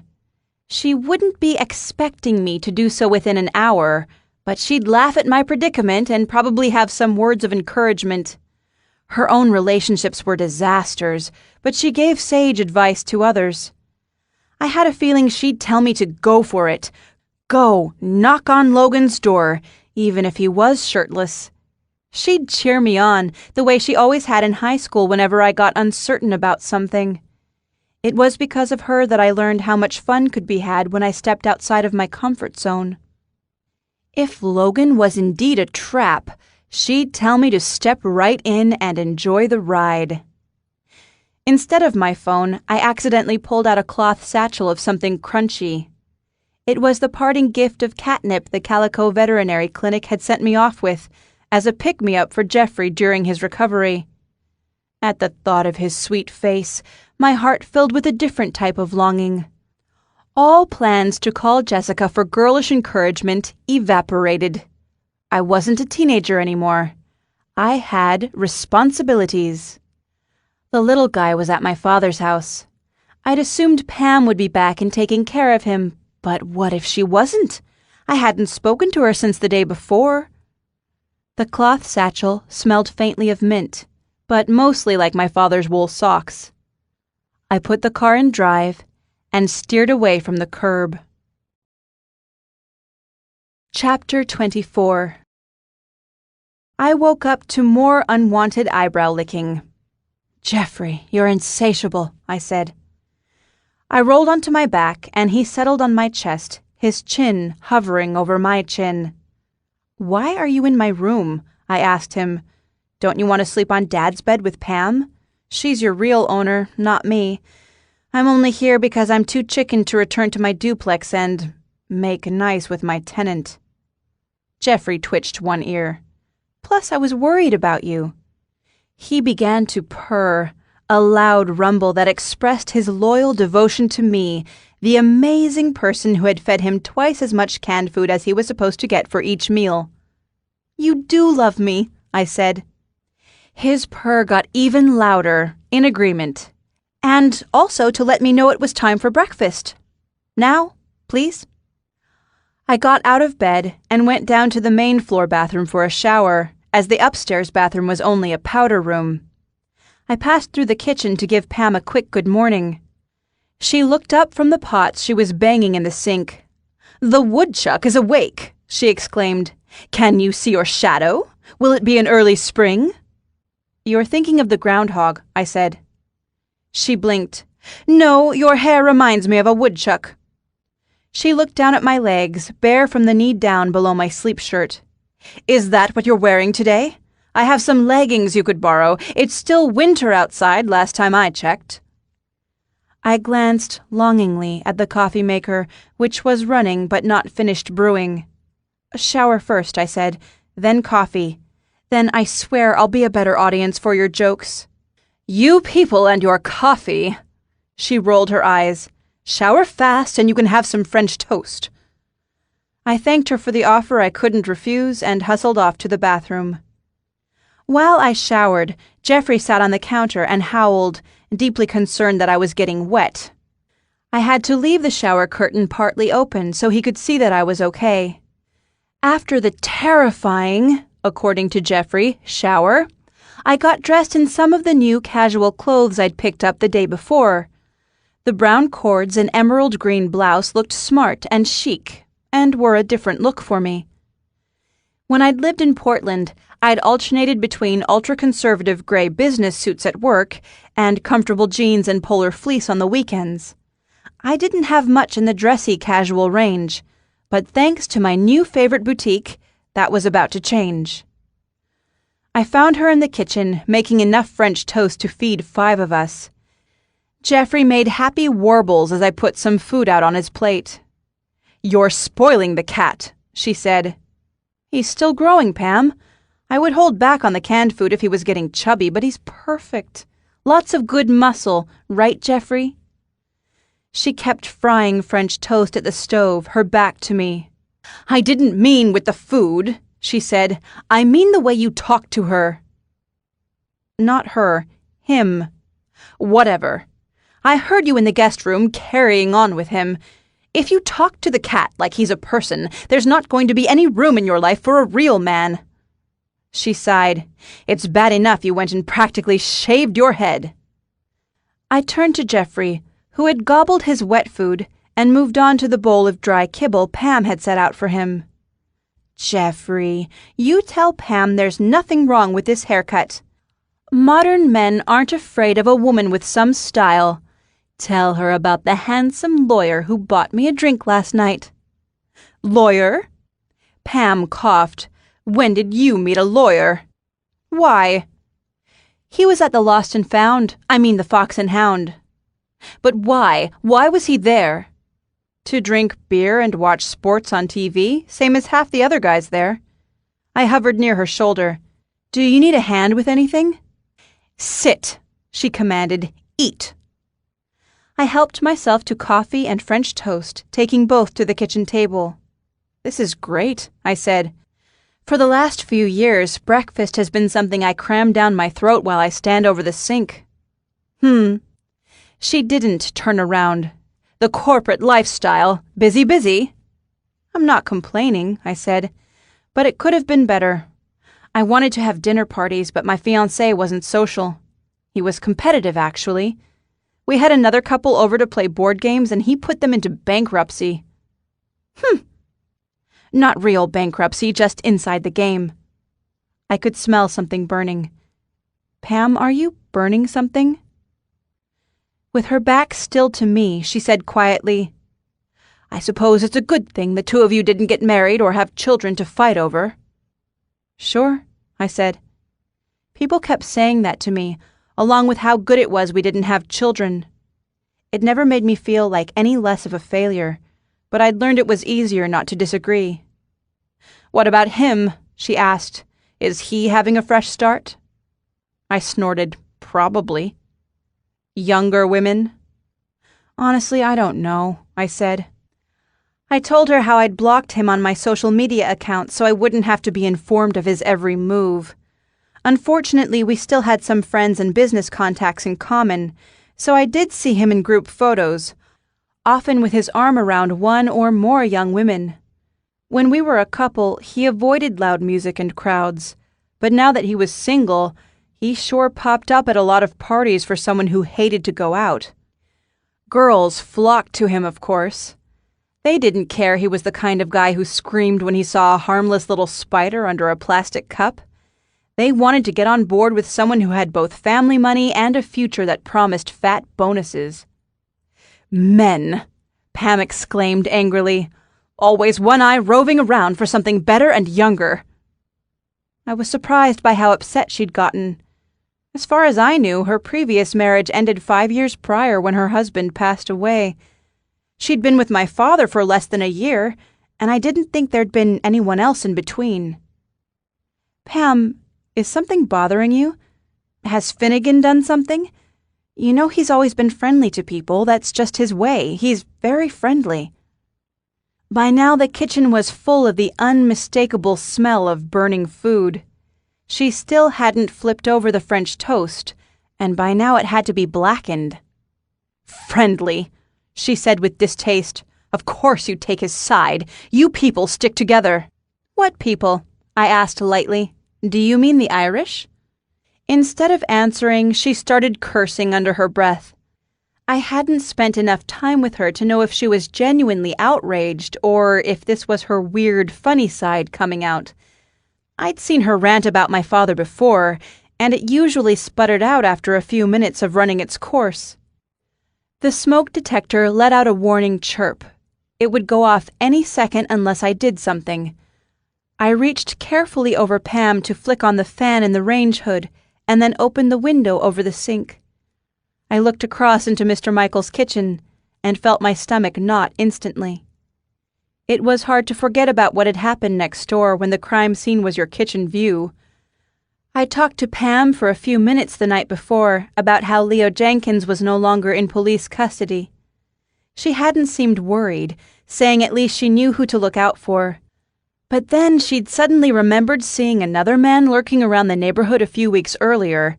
I tried to get more details to pass on to Tony, but she'd been tired. "Pam, do you remember anything else about that guy?" She snapped. "I can't keep track of everyone all the time." I sighed. "Last night you told me you saw someone skulking around the neighborhood, knocking on Mr. Michael's door. Do you remember if he was old or young?" "Heck if I know," she said, before moving on to words more flavorful than heck. I gently took her by the shoulder and gave her a shake. "Easy now." "Shh," I said.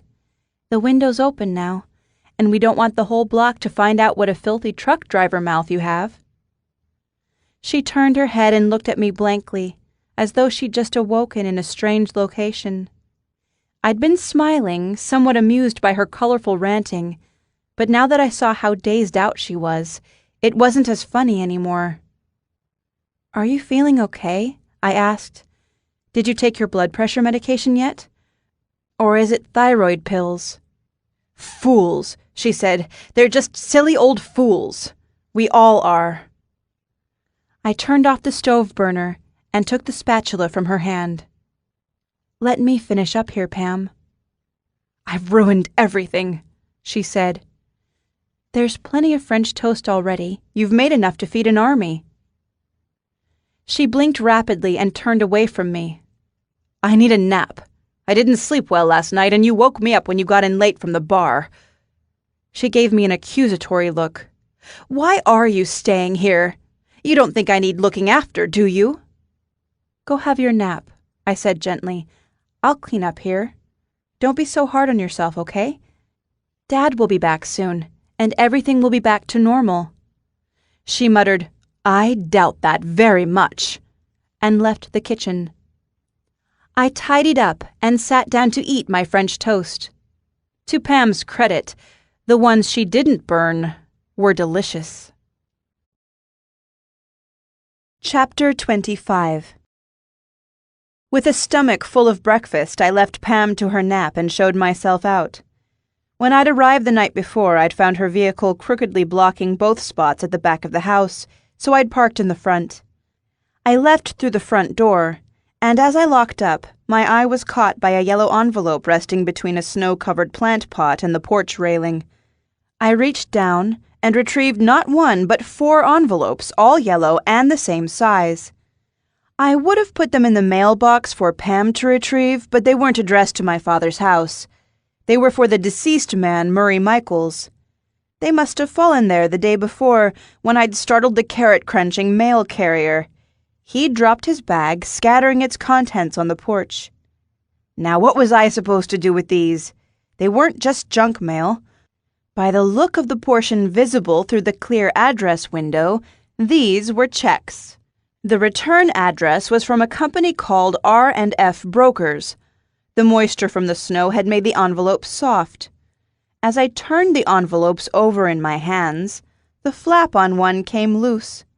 With a barely perceptible nudge of my thumb, it flipped right open. My breath caught in my throat. I looked up and down the street, self-conscious of my mail tampering. Opening someone else's mail was a serious offense, but I really wanted to see what the checks were for. Was this what Mr. Jenkins had been searching for when he broke in? I gave the envelope a gentle shake. The check fell out into my hand. The check was from R&F Brokers, the same as the return address, and the dollar amount was for only $43.77. My heart sank as I double-checked the puny figure. So much for cracking the case wide open.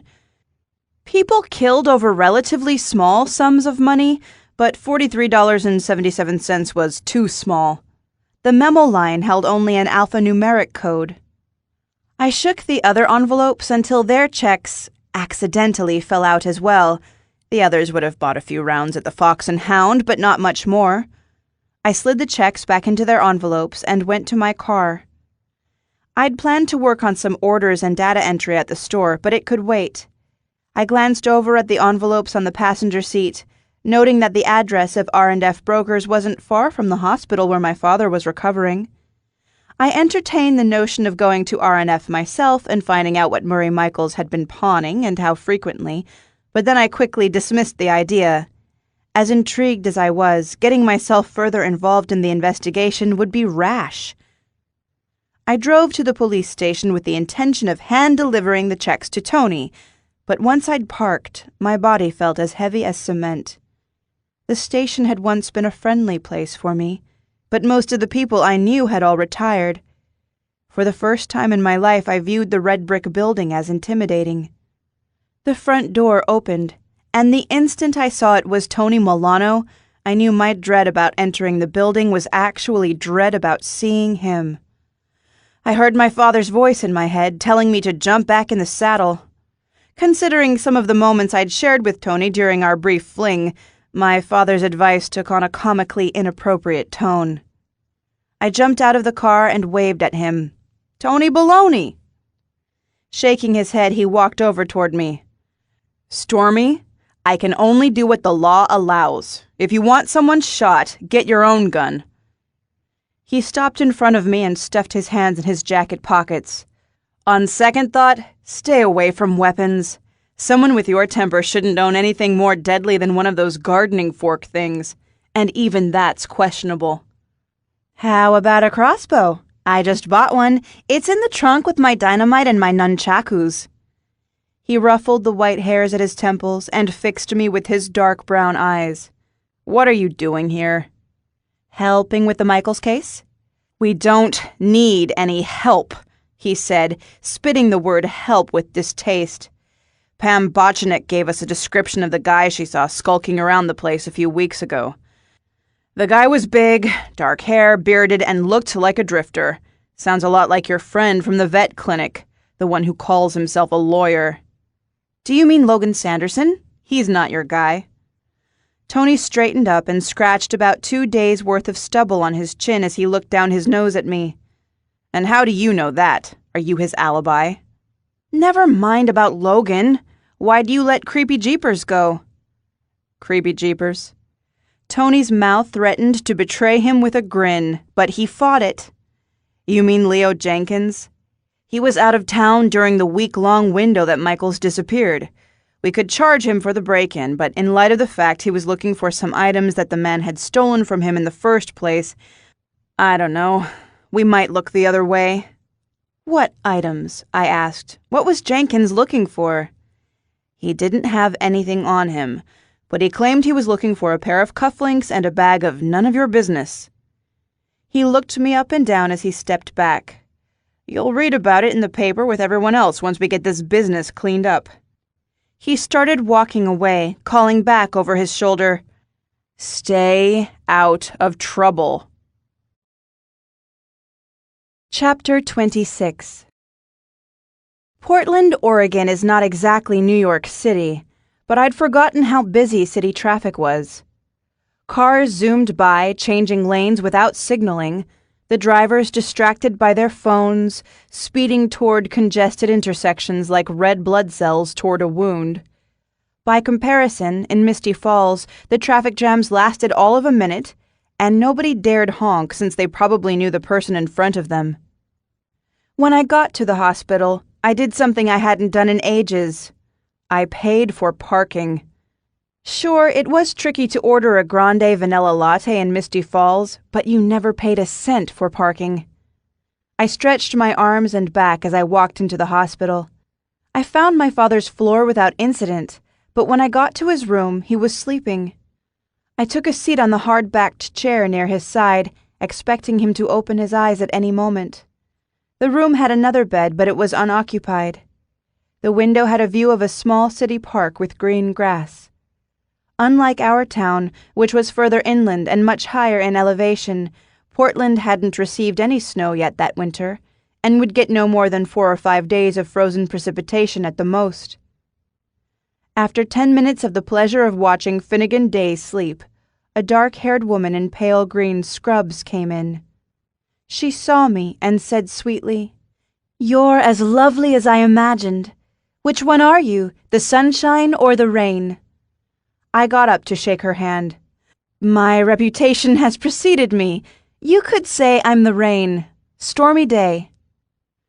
The woman was 40-something, with flawless dark skin, a high forehead, and chin-length curly hair. She had an energetic presence and quick eyes, darting around to check everything in the room.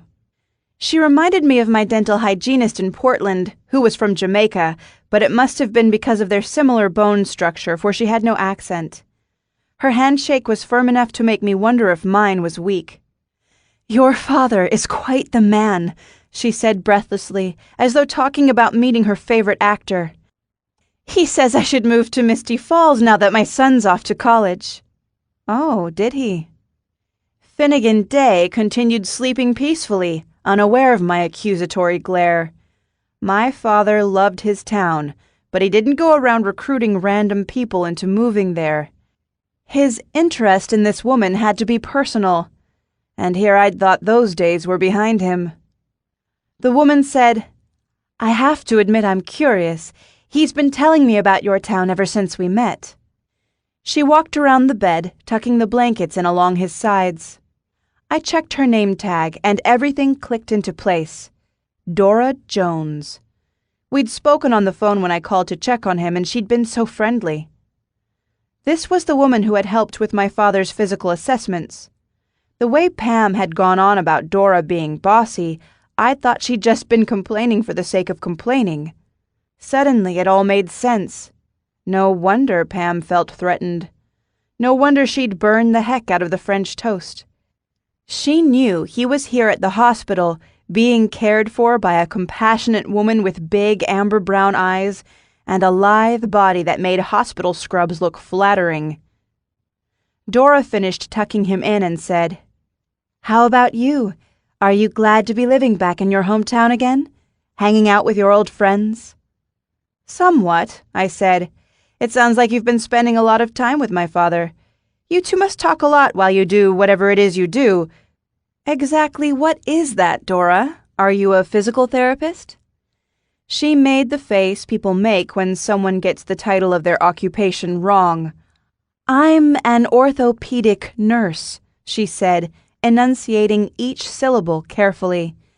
"I've been with your father through everything, including the surgery." "Did you get to use the power tools?" She squinted for a few tense seconds before laughing. "You've got your father's sense of humor." She wagged her finger at me. "Power tools. You really had me going." She patted my sleeping father's arm. "We'll have to tell him when he wakes up."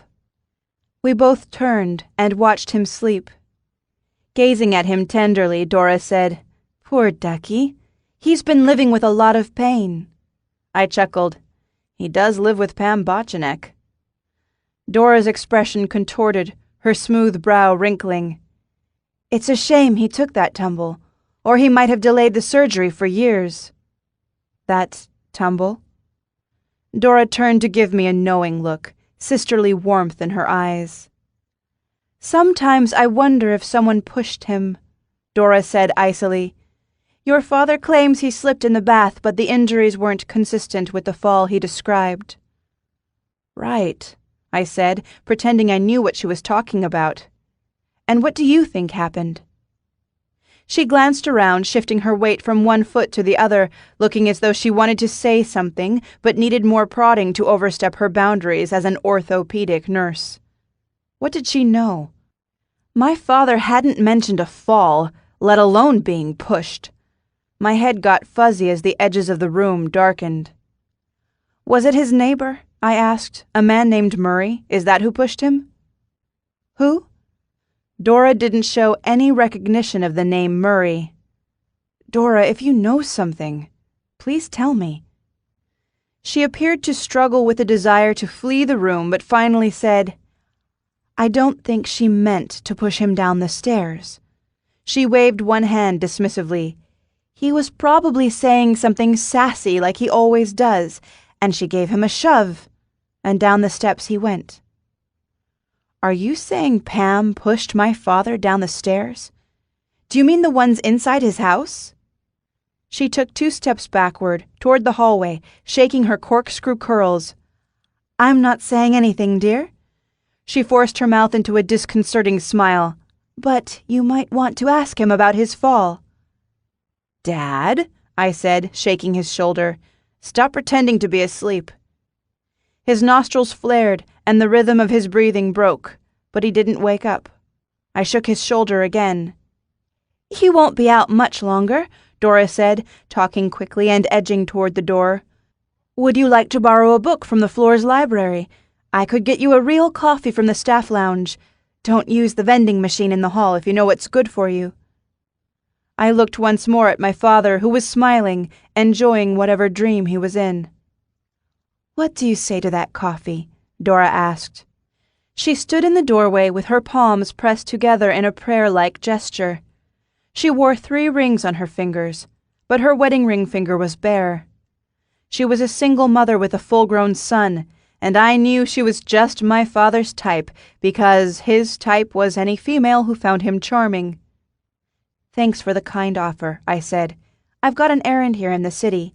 If he wakes up, tell him I need to speak with him and he'd better not go anywhere." "Don't you worry," Dora said. "I won't let him get away." Chapter 27. No matter how dark things get, life has a way of getting better when you do a good deed for someone else. Though I was worried about my father's hip, his situation with Pam, the prospect of my new tenant being wanted for questioning, plus a killer on the loose back in Misty Falls, I could do some good during my visit to Portland. I got into my car and punched the address for R&F Brokers into the navigation system.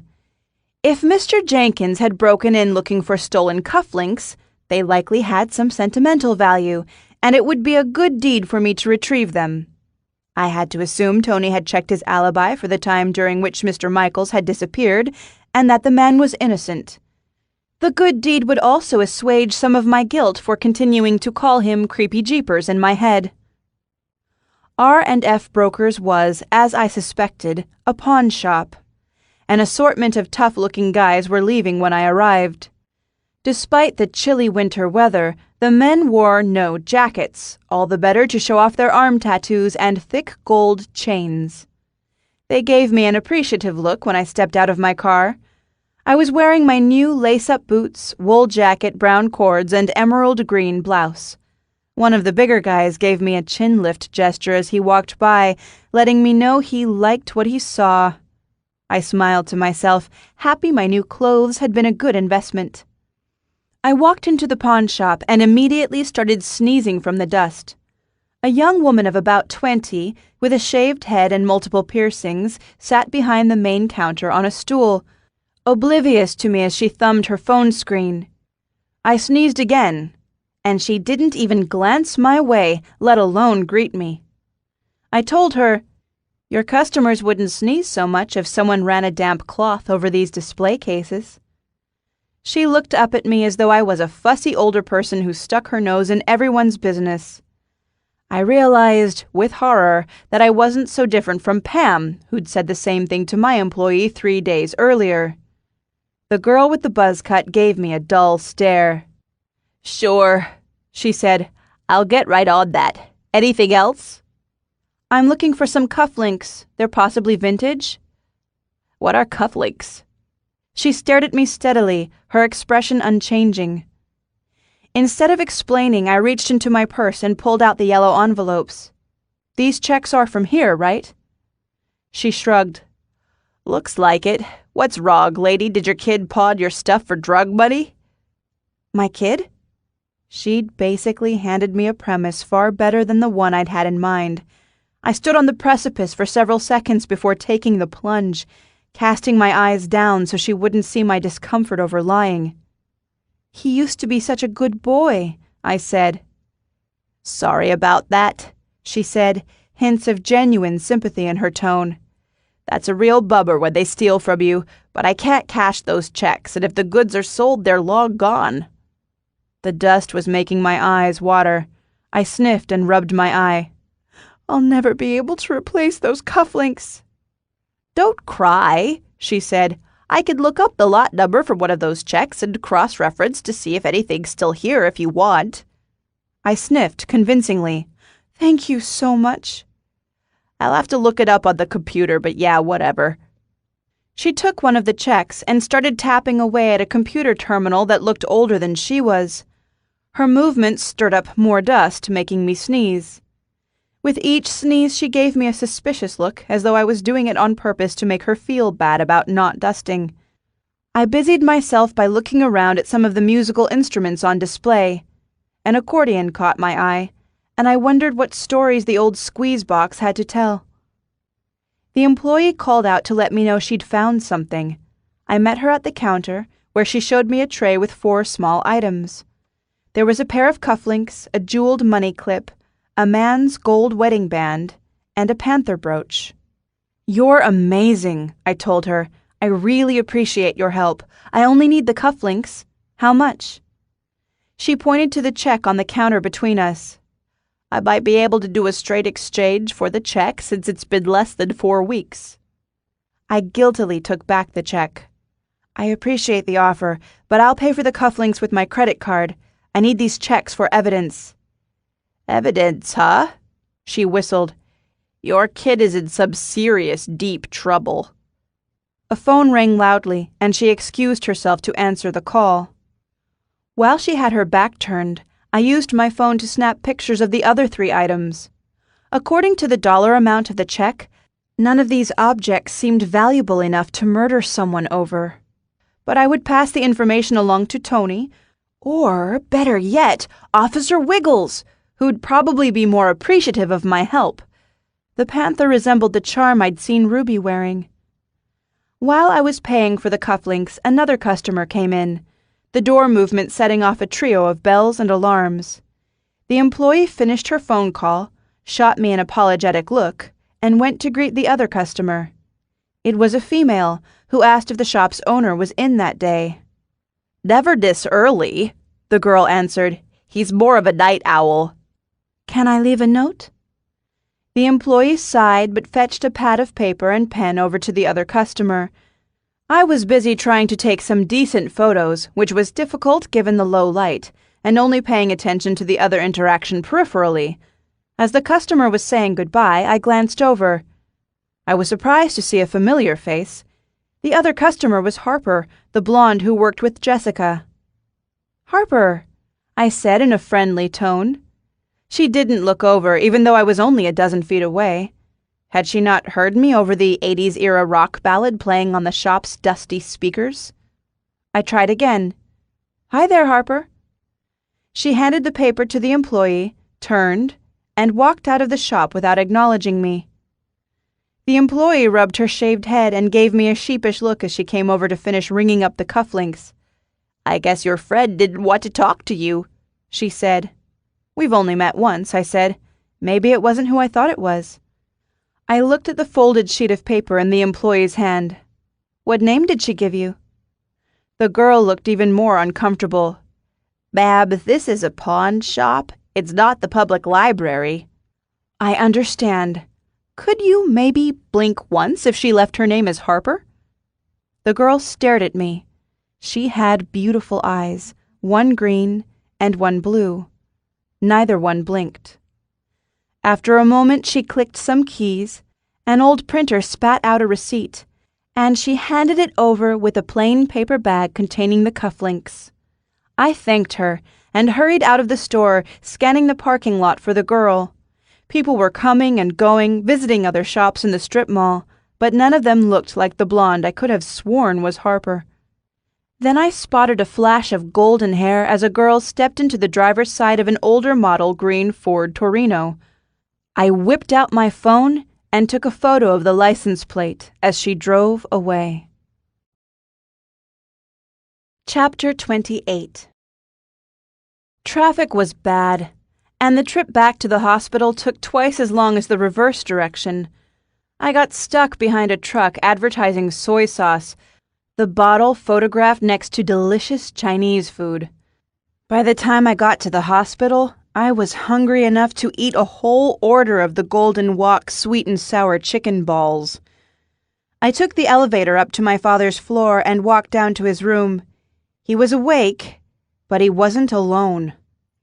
Sitting next to the bed was Officer Tony Milano, who looked as thrilled to see me now as he had been several hours earlier outside the police station. I asked, "What's going on?" My father was sitting up in bed, awake and alert.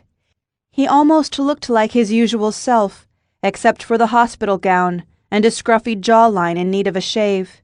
"Business as usual," my father said calmly. "The Misty Falls Police Department is trying to pin a case on me." "Not again," I said. He shrugged. "It's been a few years. I suppose this is their way of letting me know that just because I've been put out to pasture, I haven't been forgotten."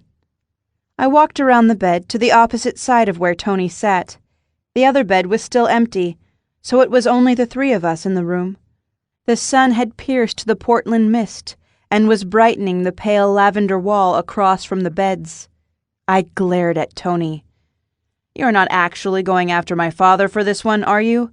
Don't you have more important things to do?" "More important than catching a murderer?" Tony's dark eyebrows raised. "I'm doing my job." "It's okay," my father said to me. "In a small town, you can't skip investigating the people you know, or you'll have to skip everyone. I'd come after me too if I were him. After all, I'm the dummy who uttered death threats on multiple occasions." I crossed my arms. "No, you didn't." "Old Murray knew I was joking," he said. "Everyone did. But threats are threats. He was a notorious kleptomaniac. Did you know that?" I glanced over at Tony, who nodded. "We're getting a clearer picture of the situation every day." "He took an extension cord," my father said. "It was brand new, perfect condition. I told him I'd be happy to loan him anything he wanted, and he didn't have to take things and lie about it. He swore he hadn't seen my extension cord, so I told him if I found it inside his house, I was going to wrap it around his neck." He shifted to arrange the pillow behind his back. "In hindsight, that wasn't a very gentlemanly way to deal with the situation, but the pain made me cranky some days." "Did he return the cord?" Tony asked. "It appeared one day on my porch as if by magic." "Good," Tony said. "That's good to hear." While Tony jotted notes on his notepad, I asked, "Dad, did things ever get physical? Did Murray ever push you?" His gray-flecked eyebrows raised. "What have you heard?" "Your orthopedic nurse told me you hurt your hip because of a tumble. Why didn't you tell me you fell?" He dismissed the notion with a wave of one hand. "This hip's been bothering me for years. I did give it a bump recently when I slipped on the wet floor, but it was nothing." Watching him very closely, I said, "I heard you slipped in the tub. Now you're saying it was the floor. Which one is it?" "Same thing," he said, 1 foot on each. He turned to Tony. "Murray was nowhere near the bathroom." Tony said, "I believe you." "What about Pam?" I asked. "Was she there when you fell?" "Not that it's any of your business, young lady, but no," he said vehemently. His Irish accent became more pronounced, as it always did when he was either being charming or getting agitated. "Pam was not there when I stepped out of the tub and slipped on some water and fell." Tony said, "At your age, you need to be careful. I can get you some stick-ons to put inside the tub. We have them for the kids. Little yellow ducks." My father sat up straighter in the bed and told Tony what he could do with his little yellow ducks. Tony patiently flipped through the pages of his small notepad. Once my father's rant was over, he said, "You were heard promising to choke some sense into Mr. Michaels. Was that in reference to the electrical cord incident?" "Could have been anything. The man was in need of some sense." I patted my father's hand. "Dad, you don't have to answer these questions now. We can talk to a lawyer." Consulting his notepad, Tony asked, "How long ago did your relationship become contentious?" My father scratched the gray scruff on his chin. "We started off on the wrong foot, right from the beginning, when he moved in over 20 years ago. He kept asking me what the girls' real names were." I interrupted, "Did he really?" He chuckled. "He thought I called you too Sonny and Stormy just to irritate him." I never knew about that. "He suggested the whole family see a psychiatrist." I smirked. "Now that's funny." My father grinned. "It was right after the Halloween that your imaginary friend, Johnny Green, or whatever his name was, egged Murray's house. In hindsight, I probably should have taken you somewhere to get your brain fixed." I rolled my eyes. "Oh, Dad, I couldn't have actually believed in imaginary friends." Tony cleared his throat. "As much fun as this is catching up on old times, can Finn and I have a few minutes of privacy?" I patted my father's arm. "I'll wait outside of the room. I still need to talk to Tony about something." Tony said, "Don't lurk around the hallway. I'll meet you down in the cafeteria when I'm done here. I'll even buy you lunch." "I'm not hungry," I lied. "Yes, you are," my father said. I can hear your stomach rumbling. I've already had my lunch. You go have yours and we'll talk after." I hesitated by his side. "Dad, just give Tony straight yes and no answers. Your pupils look awfully dilated right now. If you feel confused at all, it's probably because of the pain meds. Promise you'll call for me if you need me." He pointed to the door and gave me his "I'm your father" look, which hadn't lost any of its power. Chapter 29. The hospital cafeteria had closed the hot lunch buffet and didn't have dinner ready yet, so I chose a sandwich from the cooler paired with a bowl of vegetable soup. I ate quickly, pausing only to set the 4 yellow envelopes on the table and write down the blonde's license plate number on the back of my receipt. Minimizing my time with Tony would save us both aggravation. He arrived in the cafeteria as I was finishing. When he spotted me, he gave me an unexpectedly warm smile that was the exact opposite of the expression he'd given me twice that day. I actually glanced over my shoulder to see if someone better was sitting behind me. He got his lunch and joined me without saying a word. He used a cafeteria butter knife to methodically cut his ham and cheese sandwich into quarters, and then eighths. "That's cute," I commented. He frowned at his sandwich as though confounded. "Did I just cut this sandwich into quarters?" "Technically, those are eighths." He sighed and rubbed his temples. "Tony Jr. will only eat sandwiches cut like this. I must have been on autopilot. This is what kids and lack of sleep will do to you." He gestured to my empty dishes. "Good job cleaning your plate. I'll buy you dessert. They just put out a fresh tray of Jell-O." He handed me a 20. "Get me one too?" I left him to his sandwich and returned with 2 bowls of colorful gelatin cubes. Between mouthfuls, I said, "I haven't had Jell-O in years." "If you don't like the red cubes, I'll eat them for you." I curled my arm around my bowl protectively. "Nice try. Those are the best ones."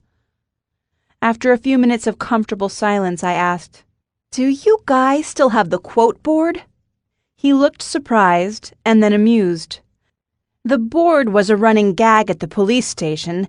They'd use it whenever, during the course of their work, one officer said something that would get a person fired from a corporate job. Taken out of context, the quotes were even more shocking and thus funny. They didn't keep the board to disrespect their work or the victims of crime, but to break the darkest moments with a laugh, to keep their sanity. "Officially, there's no quote board," he said with a wink. "Your new rookie seems sharp," I said. "How are things going with Officer Peggy Wiggles?" His mouth kept smiling, but the crinkles left his eyes. "Super. She's great." "Except?" His brown eyes seemed to grow darker.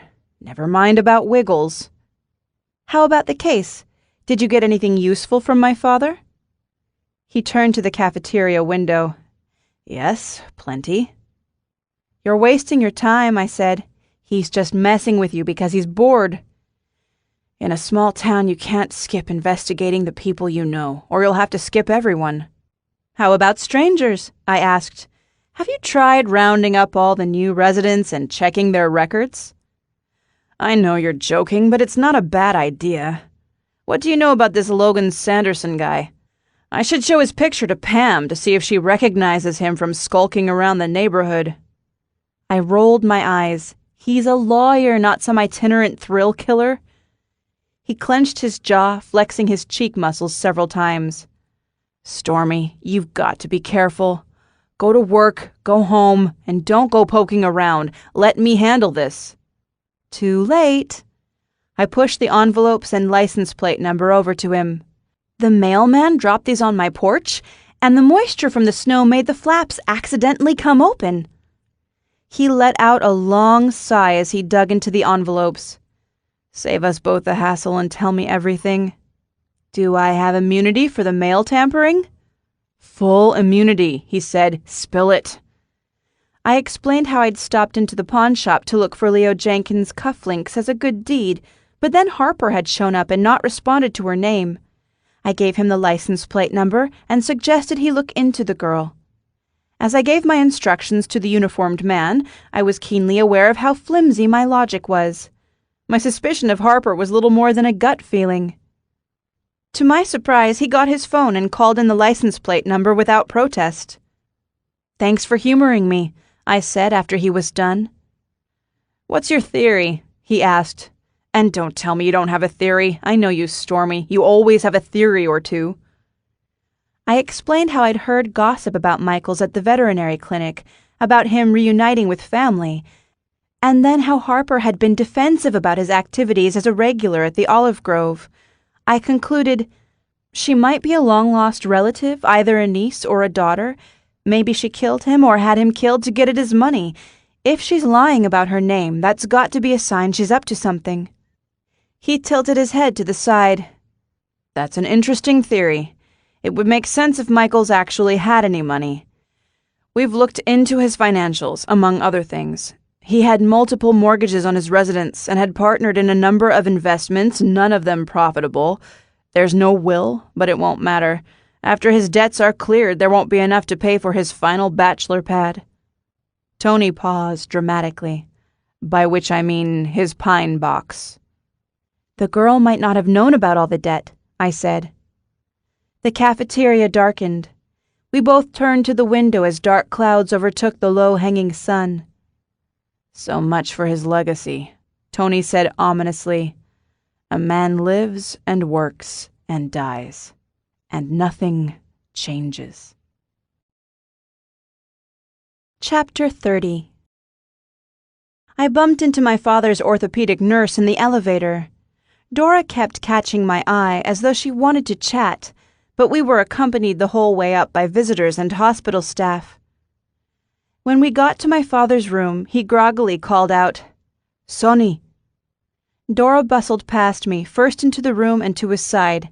"Finn, it's your other daughter," Dora said, fluffing his pillow. "The one who brings the storm clouds," he said, pointing to the gray window. His voice sounded thick, sleepy. "This weather is no coincidence. Soon there'll be thunder and lightning. Don't make my Stormy mad, whatever you do. The sky listens to her." "Good grief, Dad. What sort of drugs are you on?"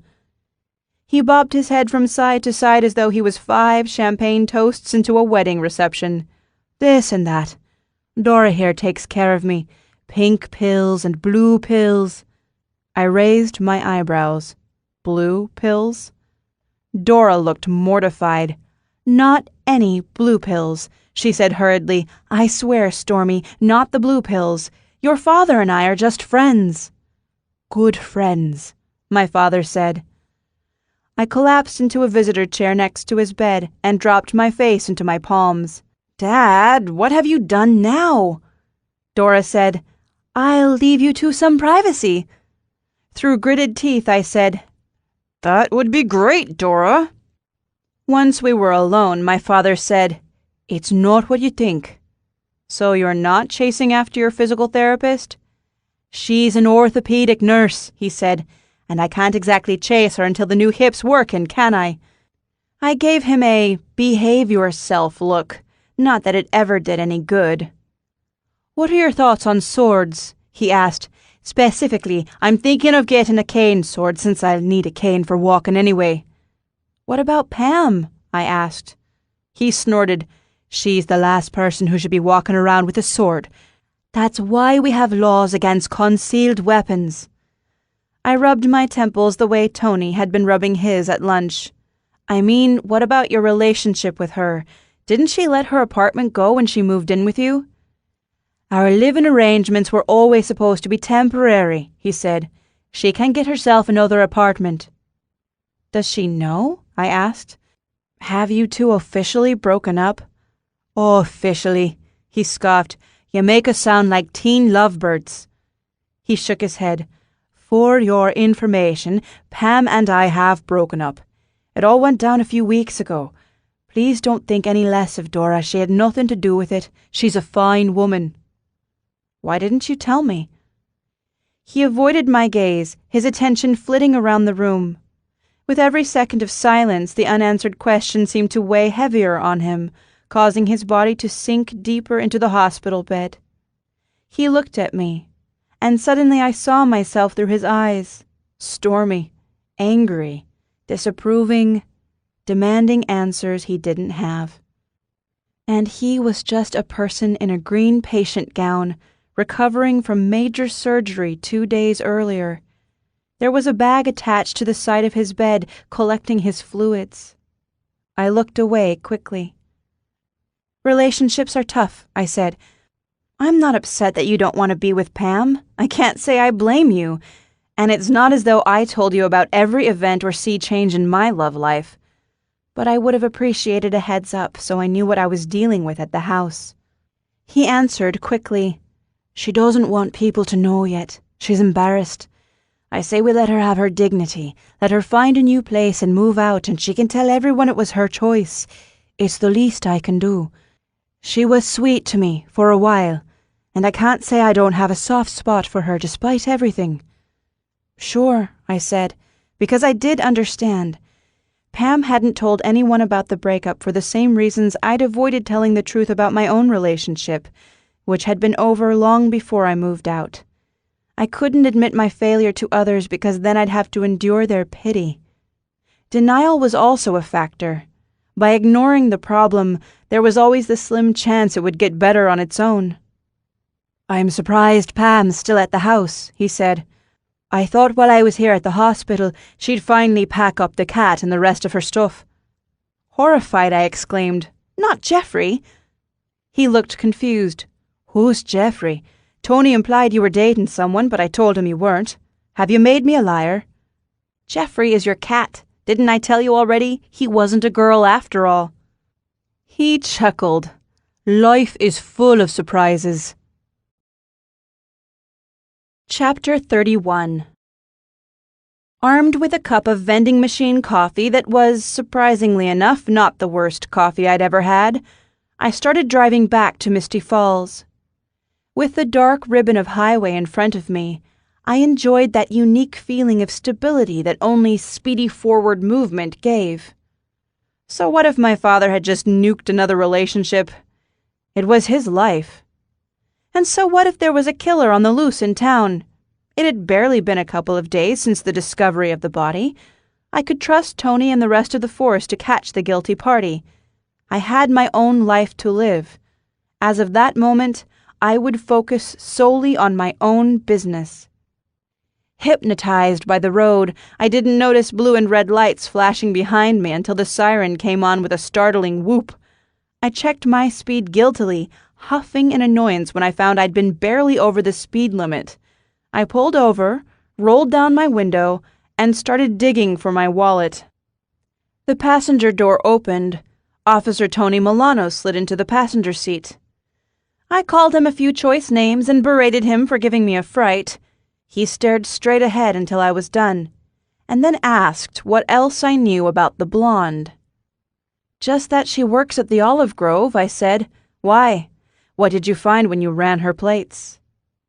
He turned and gave me a look so serious, chills ran down my spine. "Stay away from her." "Tony, you've got to give me something concrete. I can keep quiet, you know that. Is she involved with the Michaels case, or is it something else?" He took his time answering, and his words came out with care.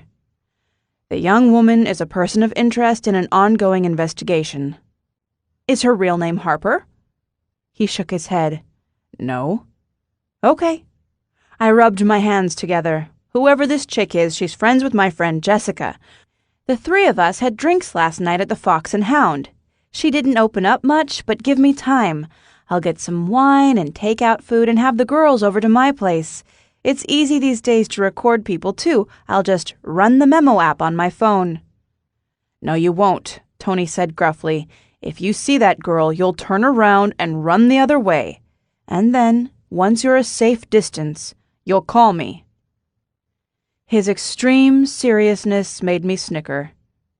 "This isn't funny," he said, which only made me snicker harder. He pushed the door open but remained seated until I stopped laughing. "I'll definitely call you if I see her," I promised. "I won't invite her back to my house to murder me." "Don't invite anyone into your house," he said. "Not until this thing's settled.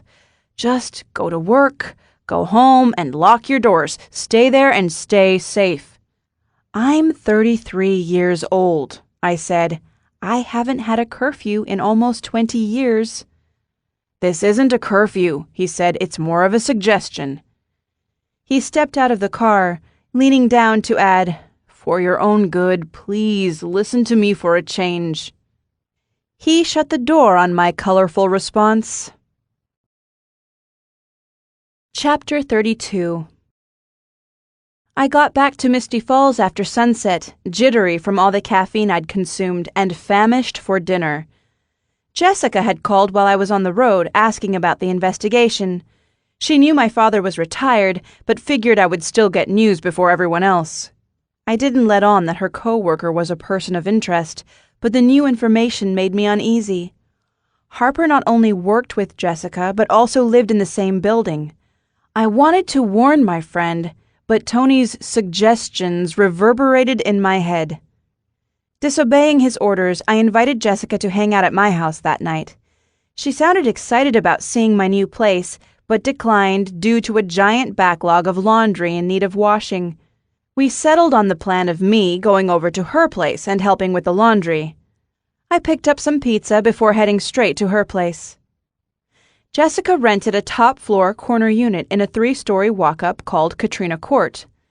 The building was in need of maintenance, as I'd reported to the real estate agent who'd suggested it as an investment. At least it was only decrepit enough to make the rent cheap, yet not so bad that I feared for Jessica's safety. One of the units on the lower floor used flags as curtains, but at least they were colorful international flags. She buzzed me in, and when I got to her apartment, she was running around in what appeared to be pajamas, her phone to her ear. "Hang on, Mom," she said into the phone. "I'm listening, I swear, but Stormy's here, and my timer's going off. I need to grab my clothes and toss them in the dryer so I don't get a rude note from the building manager." I set the pizza box on the stove and swiped her keys from the counter, along with a handful of quarters. "I'll take care of your clothes," I said. She held her hand over the bottom of her phone. "How will you know which loads are mine?" "Don't you worry about that," I said with a wink. I was still smiling when I located the subterranean laundry room and the 2 washers full of what I'd accurately predicted would be mostly pink loads. Jessica had always defied the advice that redheads shouldn't wear pink. The load of mostly green towels that had been tumbling in one of the building's 3 dryers came to a stop with a buzz. In the silence, the cool cement-lined room became as still as a crypt. I glanced at the dark corners as I fed quarters into the hungry machines. The murkiness in the far corner was playing tricks on my eyes. Between me and the darkness, a bare bulb hung over a counter-height table that I guessed residents used for folding laundry. Its plywood surface had been wrapped loosely with a plastic shower curtain. The sight of the shower curtain on the table turned my stomach. Plastic shower curtains are not the only things used by killers to wrap body parts, but if there were a list of preferred household materials, shower curtains, which are sturdier than painters' drop cloths, would be in the top 10. I finished loading Jessica's pink clothes into the dryer and fled the dank basement. Up in the apartment, she was finishing the call with her mother when I walked back in. "Parents," she said, shaking her head. "You'd hope that at their age they'd have the whole dating thing figured out, but they're just as confused as anyone." "Tell me about it," I said. "My father's up to his old tricks. What's going on with your mother?" "She really likes the head chef at Accio Bistro, but now he's making special desserts for Sandra Gomez, who's not even officially divorced yet." "Sandra Gomez? Gary's wife?" I asked. "I'm sorry to hear that, on all accounts." Gary Gomez was a police officer and friend of my father. We got some plates and started eating pizza while Jessica filled me in on her mother's recent foray into dating. After a while, we moved on to my father and the Pam situation. Jessica looked stunned, her blue eyes wide. She twirled a strand of red hair nervously. "And Pam still at your father's house?" "Still there. Hasn't said a word about the breakup, but by the way she was burning the French toast this morning, she's not exactly coping." "What if she won't move out? He'll need to evict her." "I can't imagine," she said. "You poor thing." "I'll probably stay there again tonight. That sweet little kitty needs somebody sane to look after him. Plus, I'm not ready to deal with the whole tenant thing." "You're crazy." She gave me a sidelong look as she adjusted her seat on the sofa, pulling her knees up to hug them girlishly. I haven't officially met the guy, but from what I saw of him last night, I didn't have any objections. "It's complicated. Logan doesn't know I'm his landlady. We met at the veterinarian's office, and he said his landlady was a type A hotshot from the big city who needed a man to take her to bed and, set things right in her world." She reached across me for another slice of pizza.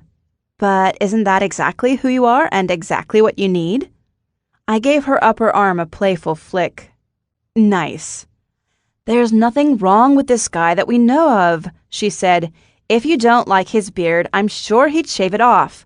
Tell him it's a condition of the lease agreement." "I can't date my tenant. It's too much pressure, and if it doesn't work out, I'll have to see him constantly." She gave me a knowing look. "Misty Falls is pretty small. That's going to happen no matter who you date." "Good point," I mused. I helped myself to another slice of pizza, even though I knew the pepperoni would give me heartburn later. She said, "What do I owe you for my half of the pizza?" I glanced at the stack of mail on the coffee table, all of it unopened, and looking an awful lot like bills. "The pizza was free," I said brightly. "They made the wrong toppings for another customer, so I took this one rather than have them throw it out." Jessica clapped her hands. "You have the best luck." We turned on the TV and selected an action comedy movie about a female spy going undercover. The story was getting tense when both of our phones started ringing. Jessica had another call from her mother, and my alert was for the dryer loads being nearly finished. For the second time, I told Jessica to help her mother in her time of crisis, while I took care of the laundry. On the basement level, I walked as the dual dryer loads buzzed and tumbled to a stop. I pulled open the first dryer and started folding the larger items immediately so they didn't wrinkle. Someone opened the door behind me and came into the laundry room. I was in such bliss folding the hot clothes into tidy squares, I didn't even turn to see who it was. A female said, icily, "You again." I turned to find a horrifying sight. Harper. Not that Harper was her real name. Her blonde hair was pulled up in a tight bun and pierced with 2 sharp-looking sticks. The person that Tony had pulled me over on the highway to warn me about stood no more than 12 feet away, a cruel look on her face. We were alone in a concrete, windowless basement, and the only exit was behind her.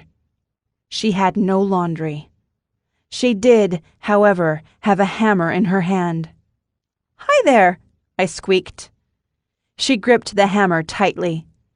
"I see you're following me." Chapter 33. Almost anything, when used creatively, can become a weapon. As I faced off against an attacker with a hammer, I scanned the vicinity for something to arm myself with. There was only a warehouse-sized jug of liquid detergent and a box of dryer sheets. I grabbed the jug and held it between us as a shield. "People know I'm down here," I said evenly. "You won't get away with this." Her mouth dropped open and her eyes bulged. "Get away with what?" She raised the hammer by an inch. "I saw you today," I said. "I saw you in Portland at the pawn shop. I said your name, but you didn't turn around because your name's not really Harper." She took one step toward me, her pale eyes narrowing to slits. "Who told you that? Who told you my name's not Harper?" "Officer Tony Milano is looking for you right now. He'll be here any minute to arrest you." "No," she breathed. I gripped the jug of detergent tighter. "Yes," I said. "Now put down your hammer and step back." "What?" She gave me a dumbfounded look but didn't set down the hammer. Suddenly she lurched forward.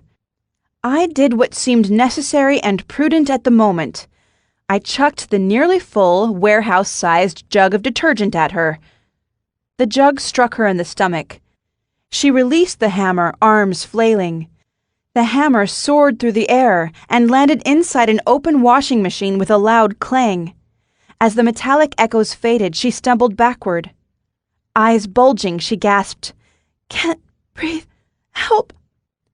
As she crumpled to the ground, I got the feeling I'd made a terrible mistake. She looked so small and fragile on the gray concrete floor. She kept gasping, making an awful wheezing sound. I started toward the door but stopped at the light switches. One light was off. I flicked the switch up. A lamp in the far corner of the room came on, illuminating a pegboard wall of tools, which was full except for the space marked off by the outline of a hammer.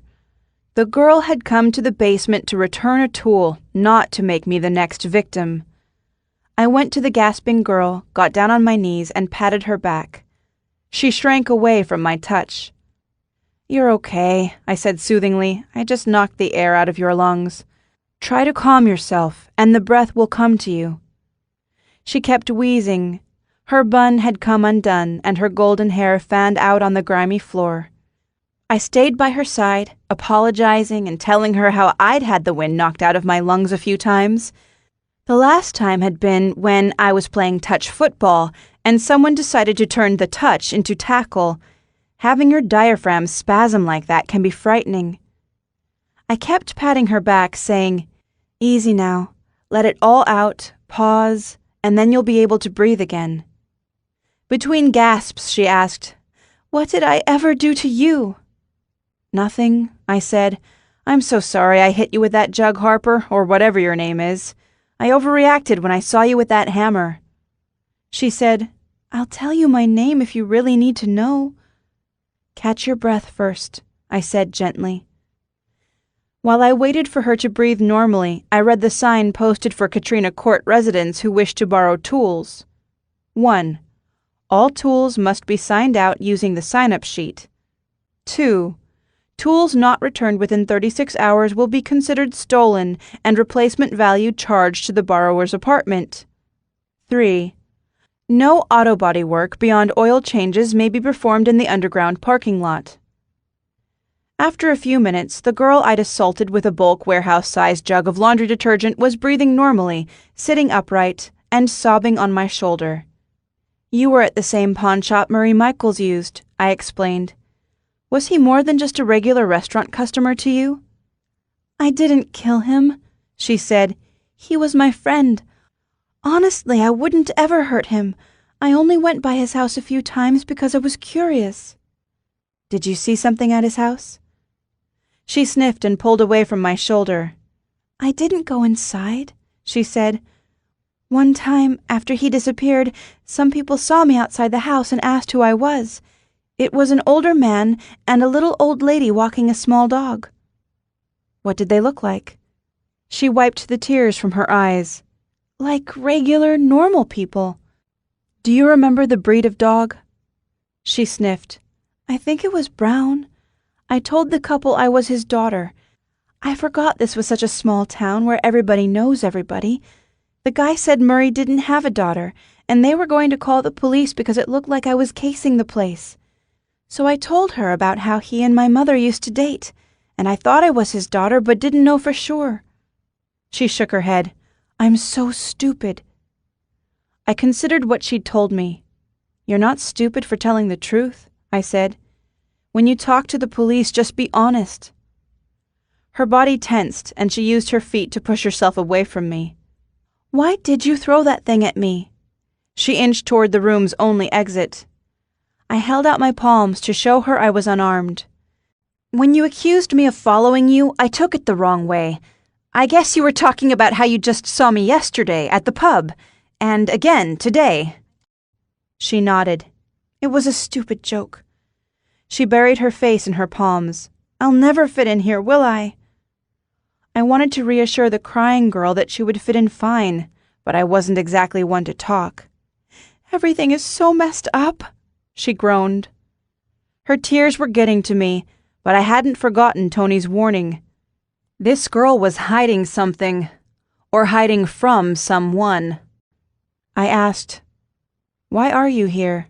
Why Misty Falls?" She lifted her face from her hands. "I moved here so my sister and I could get a fresh start. My mother always said good things about the town. She only lived here for a year or two. She's gone now, but I wanted to see if it was as nice as she said." "And Mr. Michaels was your father?" "I don't have proof, but I thought I could save up for one of those DNA tests. I wasn't sure if I wanted to know. I wanted to meet him first and see what he was like." She wrinkled her nose. "He wasn't perfect, was he?" "He had his good qualities," I said. "I grew up in the house next door, so I knew him a long time."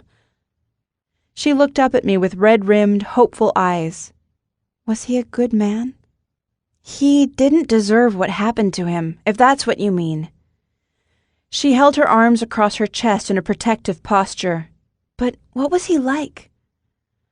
I paused to consider how to best frame what I knew about the deceased man to leave his living descendant with the best of him. "He loved books," I said. "He tried to get the neighborhood kids interested in reading." The corners of her mouth twitched up. "That's nice," she said. "What else?" I remembered running a lemonade stand on the sidewalk and Mr. Murray asking questions. My sister and I thought he was going to be his usual ornery self and make us move so we weren't in front of his house. But he didn't. He brought us a calculator and paper and showed us why we weren't charging enough to cover our expenses. He helped us make a new sign and then guilted several neighbors into buying lemonade from us. I told Harper the whole story, including more details as they came to me. By the end, her eyes were dried, and she was smiling. "That's a cute story," she said. I never realized it before now, but when he showed me how to figure out a profit margin, something clicked in my head. Mr. Michaels was the first person to get me interested in business. "He was a good man," she said. Now that I was looking for it, I could see the family resemblance. There was something in the tilt of her nose and the cool blue of her eyes. "You do look a bit like him," I said. She gave me a weak smile. "My father, the town's kleptomaniac." She looked off into the distance. "Could be worse, though. I've got a 15-year-old half-sister who moved here with me, mainly to get away from her father and other jerks." "Sorry to hear that." I got to my feet, dusted myself off, and helped her up. She groaned and rubbed her solar plexus where I'd hit her with the jug. "And sorry again for knocking you down," I said. She went to the door and stopped, her back to me. "It's always darkest before the dawn," she said softly. I replied, "Can I ask you one more thing? Why were you at the pawn shop today?" "One time at the restaurant, I said something about selling some jewelry. Mr. Michaels recommended that particular shop. He said the owner was an old friend." She gave me a sad look over her shoulder. "The jewelry is junk, but I wanted to talk to the owner to get some closure on something." "Did Mr. Michaels know who you were?" I asked. She held my gaze. "One time he told me I reminded him of someone special." "That's something," I said. She gave me a wistful smile. "I like to think he's smiling down on me now, and that he's glad we met." "That's a really nice image." She pulled open the door and slipped out, leaving me alone in the laundry room. I leaned into the washing machine, picked up the fallen hammer, and returned it to the toolbox as per the posted sign. The door opened again, so I armed myself and whipped around. "Just me," she said, holding her arms up in a defensive position. "Sorry." I put the laundry detergent down. She said, "I wanted to let you know. I'm going to call the police and try to help them with the case. I don't know if it will do any good, but I'll tell them which people Murray used to complain about when he was having his lunch." "Was my father one of those people?" "His name is Finnegan Day." Recognition flashed across her face. "I'll leave your father out," she said, "but I will tell the police about all the fights he had with the owner of that costume shop." "Great idea," I said, not letting on that it wouldn't do much good, as Leo Jenkins had been cleared as a suspect. Chapter 34. "Wow, you folded everything," Jessica said when I returned with the laundry. "Is that what took you so long? I thought you'd gotten lost." "I love folding hot laundry," I said, which was true. We got back to watching our spy movie, and for the rest of the evening I didn't mention how I'd hurled a year's worth of liquid detergent at her neighbor. If Harper was on the run from someone or something, it wasn't my secret to share. By 10 o'clock, we'd run low on pizza and girl talk, so I thanked Jessica for the fun evening and drove home. At the duplex, Logan's side was brightly lit. I sat in my idling car and watched as he walked by the living room window, shirtless. He walked up to the window and glanced left and right, first at the snow-covered lawn, and then at the cloudless night sky. He stretched, rubbing his nice-looking stomach. During the drive home, I'd been thinking about the spies in the movie we'd watched.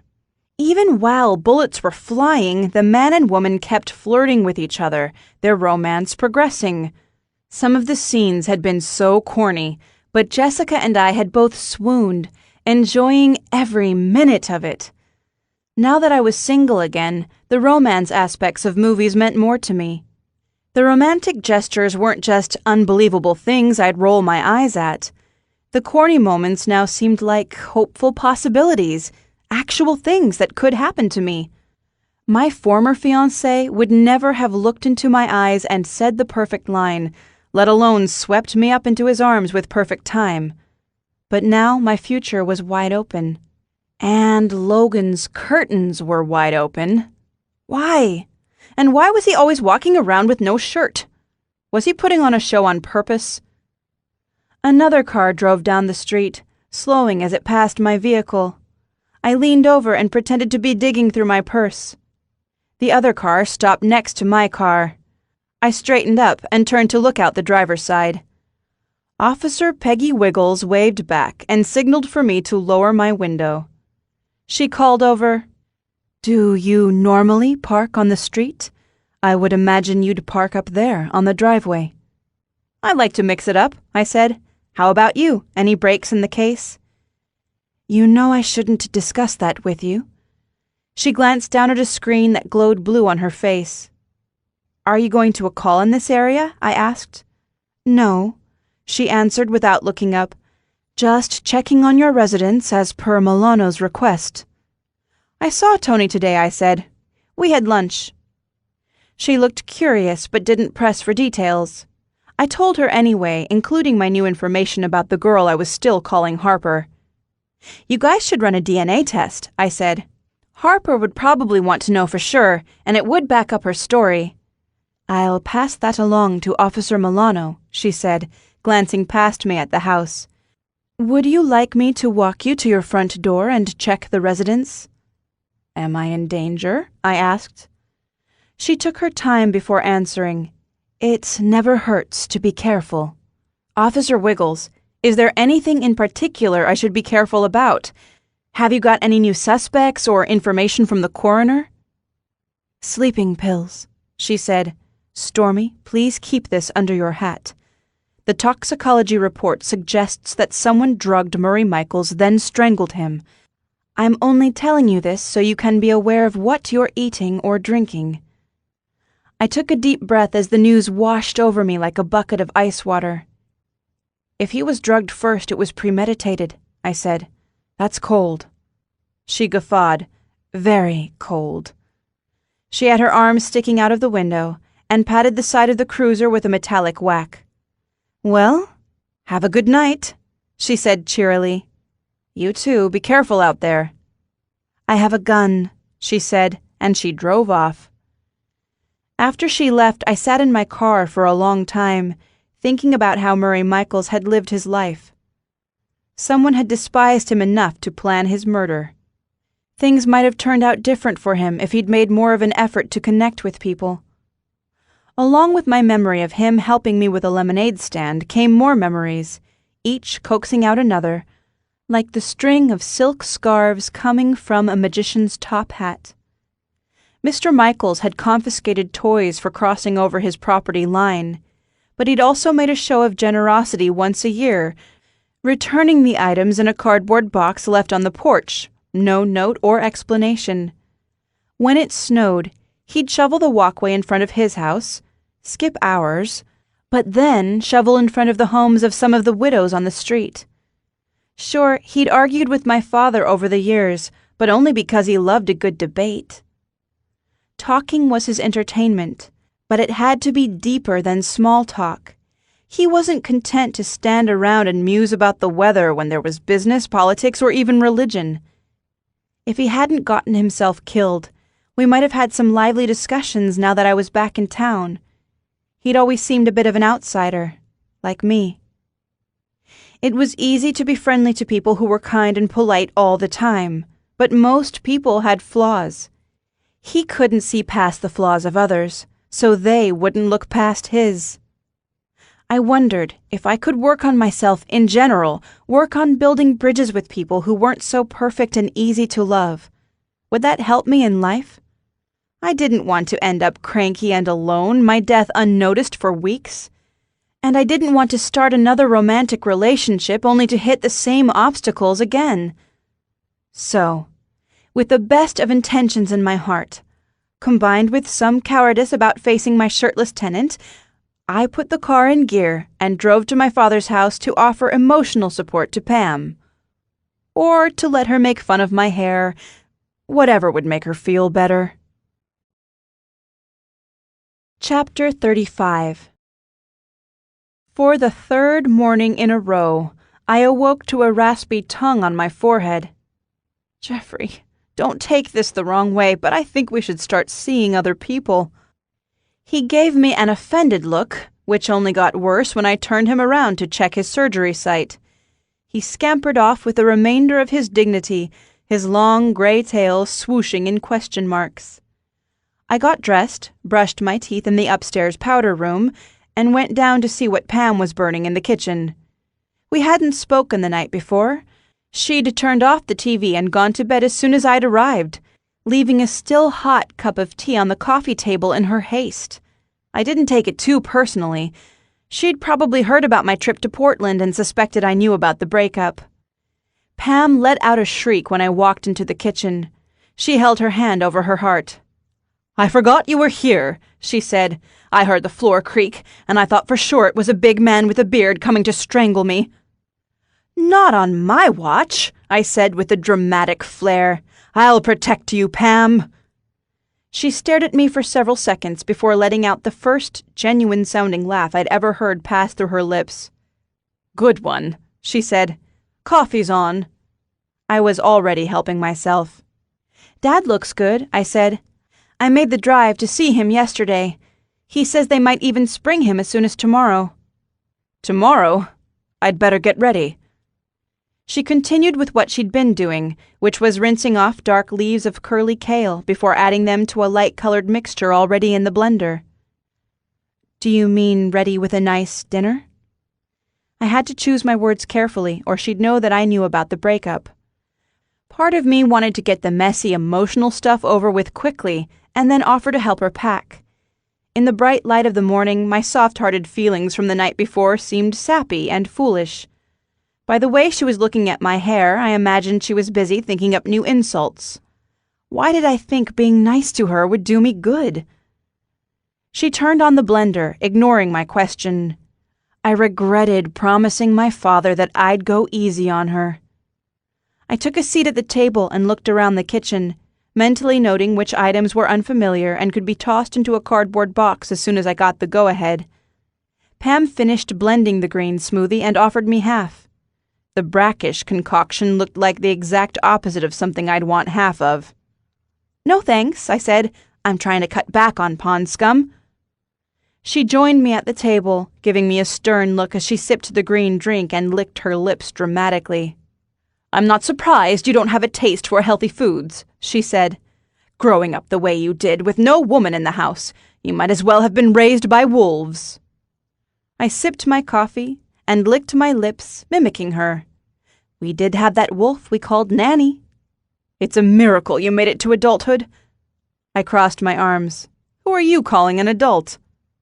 She rolled her eyes. "And that hair of yours. Tell me you didn't pay good money for that accident." Pam, how can you even say that? Get a mirror. You and I have the exact same haircut. She shook her head. It's not the same. Mine is tapered, and I have normal hair. Yours is curly or wavy or kinky or something. It's not normal. I looked away. It must have been all the wolf milk I was raised on, while my father was out working to support his family. He didn't have to do it alone, she said. I knew him back then, and he could have had anyone. He should have gotten married and made a proper home for you two girls, but he didn't put your needs ahead of his own selfish desires. Through gritted teeth, I said, We turned out just fine, thank you. She gave me a patronizing look. Is that so? The phone rang and she jumped up to get it. Through the rushing in my ears, I heard her repeat a doctor's name. I listened, wondering if it was news about my father. She lowered her voice and left the kitchen with the cordless phone. Once I'd simmered down and finished my coffee, I followed her into the living room, where she was pacing at the window and giving brief yes and no answers on the phone. I picked up her sketch pad from a side table and wrote out a question. Is that about Dad? She glanced at the note, shook her head, and snatched the sketch pad out of my hands. Still murmuring brief answers, she left for the main floor bathroom and closed the door behind her. I listened, curious about her phone call, but her voice was too low. Jeffrey wove his way around my legs before jumping on the living room's windowsill. He flicked his tail and then turned to watch the little winter birds forage for frozen berries in the front hedge. His tail swished as he chattered at the delicious-looking birds, as if they were the cat equivalent of French fries and ketchup. I sat on the couch for a moment and watched him watching the birds. Time passed. Watching Jeffrey felt very restful, the exact opposite of trying to have a conversation with Pam. She seemed to be finished with her phone call, but hadn't emerged from the bathroom yet. I tapped on the door. Pam, is everything okay in there? She answered, Do you want to use the shower? No, thanks. I guess I'll be on my way. I've got some errands to do. Errands? She echoed. Where are you going? It's kind of a long story, I said to the closed door. I bought back some old cufflinks from a pawn shop where Murray Michaels was selling things he'd picked up. They belong to Leo Jenkins, so I'm going to do a good deed and return them to him today. She cracked open the door and looked me up and down. That's awfully kind of you, she said. How did you know where to find the cufflinks? I waggled my eyebrows. I have my ways. What else was he selling? Did you happen to see a scarab-shaped brooch? Just a panther, I said. She sniffed with annoyance. Never mind. I probably lost it in the street when I was getting out of my car. You remember my scarab. I always wore it on my wool jacket. Do you mean the dung beetle? That was pretty cute for a bug rolling around a ball of poo. She closed the bathroom door with a bang. She hadn't appreciated my compliment of her brooch the night of my father's party either. The ancient Egyptians, who'd revered the dung beetle as a symbol of rebirth, must have had a better sense of humor than Pam. I'll keep my eye out for your scarab, I promised. Through the door, she said, Gather up your things from the spare room before you go. Am I being kicked out as a house guest? I don't want you here, she said. I don't need you here. I'm quite capable of looking after myself, and I'd rather have my space, thank you. I shook my clenched fists at the closed door. You get out. This is my house, I wanted to say, but didn't. I finished getting ready for the day, making some toast for a quick breakfast and then gathering up my things from the spare room. On my way out, I wished her a good day through the bathroom door. She didn't respond, but I could practically feel her seething through the door. It took me another 5 minutes to get away because Jeffrey had arranged himself to be irresistible. He lay on his back, in the crack between two sofa cushions, tempting me with the cuteness of his belly. In a low voice, I told him how much I'd miss him when he moved out. He twisted and stretched, luring me into his pet-my-tummy trap before grasping my wrist and gnawing my thumb. I extricated myself without a scratch and was on my way. Outside, The chilly winter air was bracing. I paused on the porch to zip up my jacket and noticed movement next door at Mr. Michael's house. A man with dark hair was standing on the lawn where the Snowman had been, taking a picture of the house. The man had a beard and looked familiar, but it wasn't my new tenant or anyone whose name came to mind. I called over a hello. The man looked over at me and then turned and started walking away briskly. Was this the bearded man Pam had reportedly seen in the neighborhood weeks earlier? What was he up to? I pulled my phone from my purse, set it to take photos, and started following the guy. Chapter 36. I followed the bearded man to the end of the block and around the corner. I stayed a safe distance back, pretending to be reading something on my phone, but my fine detective work was wasted. He didn't even glance back over his shoulder, let alone notice me taking pictures as he got into a car and drove away. As I walked back to my own car, I called Officer Tony Milano and gave him a full report. "Slow down," Tony said. "You're getting yourself all worked up, just like you did over the girl who calls herself Harper. I talked to her this morning, and you're lucky she's not pressing charges against you for assaulting her." "She's mad at me?" I asked, over the laundry detergent. "Not exactly," he answered cagily, "but I saw the bruising on her forearm, and she told me what happened last night." I groaned. "That was a misunderstanding. She had a scary hammer. Plus, the lighting in that laundry room was super creepy, like the kill room in a serial killer movie. You would have been jumpy too." "Good to know," he said sarcastically. "I'll make a note here in the file. Creepy lighting. Yes, this is very damning. Thanks for calling it in. Oh, and I'll get right on running the license plate for this new suspect, the one who very suspiciously took a photo of a house." I told Tony what I thought of his sarcasm and his casual dismissal of my help. The call did not end well.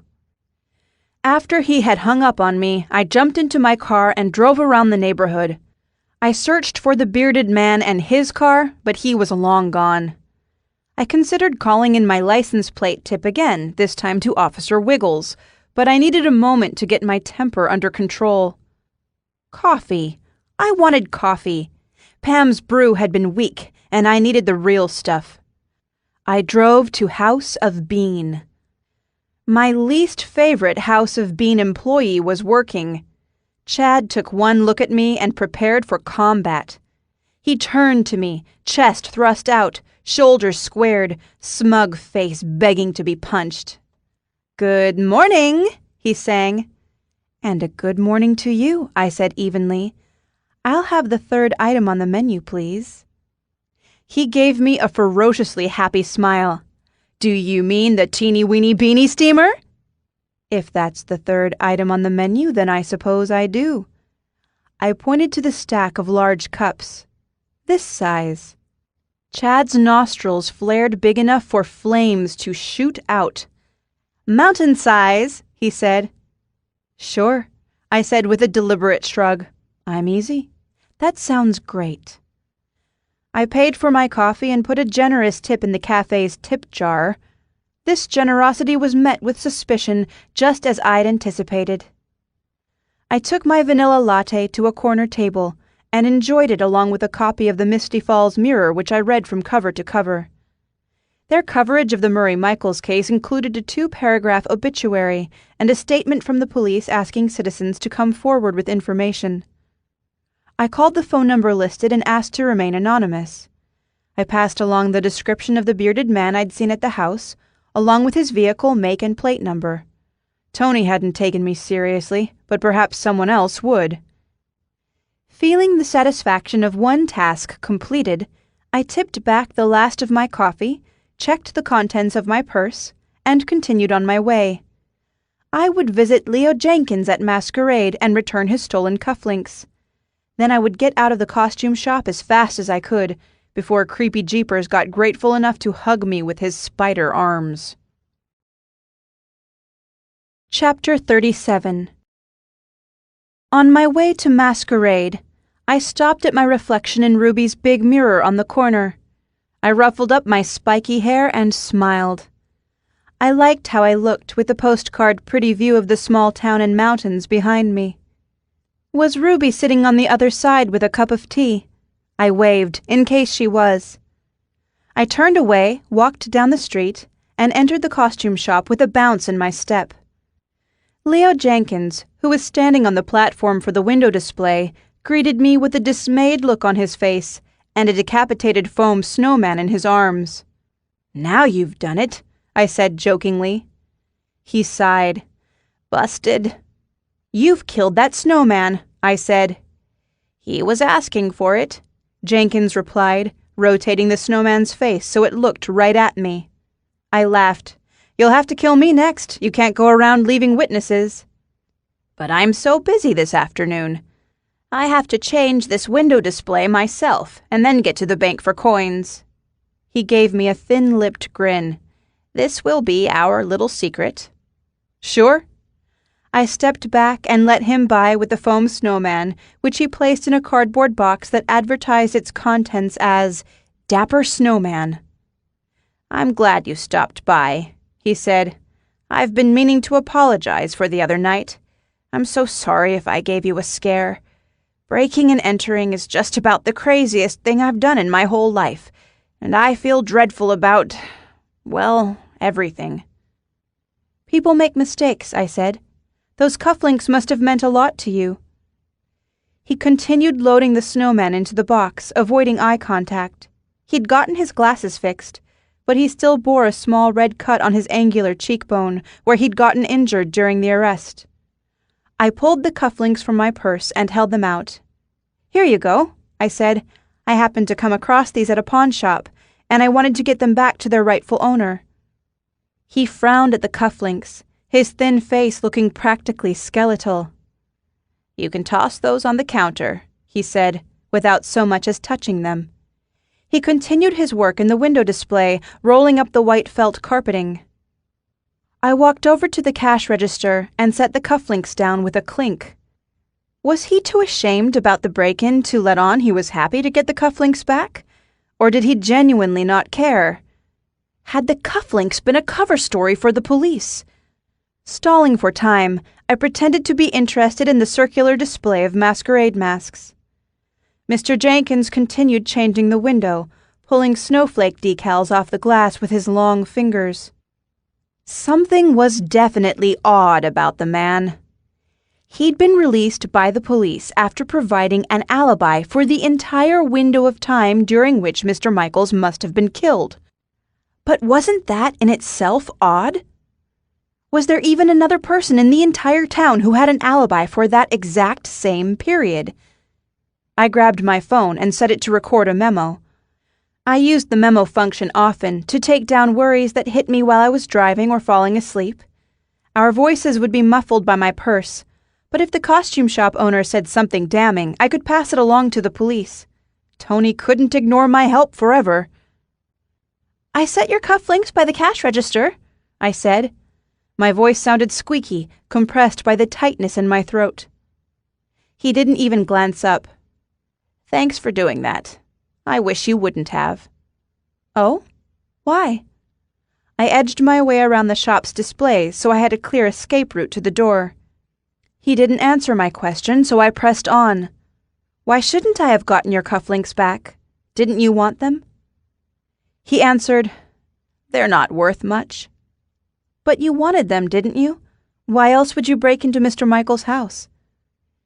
He turned his body so his back was to me, and I couldn't even see the edge of his face to gauge his expression.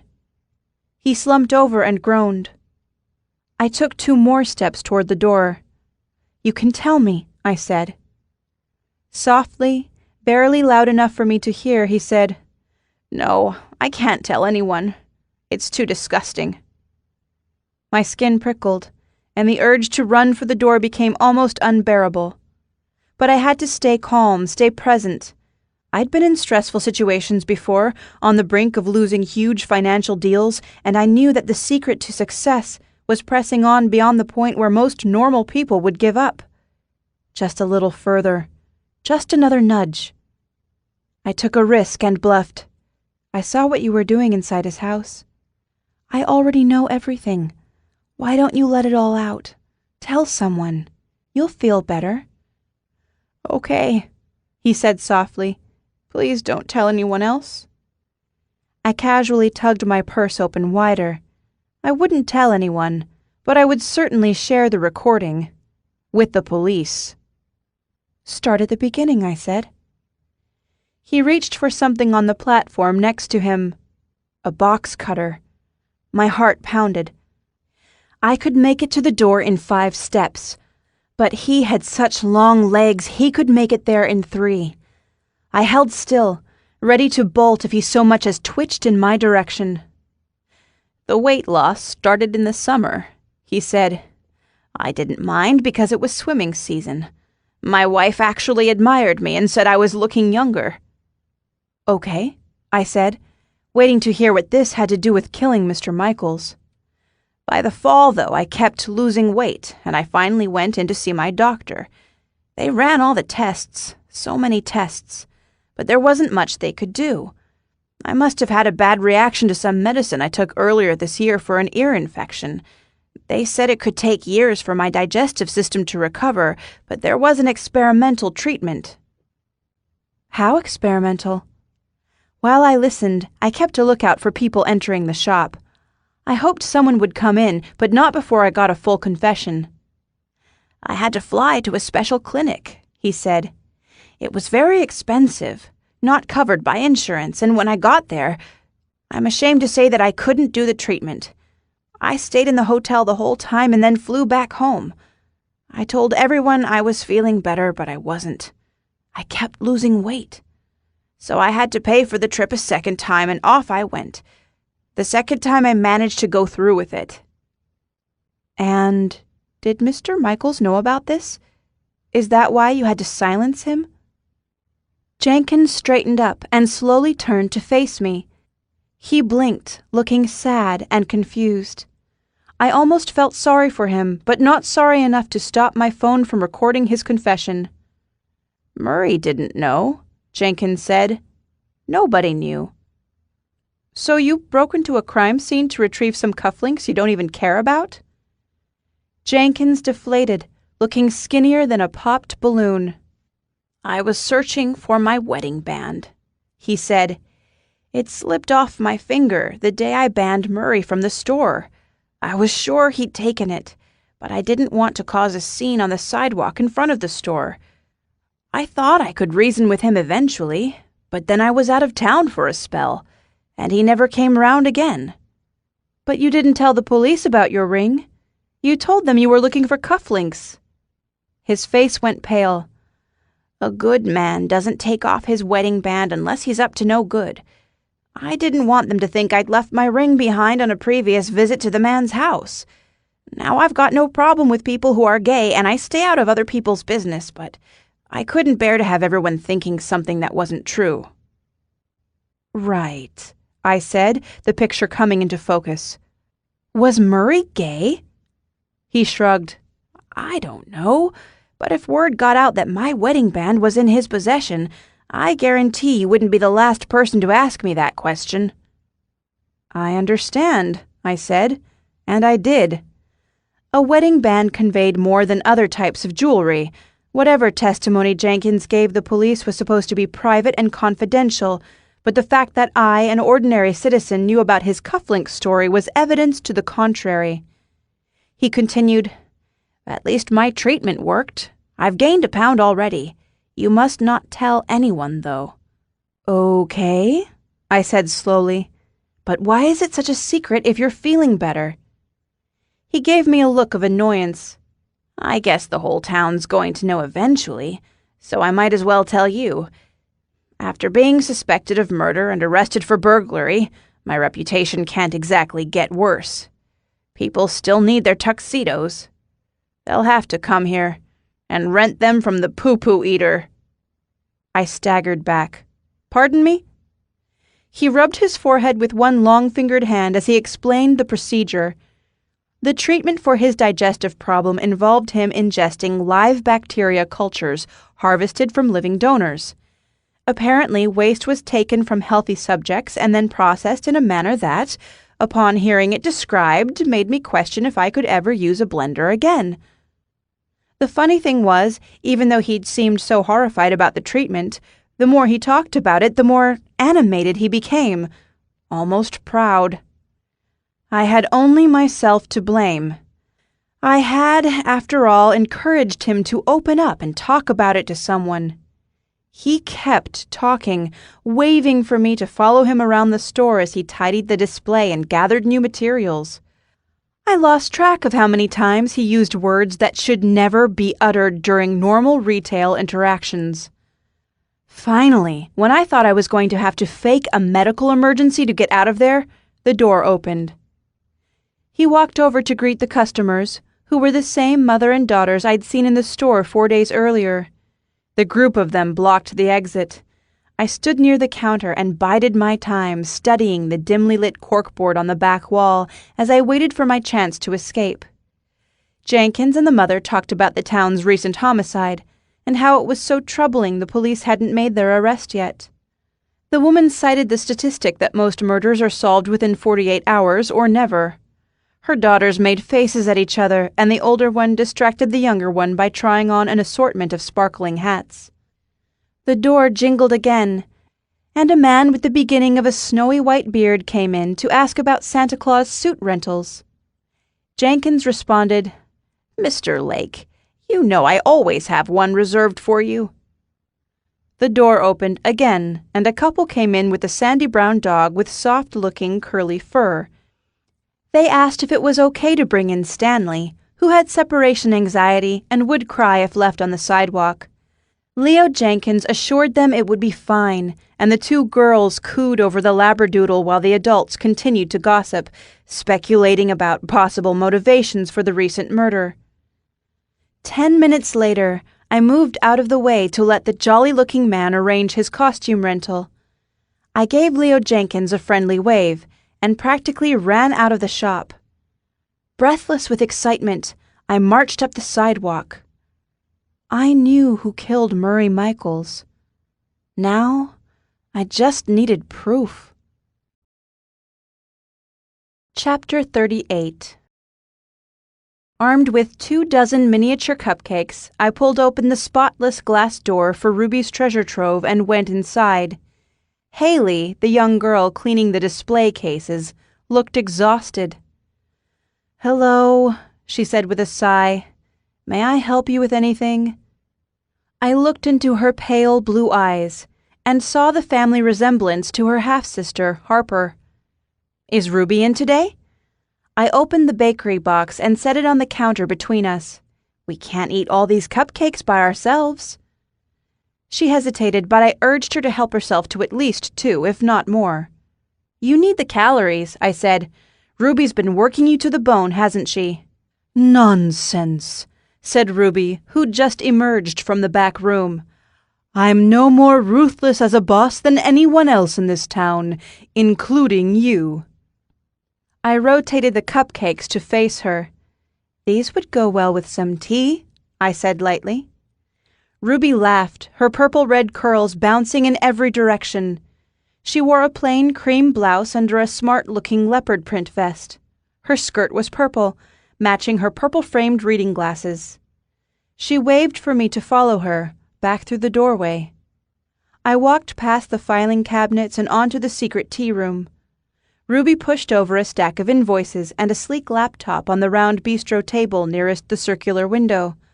While I sat, she took the box of cupcakes over to the kitchenette and started filling the kettle. I gazed out the window for a moment before checking the photos on my phone. Ruby returned with hot tea and cupcakes, artfully arranged on a platter. "You have good timing," she said. "I needed to take a break anyway." She patted her laptop, which wore a protective cover the same shade of purple as her glasses.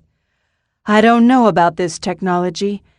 It used to take much longer to do the bookkeeping the old-fashioned way, with the paper ledgers. But what have we done with the time we're saving? Pile on more work, that's what." I asked, "What else are you up to on that laptop?" "More like what am I not up to?" She opened it and turned the screen to face me as she did a rundown of all the social networking sites she was involved with. There were a few I hadn't even heard of. Ruby was on all of them, posting inspiration photos and style tips. The woman was 30 years older than me and more up-to-date than most people my age. "Wow," I said. "You make me feel like a slacker." She pursed her full lips. "I seriously doubt that." She poured 2 cups of Earl Grey tea. "Well, you didn't come here for computer tips, so let's have it." I blew over my hot tea and asked, "Who do you use for monitoring your cameras?" "I'm planning to upgrade the security at the gift shop." Her brow wrinkled. "I'll have to look them up. I can't remember the name, but I'm sure they're in the local phone book." I nodded, set my tea down, and leaned across the table to show her the picture I'd taken at the pawn shop. "Ruby, I believe this panther charm is from your store. Murray Michaels was selling some smaller items through a pawn shop in Portland." "Yes," she said heavily. "I figured as much." "But you never talked to the police because you don't have any security footage of him stealing, do you?" She gave me a guarded look. "What makes you say that?" "All 3 of your cameras are dummies. The 3rd one is more convincing than the others, but your employee left a feather from her duster on the lens the last time I was here, and it's still stuck up there." She didn't respond, so I continued. "A lot of retail theft is done by employees, so you lie to your workers to trick them into thinking they're being watched." "It's for Haley's own good," she said. "And what else is for her own good?" I asked. "Why are you being so tough on her?" I waved my hand at the other bistro tables. "And what exactly have you been getting up to back here anyway? Last time I was here, you kept saying we. Who is this we? Are you going to tell me, or do I have to figure it out the hard way?" Ruby sighed. "I make young Haley clean all the display cases. Then when she's not looking, I put fingerprints on the inside and make her clean again." She sat up straighter in her chair. "That young woman needs to be in high school. We are in agreement that she needs to quit this job and get her education.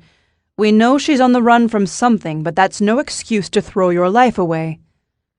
I picked up my tea and waved for her to continue. "The secret tea room ladies are a group that meets here," she said. "We try to set things right, but in an unobtrusive way. If a person needs help but is too proud to ask, we might arrange for a door of opportunity to open at exactly the right moment. People are stubborn. They usually have to believe it's their own idea." "Were you trying to help Mr. Michaels?" I asked. "Not very well," she said sadly. "We hadn't gotten past the evidence-gathering stage. The panther charm was sort of a trap. There are only 2 of them in existence, and I put one out when he was in the store, hoping he'd take the bait." She frowned as she gazed at the street beyond the round window. "We wanted to see where the items were going so we could present everything to the police, and then get him some help for his compulsions. One of our ladies has connections to an excellent psychiatric support, but of course we couldn't get him to take it if he wouldn't admit to having a problem." "It sounds like your group does good work," I said. "We try," she said. "We were making progress with Murray and thought we had plenty of time. Then he went and got himself killed. And we don't have the foggiest idea by whom." "No theories?" I asked. "Not even any little suspicions?" She looked down at the cupcakes. "Nope," she said, one eye twitching behind her glasses. "Nothing I'd want to concern you with, anyway." I touched my finger to the round window. "Is this really soundproof? I'd like to share something with you, but just between the 2 of us." Her expression brightened, and she pushed her purple-framed glasses up her nose as she leaned in. I told her my theory, and when I was done, the look on her face told me everything I needed to know. Well, almost everything. Chapter 39. I emerged from Ruby's tea room to find her young employee cleaning the top of a display case furiously, her cheeks red and her forehead shining with sweat. I leaned over and commented, "Those fingerprints are on the inside." "How would they get in there?" she sputtered. She opened the case and cleaned the inside. This time the fingerprints came off easily.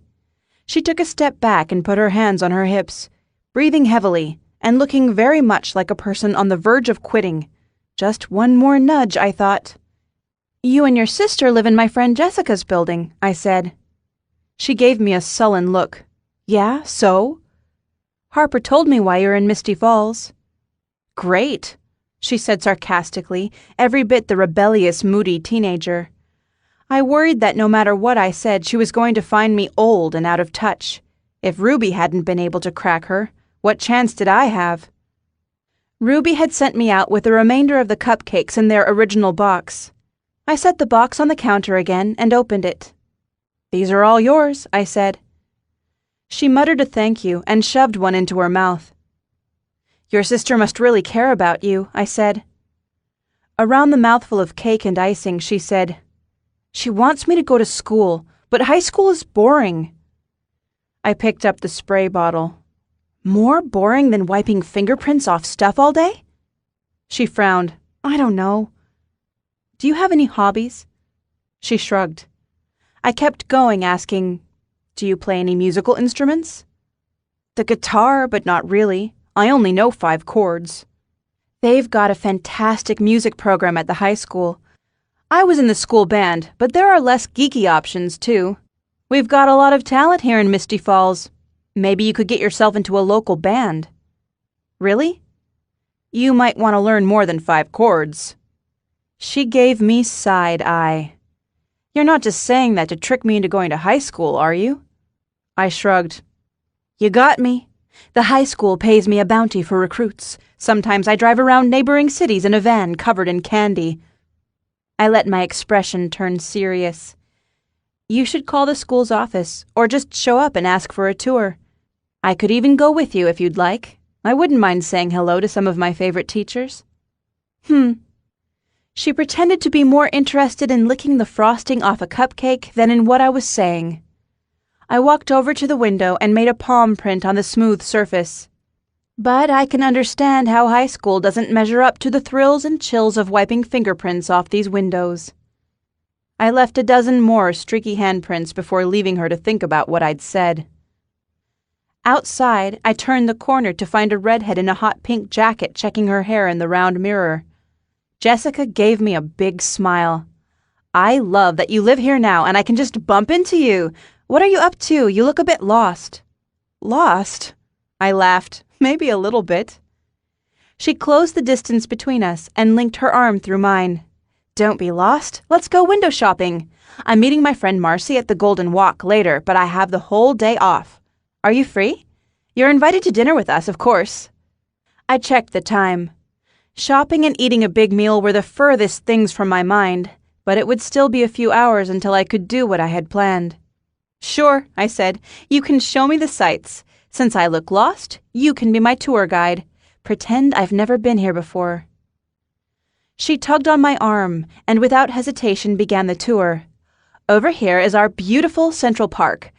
Some people call it Central Bark, to distinguish it from the one in New York, and also because it's usually full of dogs, and people in small towns love their puns." "Oh dear," I said with mock horror. "If I stay here much longer, will I start loving puns?"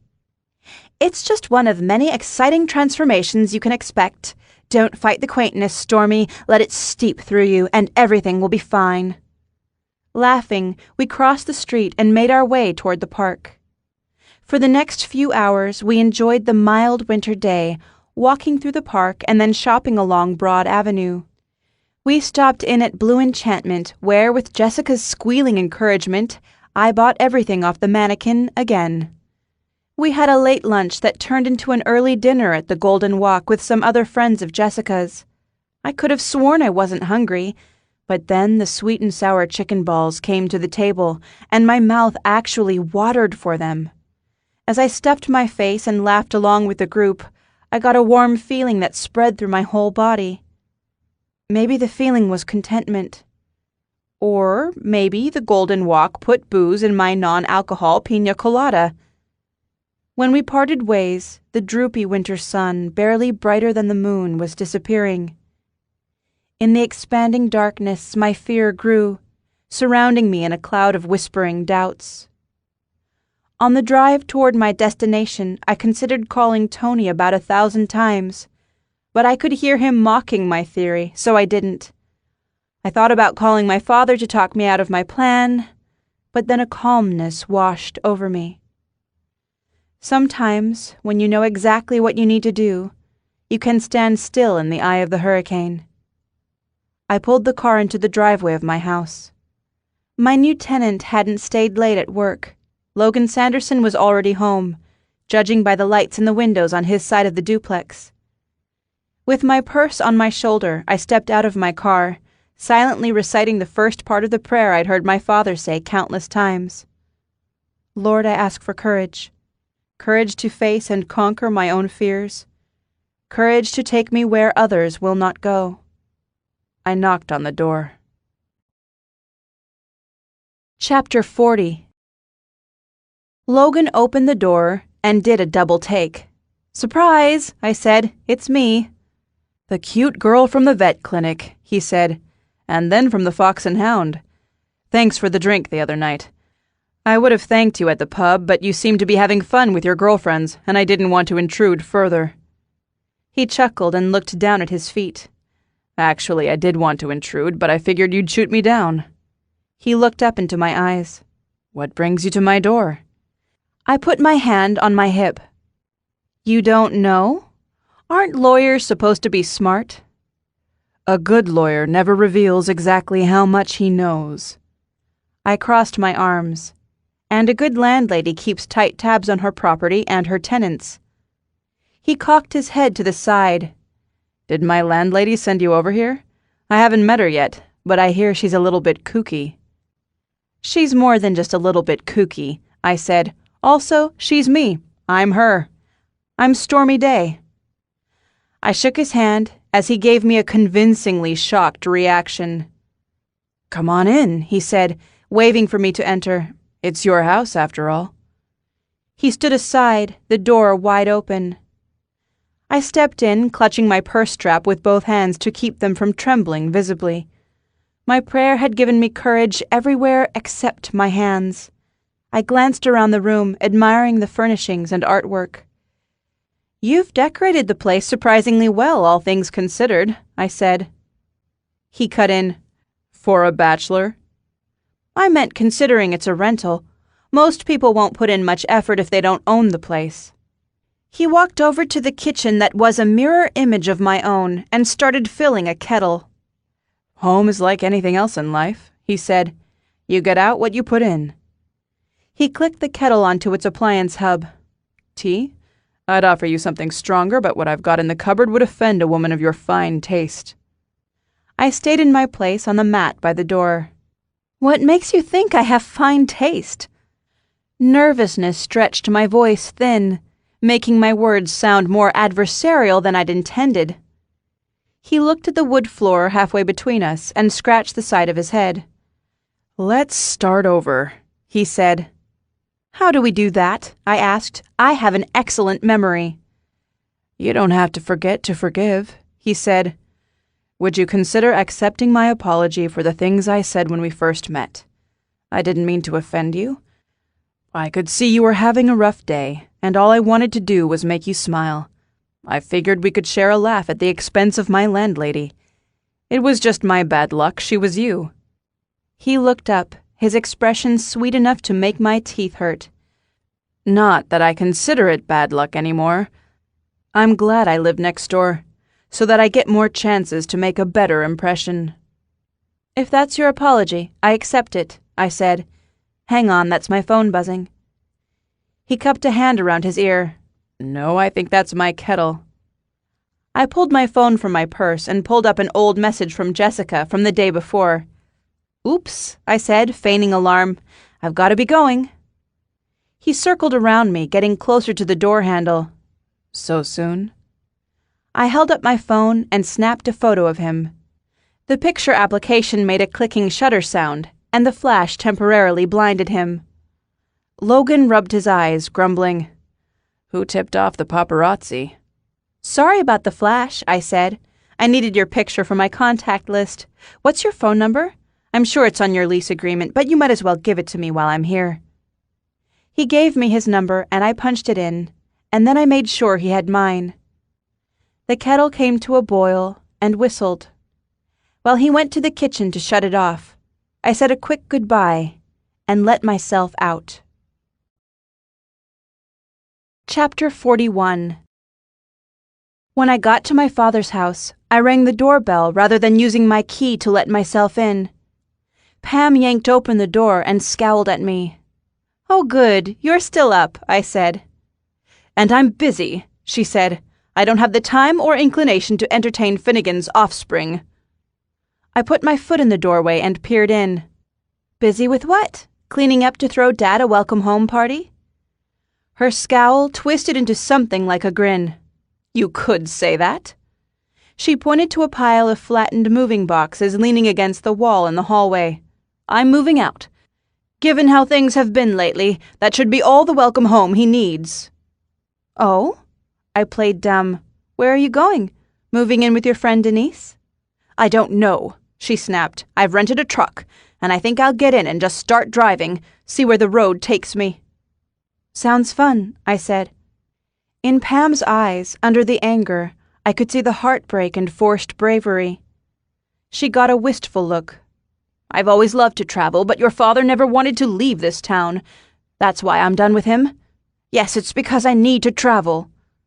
"Pam, I'm sorry it's ending this way," I said. "You know I can't take sides, but as a woman, I want you to know, from the bottom of my heart, I'm sorry." As her eyes glistened, an uncomfortable silence stretched out between us. She stepped back from the door and waved me in. I gave her a hug. She pulled away from me quickly, as though repulsed. I felt a paw on my foot.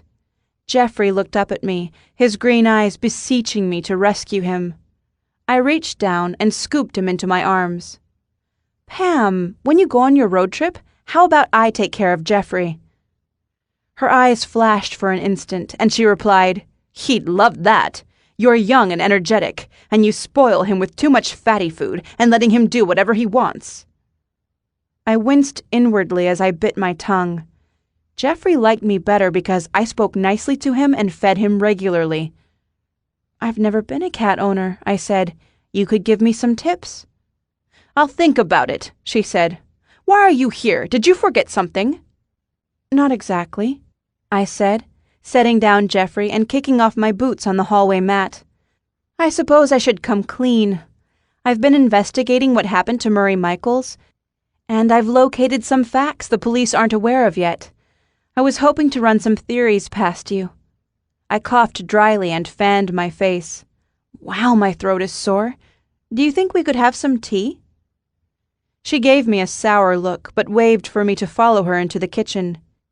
Ignoring her, I trudged to the sofa and flopped down on the cushions, moaning tiredly.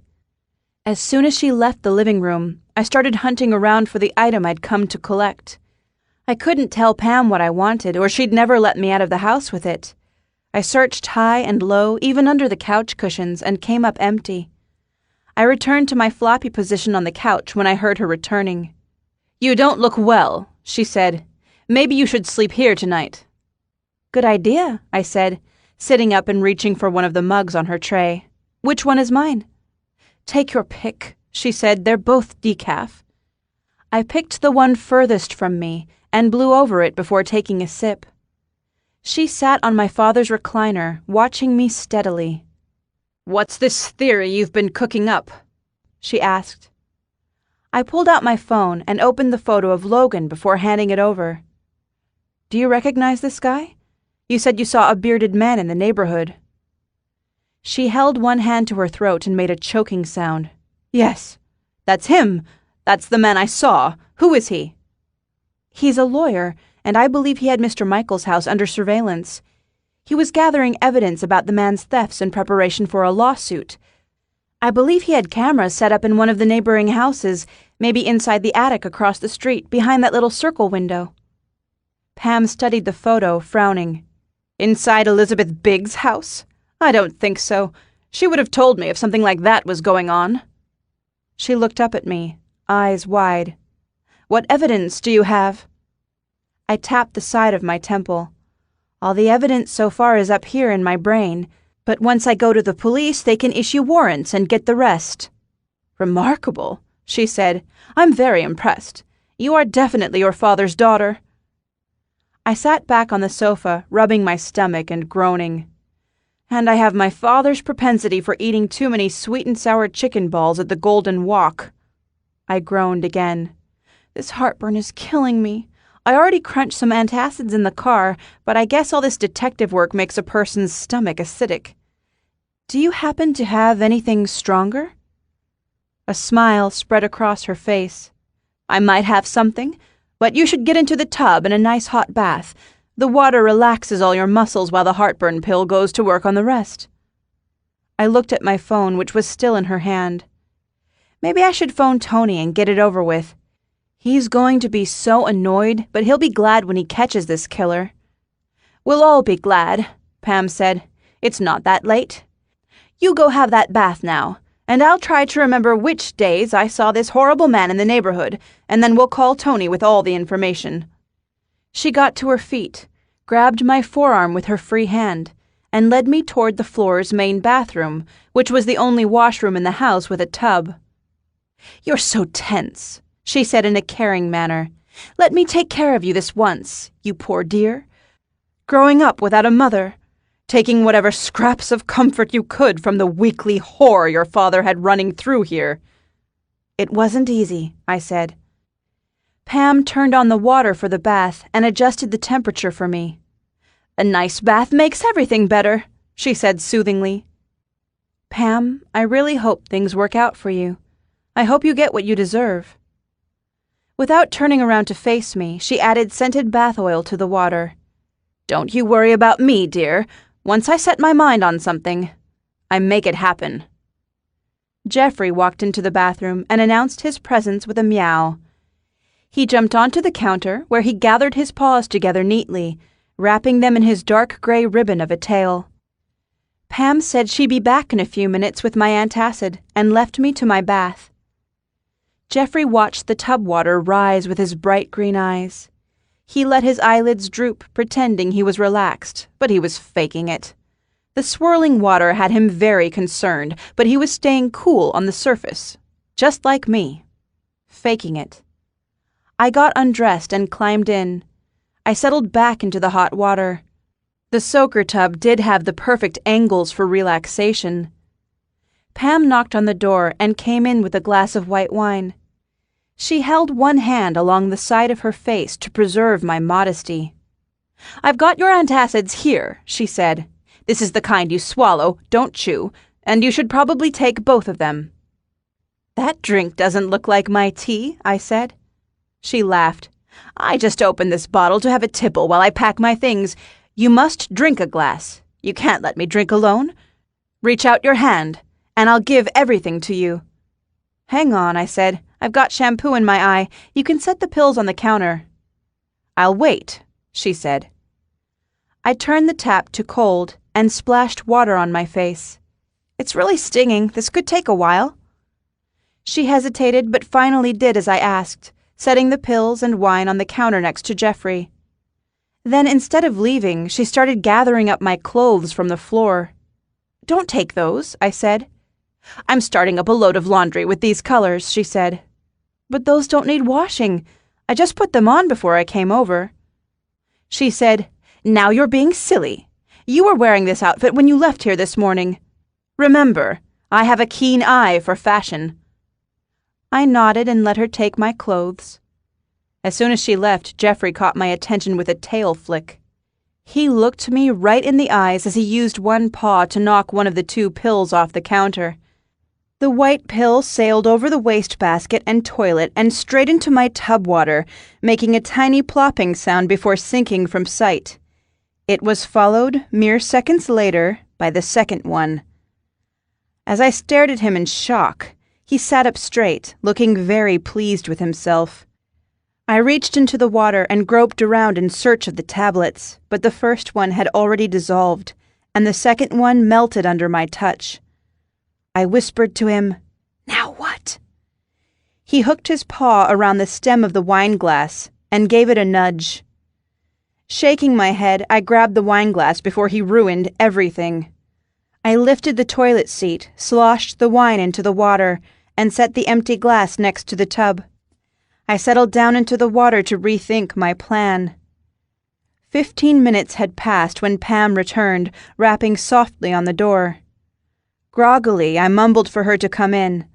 I couldn't have stopped her since the handle for the room hadn't been lockable for years.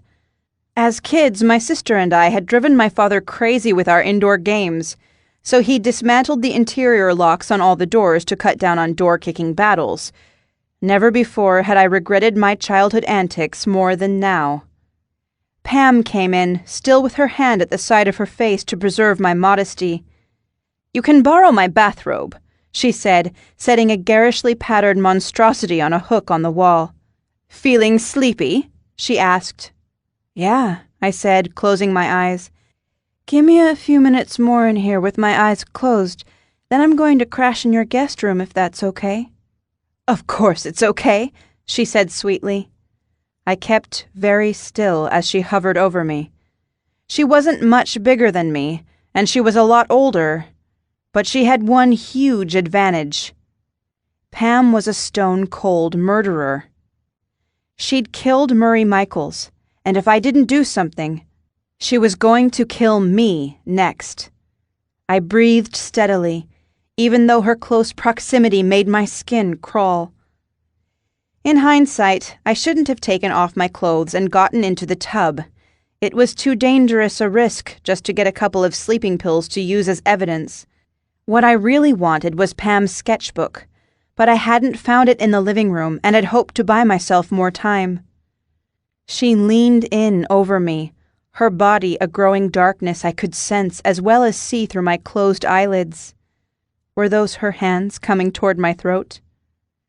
"Chicken balls," I said sleepily, licking my lips. "Never again."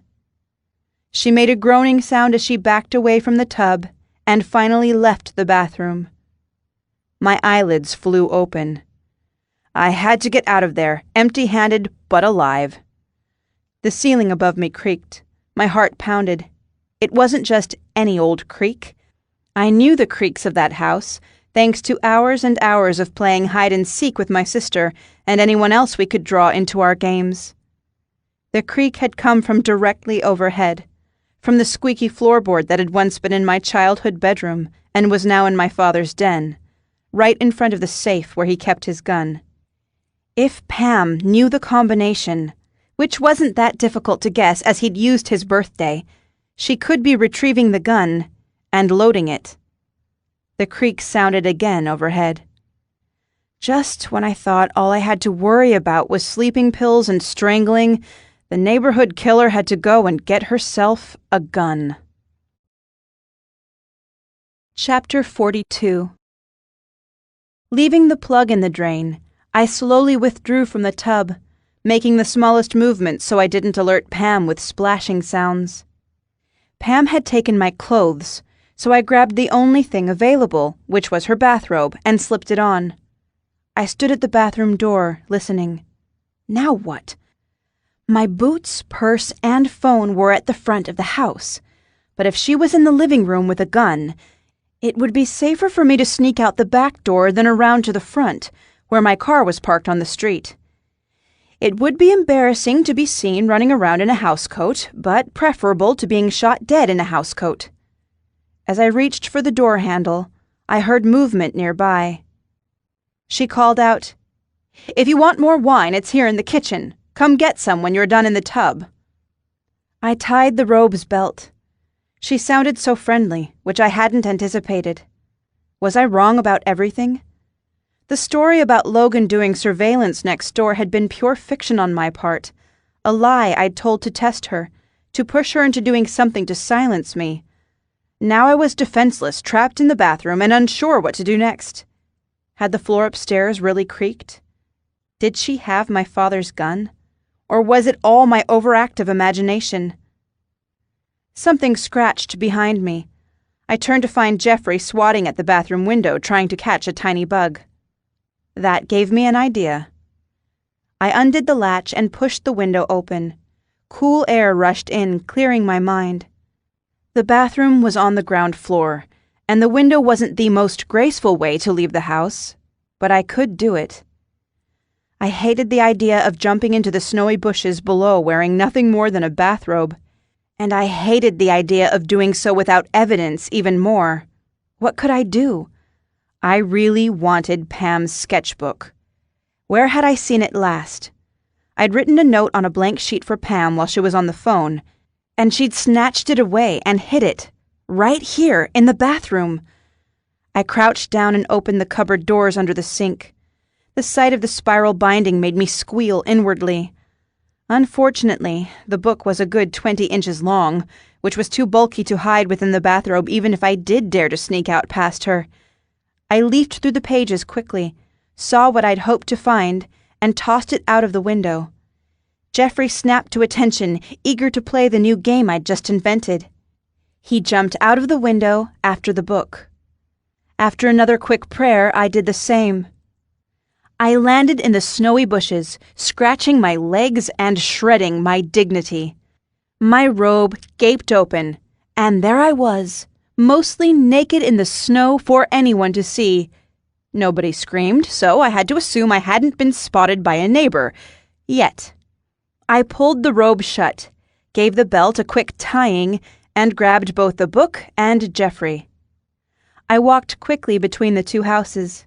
To say my bare feet were uncomfortable on the crunchy cold snow would be an understatement. After a minute, though, the ice numbed them, and walking wasn't too painful thanks to my elevated temperature from the hot bath plus the adrenaline. I ran up the steps to the neighbor's house and rang the doorbell. Nobody came. I rang it a few times. No answer. A pile of mail and flyers sat by the door. The family was out of town. I looked up and down the quiet, dark street. It was late, and the nearest homes were all dark. Jeffrey meowed that he was bored with this game and wanted to be set down. He jumped from my arms and raced away, running toward my car. "Good idea," I whispered. I shoved Pam's sketchbook under the neighbor's pile of mail and ran after him toward the car. I didn't have my purse or my keys, but I didn't need them. The fancy, expensive car I'd been embarrassed about driving in town was now my salvation, with its luxurious, keyless entry. I'd never used the feature, but in theory I could open the door and start the engine by punching in a code. I crouched down by the driver's side door so the keypad was at eye level, and so I couldn't be seen if Pam noticed I was missing from the bathroom and popped her head out the front door. What was the code? I hadn't used it since I'd bought the car a couple of years earlier. The guy at the dealership suggested the name of a child or a pet. I didn't have either, but as I recalled the conversation at the car dealership, I remembered making the salesman laugh when I made my selection. I punched in the code. Jeffrey Blue. The door unlocked, and the engine purred as it came to life. My code was the name I'd given to my childhood imaginary friend. Now I just had to grab the cat I'd named after him. I whisper-yelled, "Jeffrey! Here, kitty, kitty, kitty!" Movement on the porch caught my eye. Jeffrey was at the front door, done with our game and ready to go inside again. The curtains on the living room window were drawn, but shadows shifted as Pam moved around inside the house. It was only a matter of time before she opened the door. Ignoring all my self-preservation warning bells, I cinched the bathrobe tighter and walked in a crouch toward the porch where the silly cat was sitting. The door swung open, and there was Pam. "Stormy day," she sputtered. "What the devil are you doing outside in the middle of the night in my bathrobe?" She was backlit, the front of her face only dimly lit by the street lamps, but I could see her expression contorting as she worked through what was happening. Here I was, awake, which meant her sleeping pills hadn't worked. "Pam, you're going to laugh at this. I fell asleep in the tub, so I opened the window to get some fresh air, and the cat jumped out. I heard something outside, and I was worried a dog had cornered him, so I went out to rescue him. Silly me, right?" She wasn't laughing. "Stormy, get inside before you catch your death of cold." Obeying her, I walked up the steps slowly. Her posture changed, and suddenly she was a monster standing in the doorway of her lair, commanding me to come in so she could kill me. I stopped and took a step backward. "Actually," I said, "since I'm already outside, I'll go run an errand. Can you believe I left the stove on at my duplex? I won't be long." Coldly, she said, "At least get some shoes." She slowly backed up toward the hallway table and my purse. She kept one hand behind her back the whole time. I caught a glimpse of her hidden hand in the hall mirror and the glint of something metallic. My heart pounded louder than my thoughts. I held still, my face neutral. She didn't know that I'd seen the gun. She didn't know how much I knew. "That wine was great," I said. "I've got a nice bottle at the duplex that I'll grab when I'm there. I'll come right back and pop it open while I help you pack." "You've lost your mind," she said. "Come inside and lie down on the sofa. You need some rest. I'll take care of you." She sounded so convincing, so caring. I wanted to believe her, but I couldn't. She said, "Don't be scared. Come inside, and let me take care of you the way a mother would." "Pam, did you do Leo Jenkins' window display at Masquerade?" She tilted her head to the side. "Of course I did. Why do you ask?" "Why didn't you go in again and change it for him? I was there today and he said he had to change it himself. Are you avoiding him? Or are you avoiding standing inside a window display, handling a snowman somewhere the whole town can see you? Is there a reason you don't want anyone to make a connection between you and professional-looking snowmen?" She slumped against the side of the doorframe as though tired. "Not that it's any of your business, but I've been busy," she said. "Busy trying to set my father up for killing his neighbor." She let out a laugh that sounded like a fender collapsing. "You certainly do have a wild imagination," she said. I continued, "You were planning to be long gone by the time the snow melted in the spring and the body showed up. You were going to watch from a safe distance while the police turned my father's life upside down. That was your revenge for him breaking your heart." She made a tisk-tisk sound. "He didn't deserve me anyway. Neither do you." "What about Murray Michaels?" I asked. "Did he deserve to be drugged with your sleeping pills and then strangled to death? What did he ever do to you, Pam? Did he steal your newspaper one time too many? Was that a good enough reason for you to kill him?" "You saw him," she said. "He had that smug, self-satisfied look on his face. He'd found himself a young woman who didn't know any better, that little wisp of a waitress. I saw how she looked at him when she refilled her coffee at the Olive Grove. She didn't know what a filthy old fool he was. She was falling under his spell." I shook my head. She was his daughter, Pam. She was his daughter. And now, thanks to you, she won't ever get to know him. "Good riddance," she said. Jeffrey rubbed against my shin. I leaned down and scooped him up. Pam said, "Give me back my cat." "No." I stepped down the porch steps until I was on the cement walkway. My feet were so numb.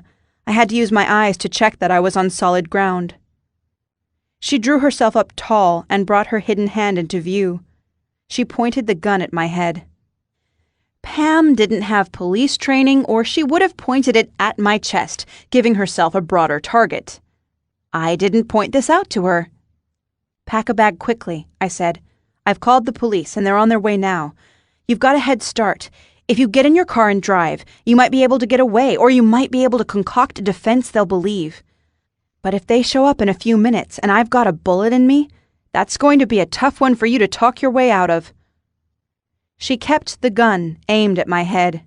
"You're bluffing. You don't have your phone. You couldn't have called the police." "Do you really think I came over here without a plan? Does that sound like me?" She made a growling sound. "And do you think I won't shoot you?" I continued backing away steadily. I'd rather be shot on the front lawn than shot in my father's living room. The night cracked with the sound of Pam's first shot. She missed my head as far as I could tell, but even a lousy marksman can get lucky. I turned and ran toward my car, zigzagging to keep my head from staying in a straight line of sight. Another shot rang out as I pivoted again, hard. Breaking glass tinkled. She'd hit a window of my car.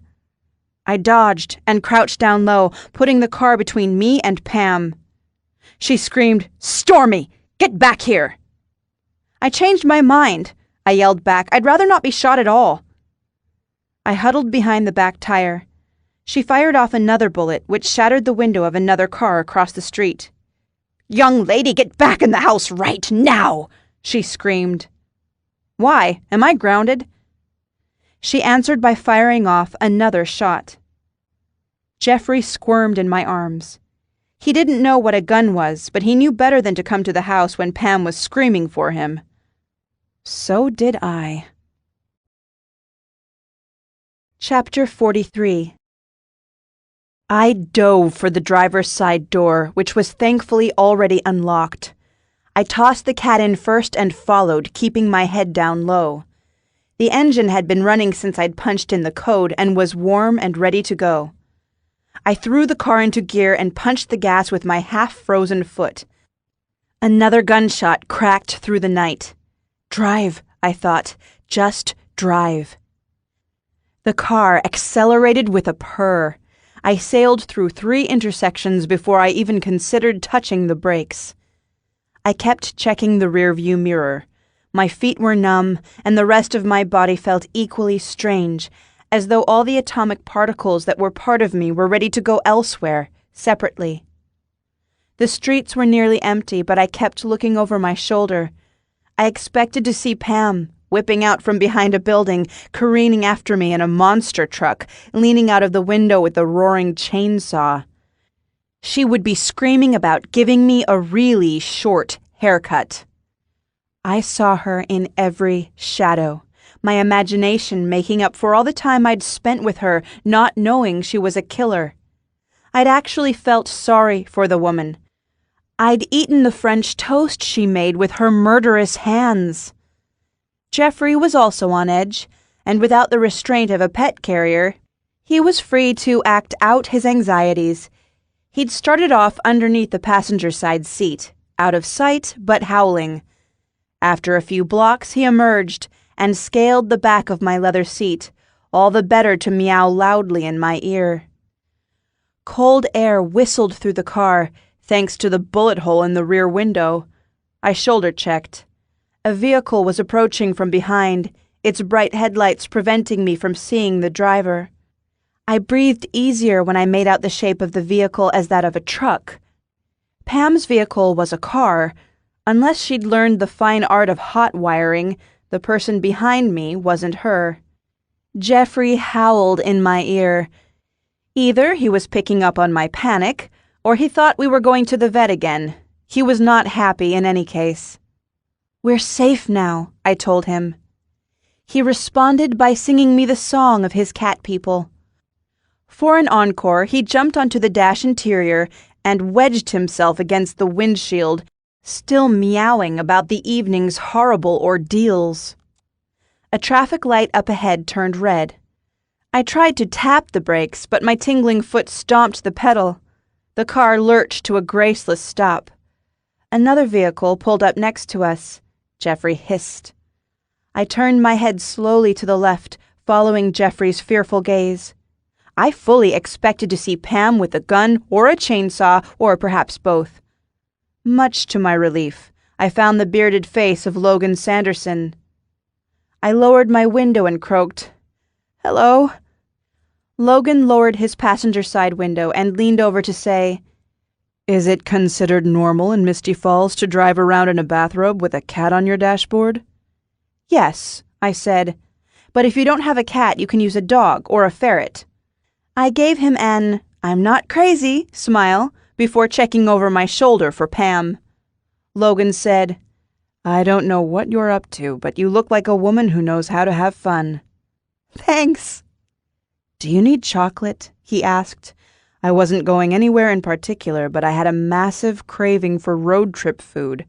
I am currently in possession of 5 kinds of chocolate, plus potato chips, pretzels, and something the gas station clerk recommended personally.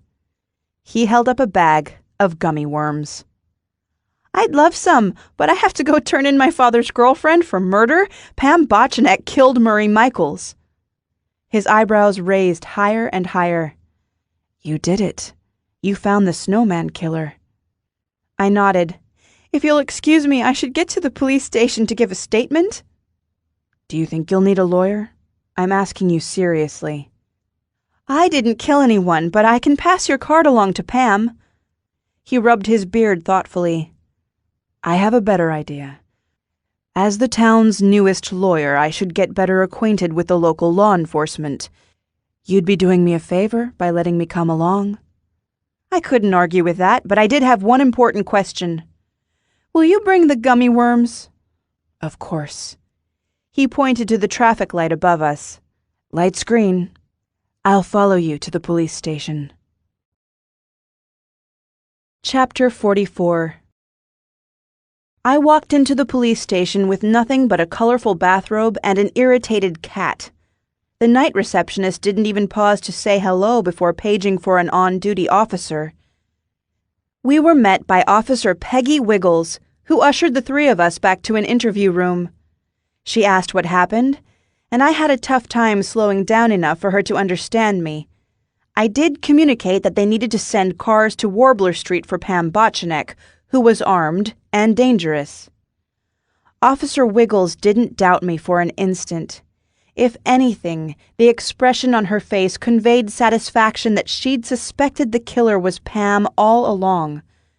She had, after all, been the one who'd commented on how professionally made the Snowman had appeared. She left us in the interview room while she went to coordinate with the other officers. Jeffrey sat on his own chair, having a personal grooming session. I patted his soft gray head, and he gave me a look of annoyance. He'd already cleaned that spot, and now he would have to wash it again. I turned to Logan. "Thanks for coming with me. You don't have to stay for the whole thing." "Did you say something?" He shook his head as though waking up. "I couldn't hear you over that bathrobe. It's really loud. Are those pelicans or flowers?" I looked down at my ensemble. "The pattern is rather spectacular." "At least it brings out your pretty eyes." I snorted. "How would you know? You're colorblind." He gave me a funny look. "How did you know I was colorblind?" I gave him a Mona Lisa smile. "The same way I tracked down the killer. I'm clearly a brilliant detective." I tried to close the front of my bathrobe and appear more respectable, but there was no use. "And I'm humble, too," I added. "Be sure and mention that to Tony Baloney when we see him." "Tony who?" "Officer Tony Milano. You met him already, for all of about a minute at the vet clinic. Why were you there anyway? Do you have a cat? A dog? A fish?" "None of the above," he said. "What's your connection to this Tony guy?" "My father's a cop. Well, he was. He's retired now. Tony trained with him and was his partner for a while. I've known him forever." "Ah," Logan said with a nod. "I thought maybe he was your boyfriend." "Yuck. Tony's old and gross." Logan looked at me with the cool expression of someone skilled at detecting lies. His cool blue eyes tracked down, moving languidly along my neckline. I adjusted the bathrobe's overlap to preserve my modesty as best I could. "What about you?" I asked. "Did you move to Misty Falls by yourself, or will someone be joining you at the duplex?" "Are you inquiring as my landlady?" he asked cheekily. "Will I have to pay more than a 55% share of the electricity bill?" "To be fair, you should pay more if you have excessively long showers." "I'll keep that in mind." He sorted through the pile of junk food he'd brought in and opened a bag of pretzels, offering them to me first. "These are good," I said, reaching for another handful. "I'm glad to see a smile on your face," he said. "You've had a tough night. And it's part of a good lawyer's job to put his client at ease so she can function." "So you're just doing your job?" A squeak of disappointment made its way into my voice. In a serious tone, he said, "I might joke around at times, but I take my work very seriously. Stormy, if you ever need me again in a legal capacity, please don't hesitate to call." He smiled warmly. "Or knock on my door." "For legal matters," I clarified. "Or to borrow a cup of sugar," he said. "A cup of sugar? That won't happen. I never bake." He raised his eyebrows. "Never say never." Wiggles came back into the room, interrupting our exchange. "Everything's under control," she said. "Pam Botchanek is in custody, and we're going to get a psych evaluation." "Good," I said. "Something is not right with her. My father mentioned something about her losing her sense of humor, and he wasn't wrong. She actually found me amusing at some point, and I know I haven't changed, so I did a little research online. Apparently, there's a type of corticobasal degeneration that could explain some of her personality changes. It's rare, and I know it's not the sort of thing that turns regular people into killers, but it could have clouded her judgment." Wiggles nodded. "We'll leave the mental assessment to the professionals. When did you know it was her?" "I'm embarrassed I didn't figure it out sooner," I said. "Back at my place, sitting on my coffee table, is a vase she made for me at the paint-your-own ceramics place. It has the exact same crooked grin as the snowman she built around Murray Michaels. But it's a different face from the one that was in the window at Masquerade because that was a store-bought snowman. I saw Leo Jenkins putting it away, and I was thinking what a shame it was the snowman hadn't given us more of a clue. But then my eyes wandered over to the cards posted on his corkboard. I saw Pam's business card for her window display business." Logan interrupted, "And her card has a hand-drawn snowman on it." "No," I shook my head. "Flowers. But the flowers have faces, and they all have the same crooked smiles." "That's not much to go on," he said. Wiggles shushed him. "Let her talk, Mr. Lawyer." "The other thing was Pam's scarab brooch." They both nodded, and Wiggles asked, "And where did you find that?" "I didn't, but it may show up at the pawn shop Murray was using, or inside his house. You see, Pam claimed she hadn't seen the victim since his appearance at my father's party. And I remember that when I was leaving, I pulled on her jacket by accident. I made a comment about her scarab brooch, which she didn't appreciate, but then this morning, she was sure that he'd swiped it. Either she was mistaken or she had seen him after the party." "These are good clues," Wiggles said. "Not exactly bulletproof as evidence, though." "That's why I went in to get proof. I bluffed her by making her think I had information that would point back to her, and then I practically invited her to drug me with sleeping pills. I was going to bring the pills in as evidence, but then Mr. Not-So-Helpful over here knocked them into the tub." I pointed to Jeffrey, who blinked innocently. "Good cat," Wiggles said, leaning over to pat his head. She cooed at him. "Your heart was in the right place, and you were trying to protect her." To us, she added, "They know more than they let on." "At least I got her sketch pad," I said. "Not on me, but it's hidden in the neighbor's mail. You'll find some very interesting drawings, including one of a snowman in front of Murray's house, dated before his disappearance. She may claim she wrote down the dates wrong or that it's just a coincidence, but that's not bad for evidence, is it?" "Not bad at all," Wiggles said. "It certainly doesn't hurt that we have her red-handed for trying to shoot you tonight." Logan leaned forward and asked, "Was anyone else hurt?" Officer Wiggles shook her head. "Lucky for the boys, Pam was out of bullets by the time they arrived and was packing a bag." She took a breath and let it out noisily. "Which is good for obvious reasons, but also because we can't afford to have anyone out with an injury. I'm still a rookie, but I've been thrown into the deep end here. Between the Snowman murder and complaints about the voodoo lady, I've been running around like a house mouse with a backpack full of catnip." Logan's eyebrows raised. "Voodoo lady?" "Nothing to be concerned about," she said, tapping away on the laptop keys. "Let's start again, from the beginning." We went through the basics, with me slowing down to explain everything from the beginning, point by point. Logan continued to sit in as my legal counsel and official junk food supplier. We left the door to the room open so that Jeffrey could prowl around the nearly empty police station.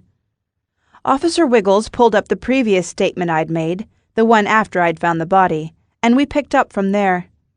When I got to describing how goofy Jeffrey had been after his surgery, I got the giggles and kept apologizing. "It's good to laugh," Wiggles assured me. "My cat keeps me sane. He loves playing table hockey. And when you described Jeffrey knocking the sleeping pills into the tub, I could see it clearly since my peekaboo does the same thing. Mostly he breaks my favorite mugs." "What kind of cat?" "A chubby ginger with a stubby tail. His name is Peekaboo because he actually plays peekaboo, and he hides in laundry baskets." "That is so cute! Do you have a photo?" She did, and we took a few minutes to appreciate Peekaboo in all his ginger glory before returning to the serious business of finishing my statement. Time passed, and while I didn't see Tony, a familiar face in the form of Officer Gary Gomez popped in to say hello. "Thanks for making us look bad," Gomez said, grinning under his big mustache. "Just kidding, Stormy. I'm glad to see you continuing your father's legacy for whipping this town into shape." I smiled tiredly. "You can have the next one," I said. "This was a one-time deal." "Good," he said. "By the way, your cat is working the case of the mouse who nibbled the snack room crackers." "Will that be all?" Wiggles asked him with a tone of dismissal. Gomez waggled his eyebrows at her and left without another word. We continued with my statement until I was hoarse. "We're done, and it's either late or early," Wiggles said with a yawn. "I've got some spare shoes and socks in my locker that you can borrow to get home." "Thank you." I looked down at my bare feet. My mind went blank. It had been a long night. She excused herself and returned with the shoes and socks. I pulled them on while Logan made jokes about carrying me to my car. He was funny, but I was too tired to laugh. Chapter 45. "It's over," Logan said as we walked out of the police station together. "You and your father are safe now, thanks to your detective skills." I held Jeffrey tightly as we walked out into the snowy parking lot. The sky was pink, casting a warm glow on our surroundings. The long night had passed. I was still wearing the ridiculous bathrobe I'd arrived in, but thanks to Officer Wiggles' athletic shoes, I wasn't barefoot in the snow. We reached my vehicle, where I handed Logan the cat so I could punch in the keyless entry code for the door. When I turned back, Jeffrey had his paws around Logan's neck and was rubbing his whiskered cheek against the man's beard as though it was a kitty grooming brush. "Somebody likes me," Logan said. "Go easy on the beard, Mr. Kitty." "His full name is Mr. Jeffrey Blue." "Good to know." With a formal flair, he added, "I shall henceforth address my landlord by his full title." I pried Jeffrey away from his new friend and loaded him into the car. He snaked under the passenger seat. The crime scene investigators had put a makeshift plastic covering over my shot-out rear passenger window. I climbed into the driver's seat, shut the door, and lowered my window. "Logan, thanks for everything. Let me know if I can ever repay you." "I promise I will." He patted the roof of my car. "Get out of here now. I've got a new spot I like to drive to for the view, so I'm going to head there for a bit. It should give you 30 minutes, more than enough time to get settled before I show up." "I understand," I said. That's always so awkward when you say goodbye to someone and then you see them again right away. Yeah, awkward. He gave me a flirtatious, sidelong look. After a night like this, you don't need to be contending with the likes of me one more time. That would be horrible, I said. He patted the roof again, turned, and left. I leaned over to peer under the seat at Jeffrey, who was all eyes in the darkness. "We're going home," I told him. "By the way, I'm adopting you. Any objections?" He had none. I sat up, clicked my seatbelt on, and started driving us home. I clicked on the radio. The local station was playing the usual morning routine. I smiled as the joke-cracking host told his tall tales. Morning commuters, you'll want to steer clear of the rush hour traffic in the downtown core. We've had some reports of a staggering 3-car lineup at the red light by Ruby's Treasure Trove. Ladies, if you need to check your hair and makeup while you're driving, that's what the rearview mirror is for. You're listening to the Misty Mountain Man's Morning Mugga. It's none of my business what's in your morning mugga, but you should know mine's full of herbal tea, brewed with the sparkling clear water of our own Misty Falls, plus a handful of the mountain man's personal stash of special mushrooms. Coming up on the hour, we'll have news and weather and a report on those late-night fireworks some of you heard last night. Spoiler alert, those weren't fireworks. Stay tuned through this next song and don't you dare change the station. When we got home, Jeffrey prowled around his new home with his tail held high. He seemed to understand immediately that everything mine was now his. He trotted from room to room, rubbing his cheeks on anything with a corner. We didn't have any cat food yet, but I set out some canned tuna and he seemed impressed. I already had kitty litter, left behind by the previous homeowners with a note that it was good for absorbing oil spills on the driveway. I used a plastic storage bin to set up facilities for Jeffrey, and then I brushed my teeth. The cool white sun of a winter morning was now streaming in the windows. I considered brewing a pot of coffee and staying up, but I couldn't stop yawning. I heard a vehicle pull into the driveway. I checked the time. I'd been home for exactly 30 minutes. I walked down the hall toward my bedroom. The bed was crisply made with fresh sheets, and the room itself was welcoming. After being away for a few days, I appreciated all my things even more. I hadn't taken much time to decorate, or even paint the walls anything other than eggshell cream, but the duplex had a vintage style I found comfortable. I slipped off the bathrobe, tossed it in the hamper, and changed into a favorite pair of soft pajamas. "Time for bed," I called to Jeffrey. He came running and jumped up on the bed as though he'd understood every word. "You can stay up if you want," I said. "I was just letting you know that I'm going to bed." He gave me 2 slow blinks as he softened up my pillow with his front paws. "That's my side," I said. He stretched and settled down in the center of my pillow. "Fine," I sighed. "I guess I can make some allowances for the new man in my life." I walked around to the other side of the bed, pulled back the duvet, and climbed in. I set the alarm clock on my bedside table for 5 hours because I didn't want to miss the entire day. I lay my head down, facing my newly adopted Russian blue cat. "Jeffrey, I have to ask you a question.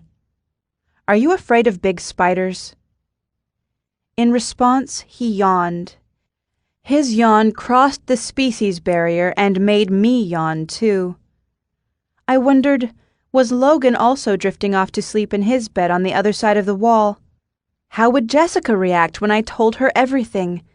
And what would Ruby and the other secret tea room ladies say? Jeffrey reached out and gently bopped me on the nose. "Sleepy time," I said. He let out an adorable cat sigh and curled up fetchingly on the pillow. I curled my arm around him. Sleepiness rolled up like a comfortable blanket of fog. My limbs grew heavy and warm. The tension I'd been holding for days in my neck and shoulders melted away. I closed my eyes and started to drift. Chapter 46. 1 week later.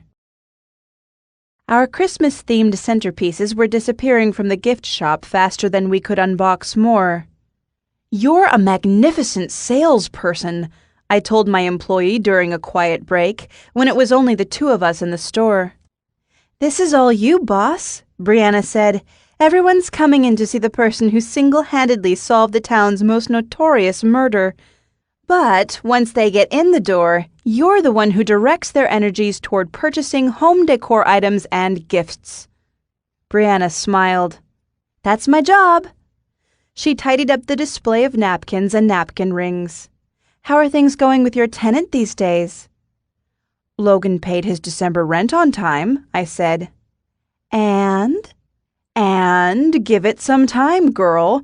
We 30-somethings are not like you 20-somethings. Some of us have a few city miles on our hearts, plus the baggage to go with it." Brianna gave me one of her sassy looks. "Well, when he does get around to doing something cute, you'll have to let me know. I always need material for my webcomic." I shook my finger at her. "You leave me out of your webcomic."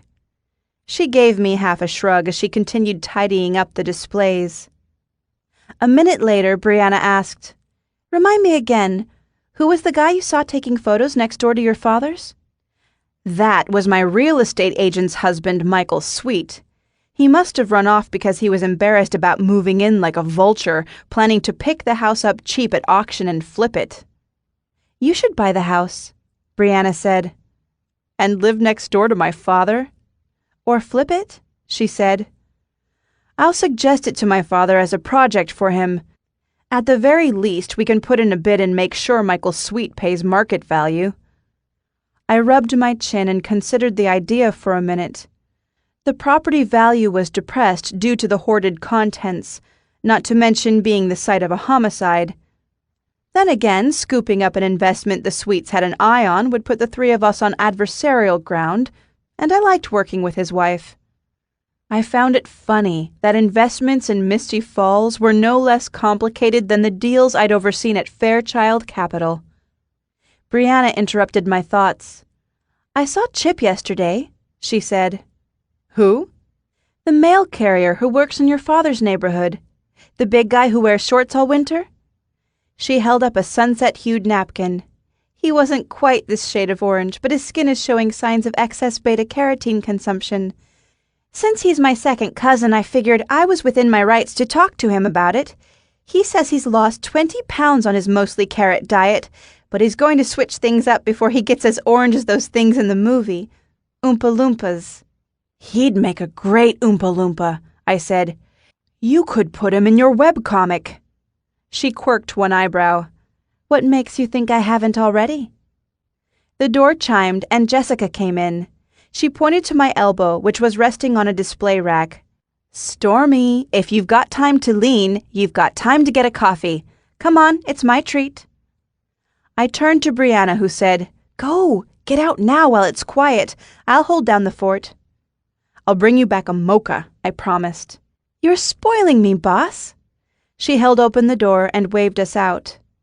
On the sidewalk, Jessica gave me a hug. Her bright red hair smelled of fresh cinnamon buns. "Do you think you can handle House of Bean today?" she asked. "Chad's working today." "Perfect," I said. "There's something I need to do." Jessica sighed, probably imagining the worst. We walked into House of Bean.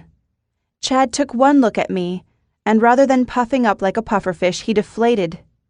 Waving one limp arm, he muttered, "Good morning," with none of his usual enthusiasm. "Hi, Chad," I said. "May we please have 2 of your fine teeny-weeny beanie steamers, mountain size, and a Choco Loco Hobo Mocha in a takeout cup?" Chad's eyes flitted between my face and Jessica's. "Are you sure?" He pointed to a can of sign painter's paint on a counter by the wall behind him. "I've been thinking that our coffee names are too creative, and I was just about to change them." "Don't you dare," I said. "People can get a vanilla latte at any chain coffee shop anywhere in the country, and it's exactly the same. What makes Misty Falls special isn't just the mountains and the beautiful 4 seasons. It's the people and all the details. Please don't change anything. I'm the one who needs to change, and that's why I moved here. It would defeat the purpose if the things I did changed the town to be any different from how it is now, which is perfect." Chad blinked. "Perfect?" "Don't change a thing," I said. He eyed me with suspicion as he prepared our beverages. Jessica paid, and we took our seats at a corner table where Jessica asked, "What you said to Chad, did you mean it?" "Absolutely." I took a sip of my teeny-weeny beanie steamer and smiled. I'm embracing small-town life as of right now. This whole adventure I've had has given me a lot of perspective. People get so worked up about what others are going to think or say about them. Pam didn't want people to know about the breakup.